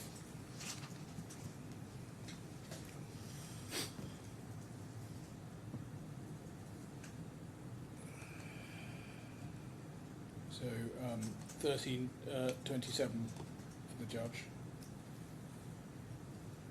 So this is your WhatsApp thread with Mr. Saxena. He says at the bottom of the page, well, you start at the bottom of the page saying, "Morning, it's good we finally closed an OTC deal. Did the process go smooth? I think they want to do more, which is good." Mr. Saxena says, "Hi, morning. At the moment, the coins are still with TABARAK. We are waiting for them to transfer the funds to our account. Yes, they will do more, but I don't want to leave until they do the wire to our account." The process was not too complicated, actually, and they reflected on a lot of things. And then you say, "Why haven't they done the wire?"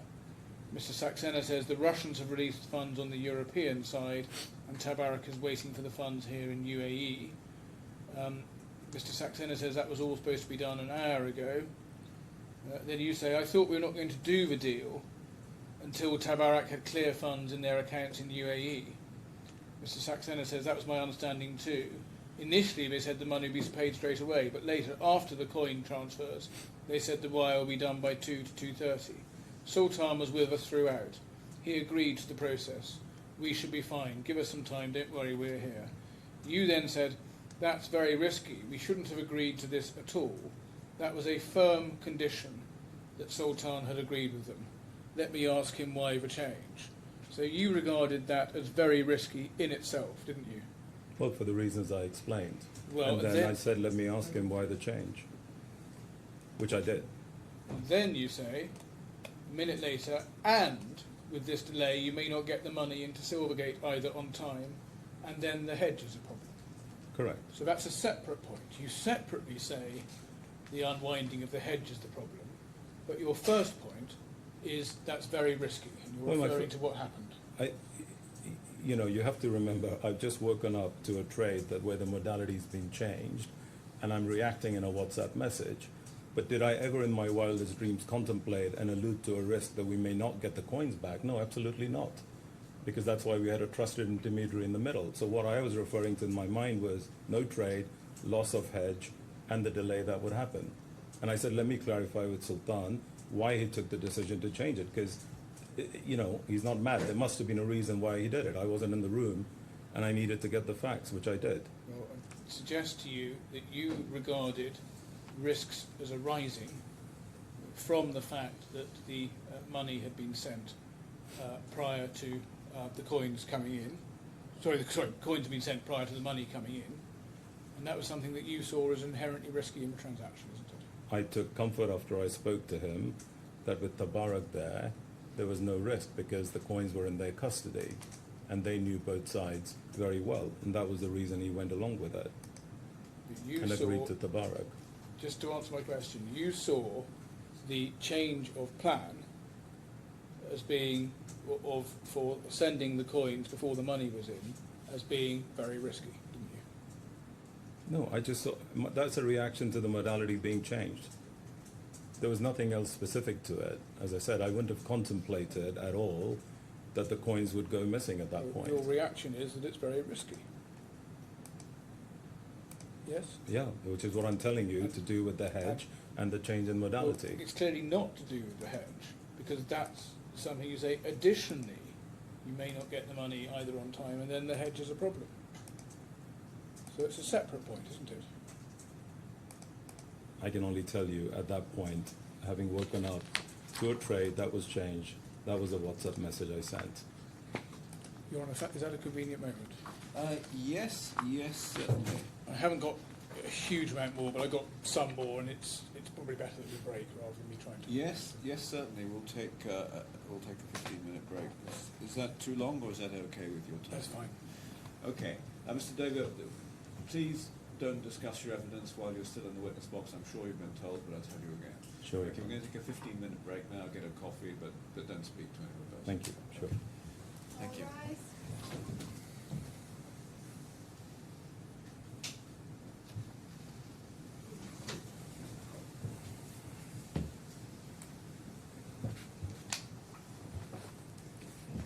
Devar, could we go to Appeal Bundle page 1422, so that's 1404 for the 1404 for the judge.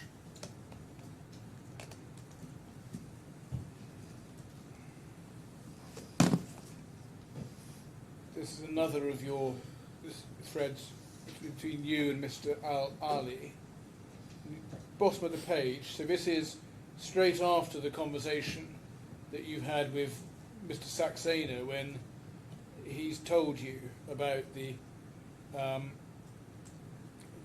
change of plan and the fact that money has gone, the coins have gone before the money's been received. And you say, didn't TABARAK have the money before we gave them the coins? Looks like we are still waiting for the money to arrive at TABARAK. I thought that was a precondition to our deal, So Mr. Al-Ali says, I spoke to the CEO, he gave reassurance, but even though TABARAK will be able to process till tomorrow morning, and just pausing there, it was not suggested at trial by Mr. Al-Ali that he'd had any assurance from the CEO. But that's something he said to you, so I'm not going to ask you about that. Your response, very risky, let's hope it work out, prayer emoji. So again, entirely clear that you regard the fact that the money has got, the coins have gone before the money has come in, as very risky. Yes? As I said to you before, it's the same thing till I got hold of Sultan to understand, because at that point I had tried calling him and I couldn't get hold of him. But the issue was the same. There was a change in modality. I was not in the room. I didn't know the basis of the change. And so all I'm saying is, with no facts there, why has it changed? But completely unreal to say that this is something to do with you unwinding your hedge or anything like that. You thought the fact of the change was risky, didn't you? Well, the only risk to us would be the unwinding of the trade. What other risk could there be, given TABARAK was in the middle of the transaction and they were in charge as a custodian? Well, you plainly thought there was a risk, because not related to the unwinding of a change, because you said both to Mr. Saxena and to Mr. Al-Ali, very risky. Correct? Yeah, that's my reaction to tell me details. Why did you change the modality? And let's look at what Mr. Al-Ali had told you about this part of the arrangement. If we go to page Appeal Bundle 1409,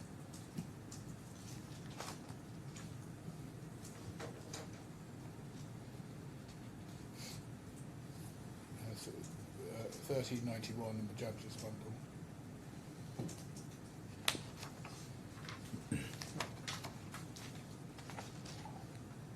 This is earlier in your WhatsApp thread with Mr. Al-Ali.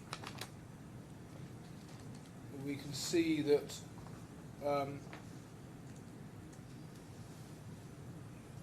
if we go on to the next page, page 1410.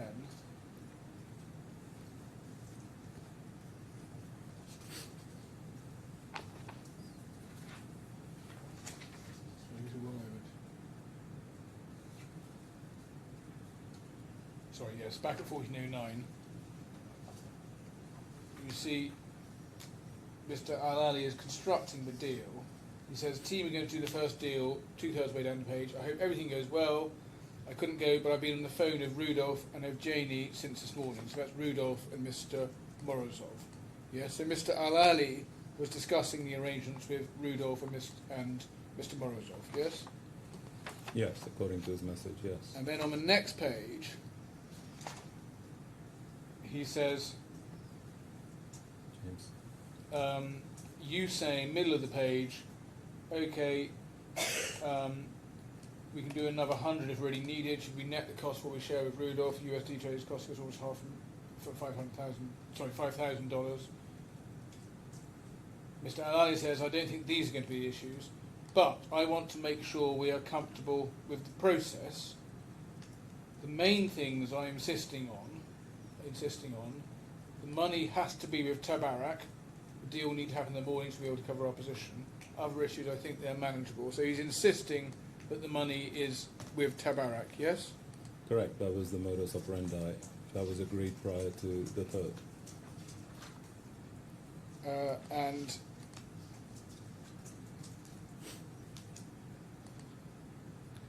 later that day, over the page, 1411,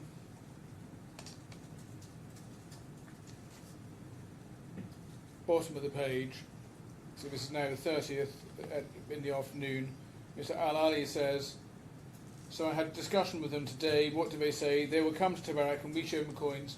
They transfer the amount for 1,000 Bitcoin to TABARAK. Once the fund in TABARAK, we do the deal. So again, Mr. Al-Ali making it clear that only once the funds are in TABARAK that the deal is done. Yes? Correct. And then over the page at 1412,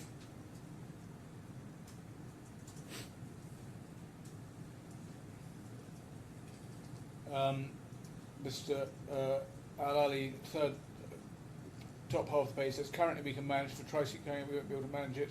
You say I can arrange another 100 coins, but better let them take 200 Bitcoin and 950 USDT. Mr. Davar, you. I don't think I know, because I don't know if these guys will really do it, because Tabarak said they already had money, so why say they will transfer? And Mr. Al-Ali, this is not a problem, the deal is not happening till the fund in Tabarak. So yet again, making it very clear that the coins will not be transferred until the money has gone into Tabarak. Yes? Yes. And what Mr. Al-Ali was doing was in agreeing to transfer the coins early was contrary to the plan, wasn't it? It was contrary to the modality that had been agreed prior to the 3rd of Feb, and then a new basis was agreed at the meeting. A new wallet was agreed at the meeting. I'm just saying a new modality was agreed at the meeting, because clearly the They coins did were- something else at the meeting. Yes, to this process, in Mr. agreement with Tabarak. Mr. Saxena told you that it was also his understanding that the arrangement was that HUOBI wouldn't transfer the coins until there was clear funds, yes? Yes. And so you would have expected him, wouldn't you, to have warned Mr. Al-Ali specifically that there are risks in not waiting for the money to go into Tabarak's account, yes? For Shantanu to have warned him? Yes. I mean, they were both there in the room together, so I don't know what conversations took place. No, but he ought to have warned him, do you think? If he had a concern, he should have expressed it, yeah.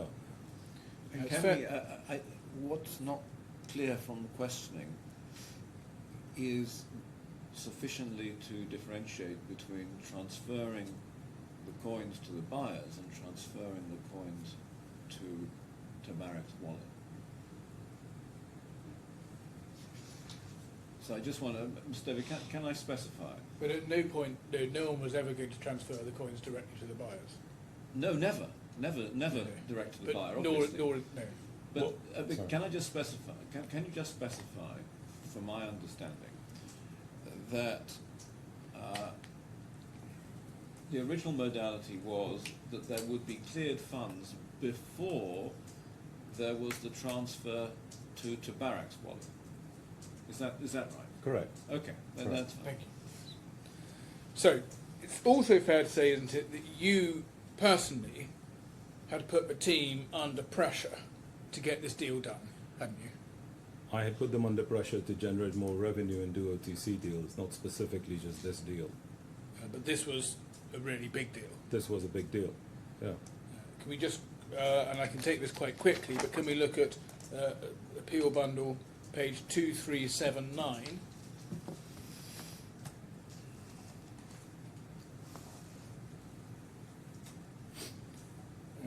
So it's 2361 in the Judges Bundle. This is you, Mr. Saxena, again. This is now 1st of February. Yeah. No, sorry. Yes, 1st of February. You say, guys, Alan's pushing very hard on OTC deals. I explained to him as a pipeline, but he pointed out that it has been 2 months. We have not done one OTC deal. Robin wants to talk to me next week. He said the was getting very impatient. No license, no OTC deals, no cloud deal. I told him about Barency, but of course not live yet. Loss making, Turkey delayed, expenses up. They start questioning why they need the JV.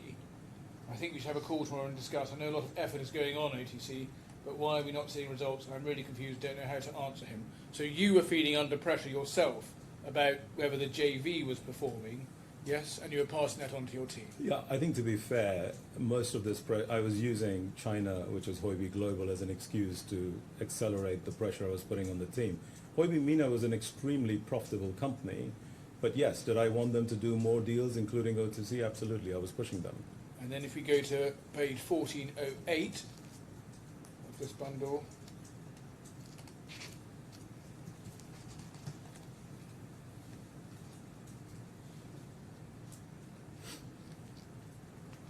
you say at the top of the page,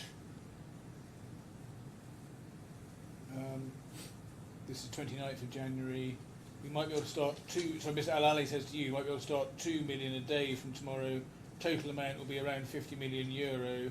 Mr. Alley then says, well, 200 So Bitcoin. that's in my bundle. That's So it's 1390. 1390.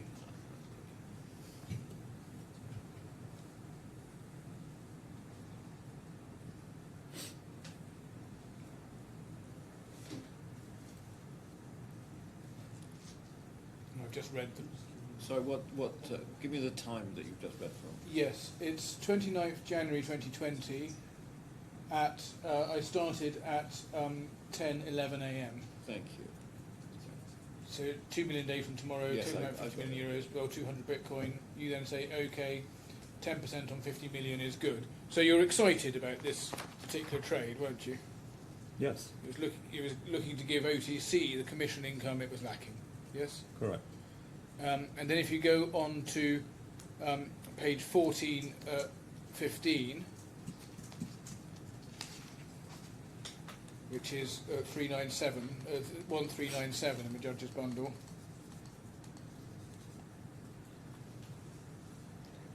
you then say, third way, top down the page, my message on HUOBI MENA is to put pressure on Shantanu. No such call from Alan, but it has now been 2 months and no result at all.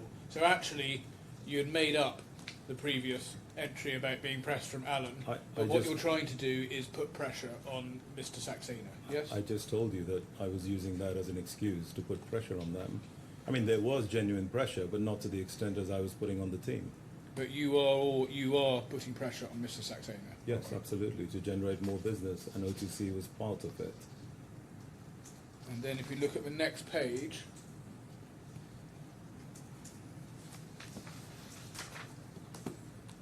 so it's 1416.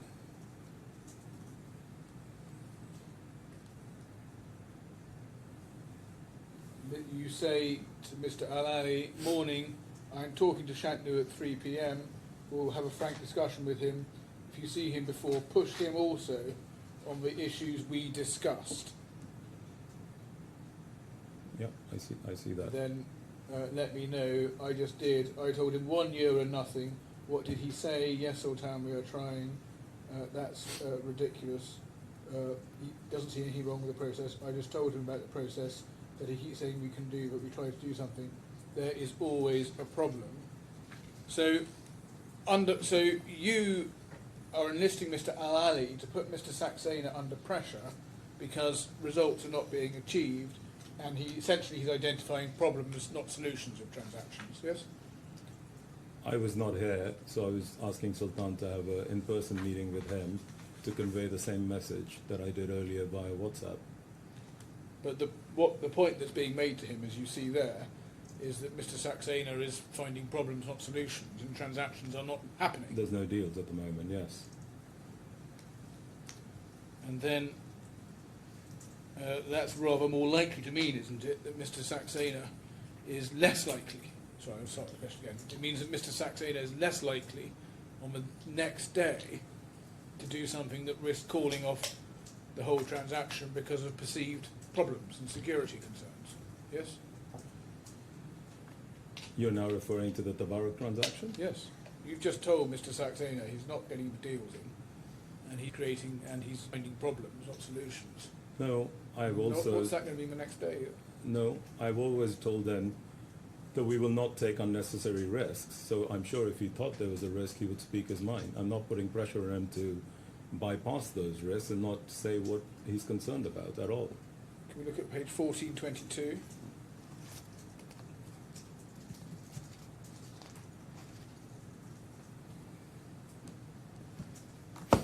This is the day of the transaction.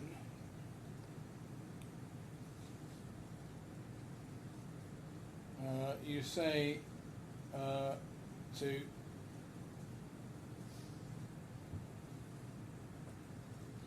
let's just start at the bottom of the page. So we start off before the problem has been understood.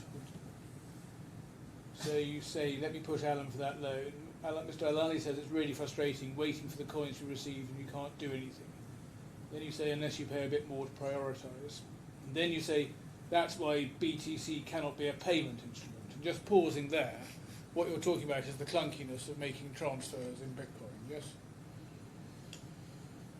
I was talking about the time it takes to confirm the transaction, because that's what he's referring to. And then you go on to say, how is Shantanu must be relieved to have done a deal, yes?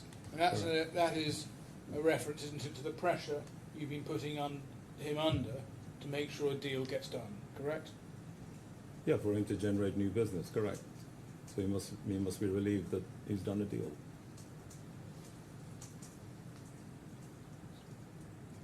And then just lower down, after this congratulations to each other and Mr. Al-Ali saying a group effort, you say, don't tell Shantanu, he still needs to get some deals. So keep the pressure on, Mr. Saxena. Yeah?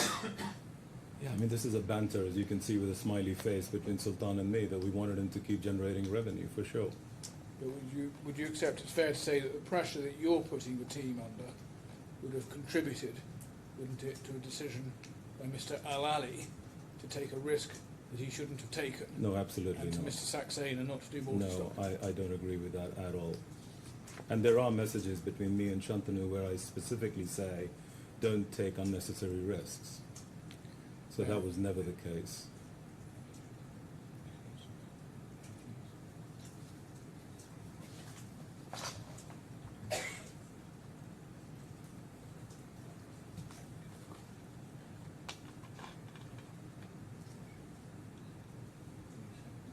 Just give me one moment.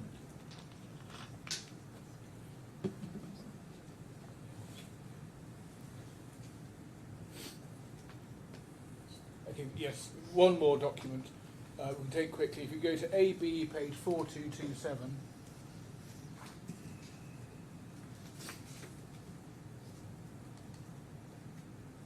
Do you see there's an email sent to you?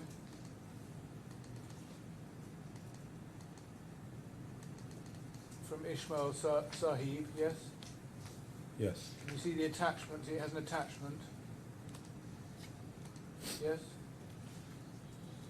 Yep. And if you scroll up, you'll see what's attached. And that is the Interpol, the risk centre notification of an Interpol red notice of Mr. Morozov. Does that prompt your recollection or not? Yes, it was clearly sent to me. Yeah. Thank you. No further questions. And I Sorry, can I just have the reference for that? Yes, I'm sorry. It's the email to Mr. Davar was at 4227, which is 4219, No, 09. and the red notice. 4209. Oh, sorry, 4209. Thank you. And the and the notification of the red notice is a few documents up, 4225 at 4207 in your bundle. I mean, could I just add that clearly this wouldn't have been ignored, so there would have been the right diligence done on this. And I see on the Interpol warning it says this person should be considered innocent until proven guilty. And I'm sure Sultan would have had conversations with Tabarak about it as well. Thank you, Mr. Davar. Thank you.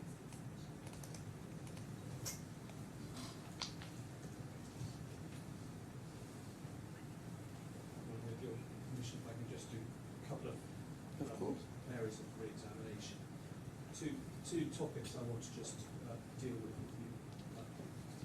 First is the one that has formed subject matter of quite a lengthy period of cross-examination in the last half an hour or more.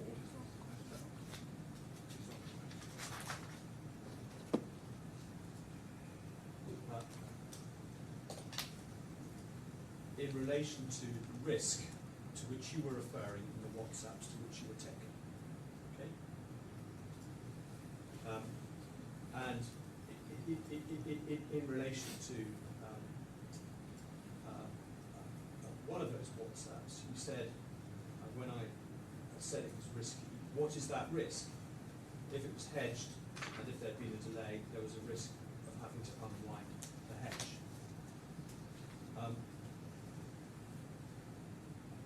Can I show you a WhatsApp that you were shown? And ask you what you understand it to mean. At page 1410, Which bundle? that would be 1392, for your honour. I'm now in the position of doing the maths on my feet. It should have 9 hash 90 at the top. Yep. Thank you. And this is on the 30th of January at 11:26.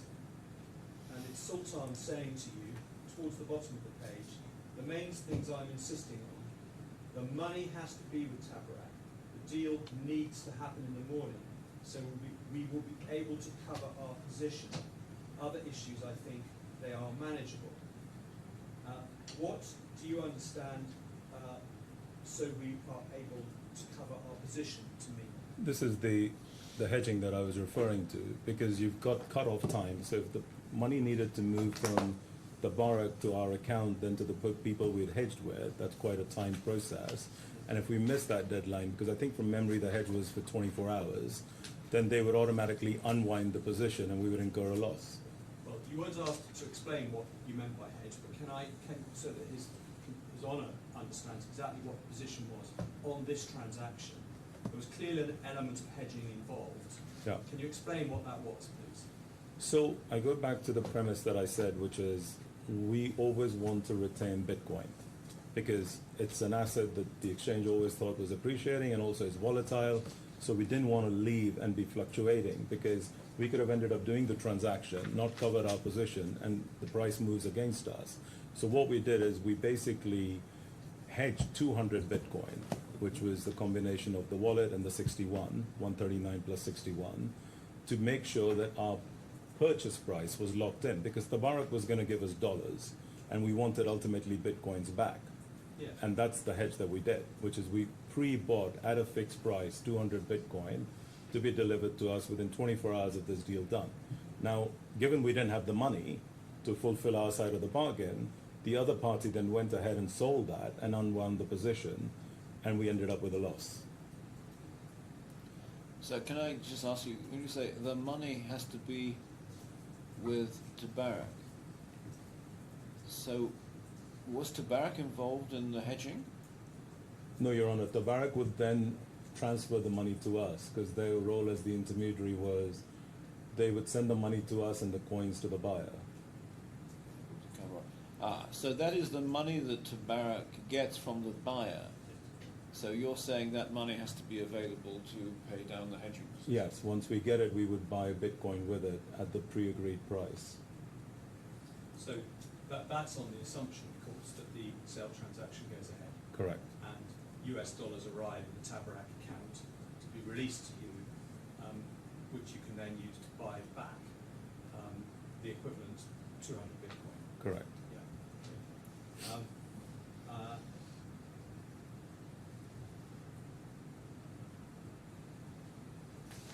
If we put to you that effectively, that when you say that that was the risk you were talking about in these WhatsApps, that's incorrect, because the real risk you were discussing was the risk of the money being dissipated, the Bitcoin being dissipated and lost if the money was, if it was transferred before the money was received from the buyer. What do you say about that? About the idea that that was the risk that you were referring to? No, I think as I answered earlier, that did not even cross my mind because, you know, here we had a trusted party in the middle, that was the custodian. So there was no, it wasn't like we were sending the money, sending the Bitcoins directly to the buyer before the money came in. Then yes, there would be a risk that we would never get the money, and that's a transaction we would never do, which is why TABARAK was in the middle. So that was not a risk that I was worried at all at that point. The other topic I wanted to ask you about was the what would have happened to the different tranches of Bitcoin. Now we're assuming here that if the 300 Bitcoin came back because the transaction didn't go through, the sale didn't go through. You were asked about, first of all, the 100 Bitcoin, Right. which you told us had been purchased from HUOBI Global on their exchange. And you said that in that case, with US DT, and that in that case, that would have been exchanged for USDT. Not necessarily. correct or not? No, not, as I said earlier, not necessarily, because once you've got Bitcoin, see, in the crypto world, Bitcoin is the most sought after commodity because all the trades were happening around Bitcoin. So if I knew there was a pipeline of OTC trades, and also maybe, you know, this deal was delayed and they say, look, the money will be there tomorrow, let's do the deal tomorrow because it's happened before, it would make no sense for me to convert Bitcoin back to dollars, back to Bitcoin, or there may be other deals. So we would keep it in Bitcoin till I had a need to pay operational expenses or something else. I may sell some of that, but I would hold on to it for sure. Okay, the 100 Bitcoin. The 100 Bitcoin. Okay. And then you were asked about the 139 Bitcoin, and I'm reading from the transcript on page 125 at line 11. Mr. Hill said, take the 139 Bitcoin. If it came back to HUOBI MENA, you accept it would have been traded transaction stock. What sort of, and then the transcript's not really clear about how that question went on. And you said, similar kind of transactions, sometimes want to buy Bitcoin, the fiat, we would trade those in, and that would be it, OTC. That's recorded as the answer. And then, so typically dollars for Bitcoin, yes. Now, please explain the mechanics of what you had in mind when you were giving that answer. You've got 139 Bitcoin back. What if you were going to then use that either as HUOBI MENA or through OTC to do further trades? What would you do with it precisely to make those trades? Exactly the similar modus operandi to this deal, which is somebody wants to buy Bitcoin, we would use the 139 as our stock and sell them the Bitcoin, do a hedge as we did with this at a pre-agreed price, and immediately convert it back to Bitcoin, because we always wanted the Bitcoin back in our wallet. And we would book the commission, but we would end up with 139, and we would keep doing this deal after deal, but we would never ever convert that stock to fiat. Thank you. Does your Honour have any questions? No, thank you very much. Thank you. Thank you. Thank you. Thank you very much. Thank you, Your Honour. Okay, well, it looks like we draw stumps now. That's my factual witness evidence over. Yes. It would seem, well, we're not too badly No, we're not. in terms of time. Plan at 10 o'clock tomorrow morning will be for me to call Dr. Williams, our expert. Hopefully Dr. Hyman will have arrived safely from the United States, and we'll be able to get a significant portion of both of those witnesses through tomorrow. I think that's must still be the plan. The current timetable had about an hour for Dr. Williams this afternoon, so if we shunt that forward, we may run over with Dr. Harmon for an hour or so into Thursday morning, and then we move into closing submission. Yes, well, I think Bernard Friend and I should reach agreement that between us to try and avoid going into more than an hour of the following day. Because well, I'll leave it with you. As Yeah. I said, I'm flexible, and we'll see how we get on. I'm just trying to give your Honour a scope over where, at least as I see it, we're going tomorrow. No, it's probably of more importance to you and your travel arrangements than to me. Really, I'm willing to accommodate. It's not my travel arrangements that I'm worried about. Exactly. No, we can take as long as it takes, but clearly we must try and get this done. Oh yes, yes. So, within the week. we're certainly going to do that. No question of that. Yeah, Yes. and as things have gone today, I don't at the moment see any risk of it being a rush to do that. No. So, in any event, so we say until tomorrow. Thank you. Excellent. Sorry. sorry, just let me close up my computers. In fact, don't wait for me, but I'll just carry on. Feel free.